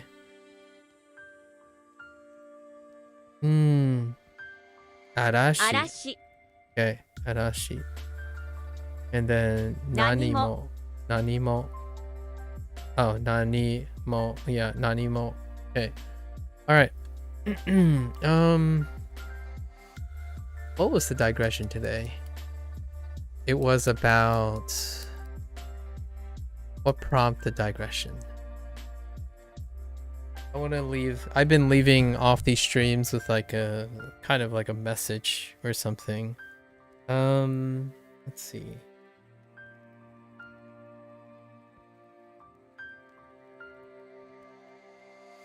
Hold.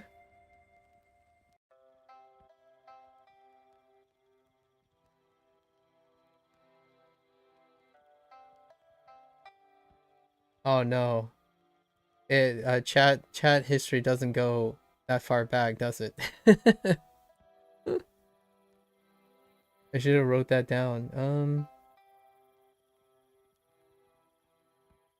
Okay. So what kind of message do I want to leave off? Oh, I know what the digression was about. It's about it was about the balance between a lot of times people think of one route, right? Things like low immersion, and high comprehensibility. Comprehensible input versus like total immersion at the other spectrum, like total immersion and low comprehensibility, right? There is a duality in a lot of these. It's not that you can't find immersion a lot of times, but sometimes people talk about immersion based on time, like duration. So like if you're totally immersed, it means 100% of your time is in the target language, right? And then low immersion means like less time in the target language. That's fair. That's a great point raised by someone, right? That's a great point raised by someone. And the thing that I wanted to talk about, that I did end up talking about, and then I want to review, is it's still kind of true. It's relevant to this statement, even if you're thinking about it in the terms of duration, right? Nemui desu ka? Listen, I'm going to, okay? I'm not sleepy right now. Shut your mouth. No, I'm just kidding. Are you sleepy? Wait, are you asking me, or are you asking are you sleepy? Don't sleepy me. I'm wired right now. No, I'm about to sign off. I want to sign off on a little statement about the video I'm going to cut out. So, it's true that if you stay immersed 100% of the time, that can be considered immersion. But just to state, I acknowledge this. However, I do have to say that when you're totally immersed, you still have some diminished return. So there is going to be diminished return. Say like, if you ask yourself, if you stay totally immersed 100% of the time, at what point do you become exhausted? Right? At what point do you get diminished return? And usually there's this like balance between how long you're going to stay immersed and then what you're getting back, right? Return, your ROI, return in investment. So that still applies here, where there might be too much. Total immersion is fantastic and all. However, when you're learning something, it can be exhausting. And at some point you have to take a rest from it, right? Recuperate, consolidate. the knowledge. The point that I was trying to encourage to also think about is that your level of intensity, right? Lower immersion can be something like, oh, you're still translating in English where you need to, but you're also using the target language. Versus total immersion where you're completely removed from the target language. I mean, from the common language that you're using, right? And you're completely in the target language. There's also that. And that part I was more emphasizing from the question, where because if you're using low immersion, like you're not completely immersed in Japanese, as in you're also using some of your English and consuming things that you have aid from your English, then there is a higher level of comprehensibility, right? Like if you're still able to translate something fast enough, that does take you out of immersion. So it's kind of a lower immersion state, right? But it does improve higher comprehensible input, whether it's the target language or not. And then that's what I'm usually talking about, where it's oftentimes it's a matter of trying to figure out what works for you. And my encouragement today was to continue exploring. When someone is asking for advice, like a lot of times advice from me or sharing a point of view, my inclination often is to give or share ideas, not necessarily prescribe actions, as in providing guarantees of how it will work. The idea is to understand the person as much as you can and give ideas and continue to allow that person to encourage them to explore what combination of low immersion, total immersion, higher duration of immersion, lower duration. The idea is being static with an approach. As in, I've only used Anki, and I thought Anki is the only way that it works. Nothing else works. So let's stick with Anki. What, in my opinion, is one of the biggest crutches to learning is when you stick to one method. You stick to one method and you become so efficient at it. You become so efficient at the method that you become complacent. And when you become complacent, you stop learning. So one of the take-home messages I wanted to mention is oftentimes when people say they want a challenge, right? When they want a challenge is often having to do things,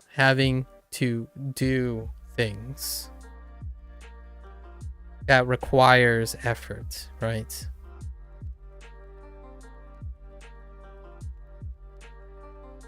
Trying to make this fun, whether you're competent or not, right? Whether you're competent or not, something that requires effort doesn't necessarily have to be unfun. And that is a challenge in itself. So oftentimes when people say, I like a challenge, and then they qualify it by saying, I only like challenges because of in the things I know how to do. And also I want to do. That in itself actually reduces the amount of challenge. The fear from this selection is that they're worried it can be a waste of time. And also be like unfun, right? However, oftentimes when you use things I know and things I want to do, it's often at the cost of learning. When you're constantly doing things you know how to do and want to do, you're not actually it diminishes learning. It doesn't mean you don't learn anything. It diminishes learning, but it increases comprehensibility. And with comprehensibility, increases comfort, right? Comfort, fun, expectations. But know that you have to sacrifice, or you have to exchange comprehensibility in order to introduce new things. Naturally, when you're learning something new, comprehensibility goes down because it's something new. You don't comprehend it, right? And then you have to because of that, it can spawn discomfort. Comfort goes down. So you dial it in, right? The idea is to encourage yourself to not just stick to one tool. You're not looking for the perfect tool. In my opinion, take a more holistic approach in the sense that if your readout is to take in new information, find many tools, but do different things. So, for example, wow, that's the third bot today. Okay. So my suggestion, the take-home message that I wanted to give today from that rant was, if you needed, say, A, B, and C to happen, in my opinion, encourage the person to find tools / methods where one tool does A, does B, but doesn't do C. Then you find tool number 2 that does B and does C, but not A. And then you take a tool 3 and it does A and does C, but not B. So when you ask yourself questions, what do you need? What do you want / need, etc.? Oftentimes there'll be a list, right? There'll be a list. The thing about not having a tool, a singular tool, do most of the things is that you won't be practicing. You won't be practicing those things. So for example, if you're trying to remember a word, the end goal is to be able to recall that word without the aid of a tool, right? So while you're being aided by the tool, you're hoping to condition yourself to transition away from the tool, right? When you start talking to a Japanese person, for example, you no longer have the aid of the tool. Well, your ideal is that you transfer that. Well, another way to aid in that is, say Anki does A and C. It gives you great something, whatever the quality is. Use another tool. So then that means while you're using Anki, you're actually doing this. You have to do this, whatever this thing is. Say Anki is a flashcard. That means you're forcing yourself to write stories in your head with Anki, right? Every time you're using Anki, you're going to remind yourself Anki doesn't provide stories.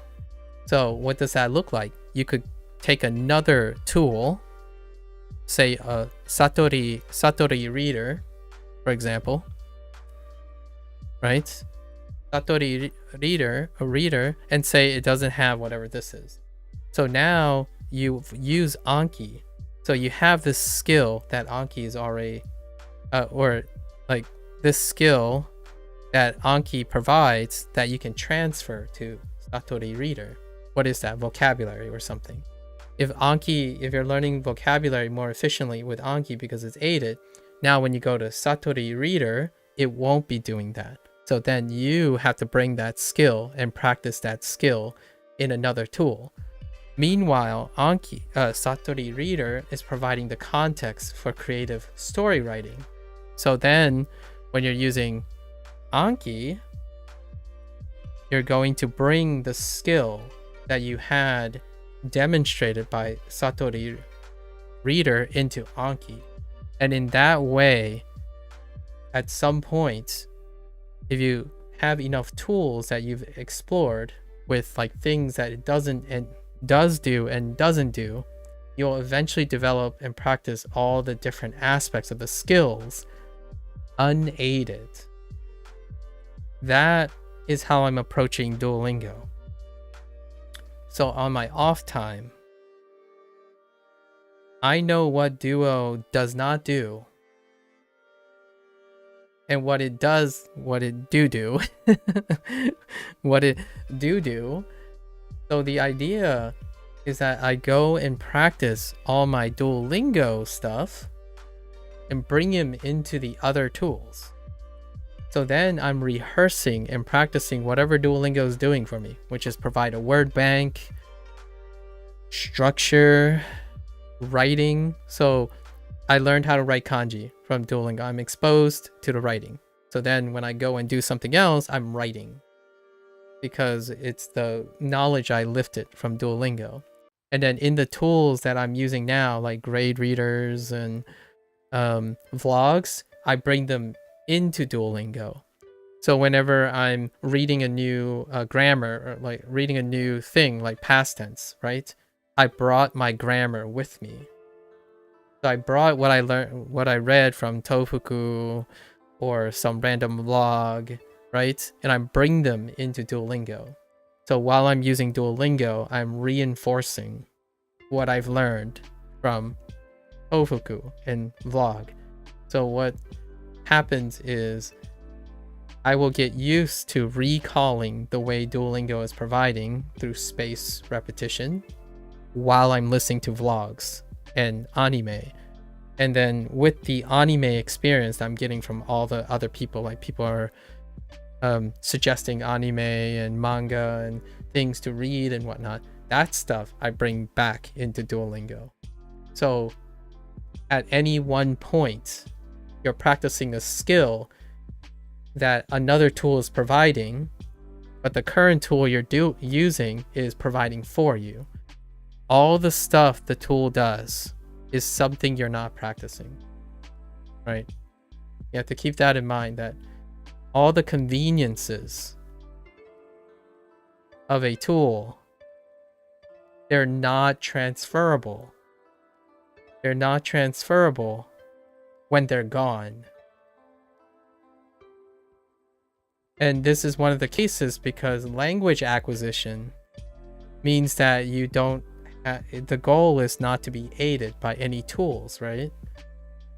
So you have to either go cold turkey one day, which is what most people do, and they find it very they have insecurities, they loss of confidence because their tools are no longer there.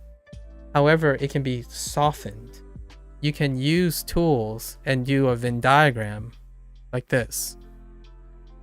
So tool 1, tool 2, tool 3. There'll be some overlap, which you can use to reinforce each other. But at the same time, you can choose to move and transfer in between the non-overlapping skills. You can practice the non-overlapping skills in each of the tools while using a different tool. Then you will naturally be practicing the things without the tool itself. So if Anki is teaching you to do something really well, use another tool that doesn't do that and use it in the process. So eventually you won't even miss Anki, and you won't even miss Duolingo, you won't miss any of that. It'll become natural, the step to leaving your tools get more intuitive. Like the way I'm suggesting this is because it's the intuit way of doing it. Not everyone wants to hear like a breakdown of, oh yeah, like you have to evaluate like 20 tools and stuff. You can go to an expert or like go to someone who used it and ask them, what does it do for you? Or what does it do? And then you can take that information without doing like years and years of playing with the tool or messing with the tool. You take those and see what overlaps. And at some point, do that experiment. I'm basically taking ideas. For me, I saw what Glassaka to some extent did because of Gabriel. I also saw what Tadoku did for grade reading. And I also absorbed what how Tofuku lays out their grammar rule and how they're evaluating it. So I take some of these elements and I apply them to Duolingo because Duolingo doesn't do that. And then whatever Duolingo does, I take it to an anime. Like one of my things that I like that Duolingo does is they like to take words first and word bank them, right? So what I did was I go on YouTube and I look for a vlog. I determine what the context is first, which is what Duolingo does. They take the context and then they provide you with a vocabulary. So I read about the context before I watch the vlog, determine a pool of vocabulary that I will try to listen for and think about, meanwhile also engaging in the vlog. So that's kind of the Duolingo's approach, right? And what you're doing now is you're taking as many approaches as possible. And that's kind of what I mean by comprehensive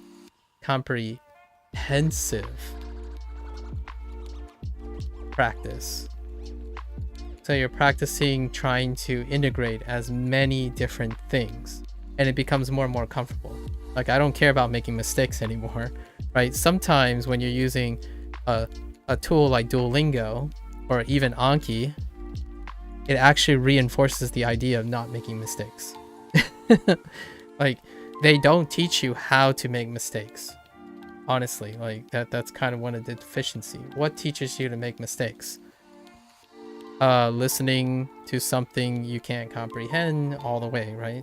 Listening to something you can't comprehend all the way. Don't touch that dictionary, right? Do not touch that dictionary. You can save that time for something like Anki and Duolingo. Then you can mix and match. So at some point, all the complements are there. And then you'll look at each tool, in my opinion, as though you don't rely on them. As in, you don't need Anki to teach you vocabulary.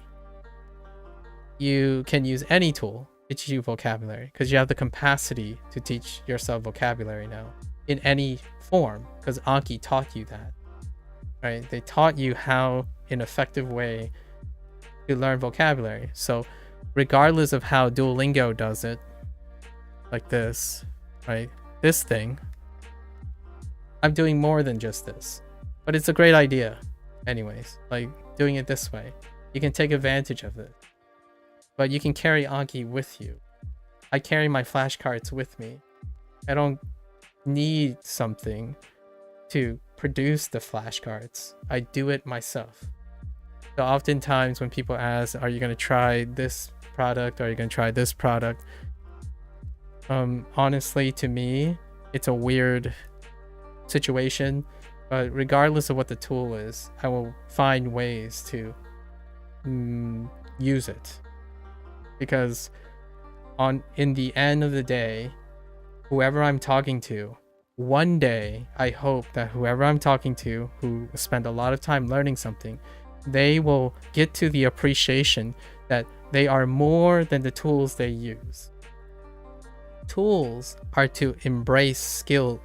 It's for you to take advantage of, not to be dependent on. So that's probably the take-home message here. Sample as many tools as possible, right? People spend lots of time giving away tools, in my opinion.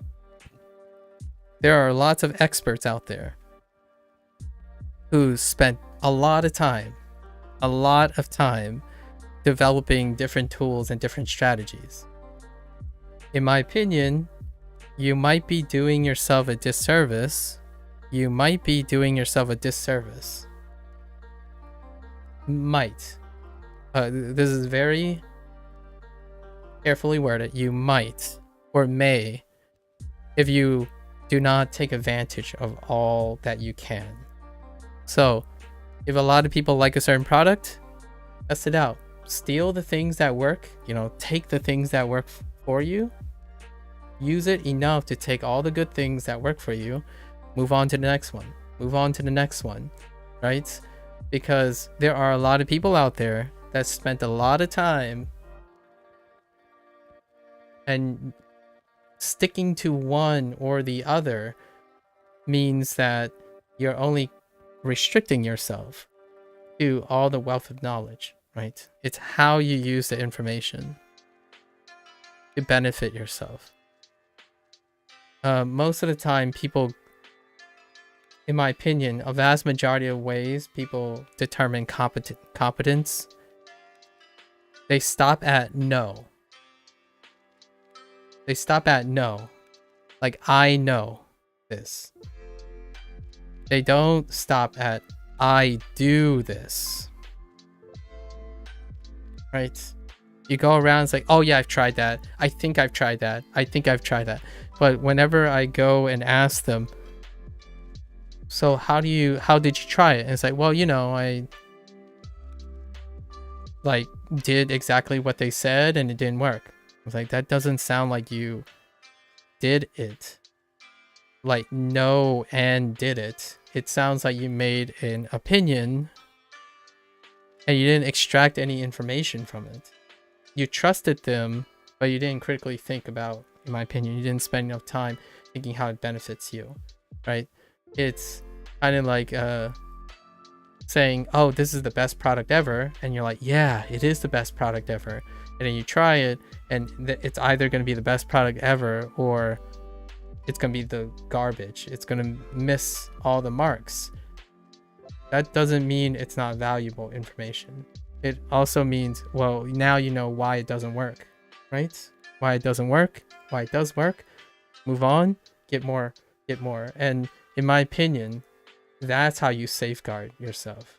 And that's how you build what I call that imaginary insecurity gate that blocks insecurity out and always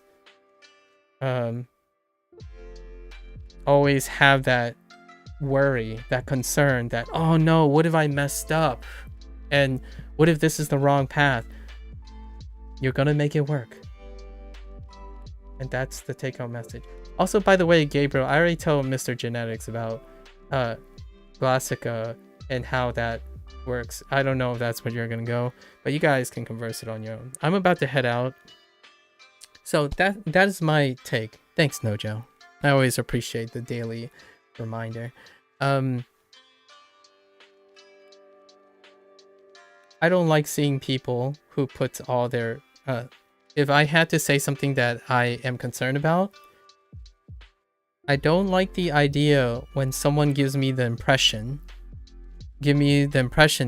that they placed all their hopes and dreams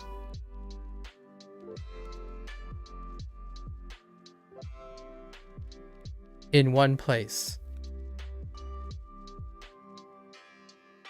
So I don't think life is that short, and I don't think life is that static, that if you think you learn well now, that you can't learn better later, or you know one language now and you can't learn another language later, right? It's kind of also the thing about it's never too late. It feeds into it's never too late, right? So, or you can watch The Bear. The Bear is a fantastic TV show that actually takes this into account. But the idea is, if something works, find more things that work. If something doesn't work, find more things that doesn't work and make them work. Like, that's the whole point, right? Like, things that don't work informs other things. It might be even interesting to say, if something you know doesn't work, then you go and challenge and make something that doesn't work and make it work, you'd be surprised how much you learn as well. So self-improvement, right? Self-improvement. I think the one famous, the one really common thread between all language learners is this is voluntary. It's self-voluntary, and self-improvement is the key. So the more you do, the more you enjoy doing it, just out of natural curiosity, the more likely that I think that whole like anxiety and fear will fade away. I've had enough experiences, even in my opinion, I've had enough experiences, possibly because of my background and whatnot, but even for someone at the age of 37, myself, I've had enough experiences where even then it feels less and less scary when you're right, and you worry less and less about, oh, is this the best way to do things? What if I only had enough time for 3 things or 4 things or 5 things? Usually I'm telling myself, I start at 1 and then proceed to 2 and 3 whenever that comes, right? The idea is always having the confidence and the security that you have so many experiences, it will work out. At least that's my opinion. So that's the last message I wanted to highlight before the day's over. Doesn't have to look like this. I promise. Most people's language learning journeys are probably not going to look like me. The idea is all your learning journeys are different. Don't live your life, in my opinion, one really hot take, don't live your life in the shadow of another person. Live your life so that it is different from everyone else's. Isn't that great, right? So you can use other people for inspiration, but definitely pave your own road, because that road is so much more rewarding. Or with a significant other, right? Pave it together. All right. That said, you special fictitious, listen, you need to, yeah, sure. All right, folks. Yeah, as always, I'll be back tomorrow if you can catch me, and yeah, we'll do the review. Tomorrow is gonna be a short day because the review day is usually very short. All right, folks, until next time, as always, また明日。じゃあね。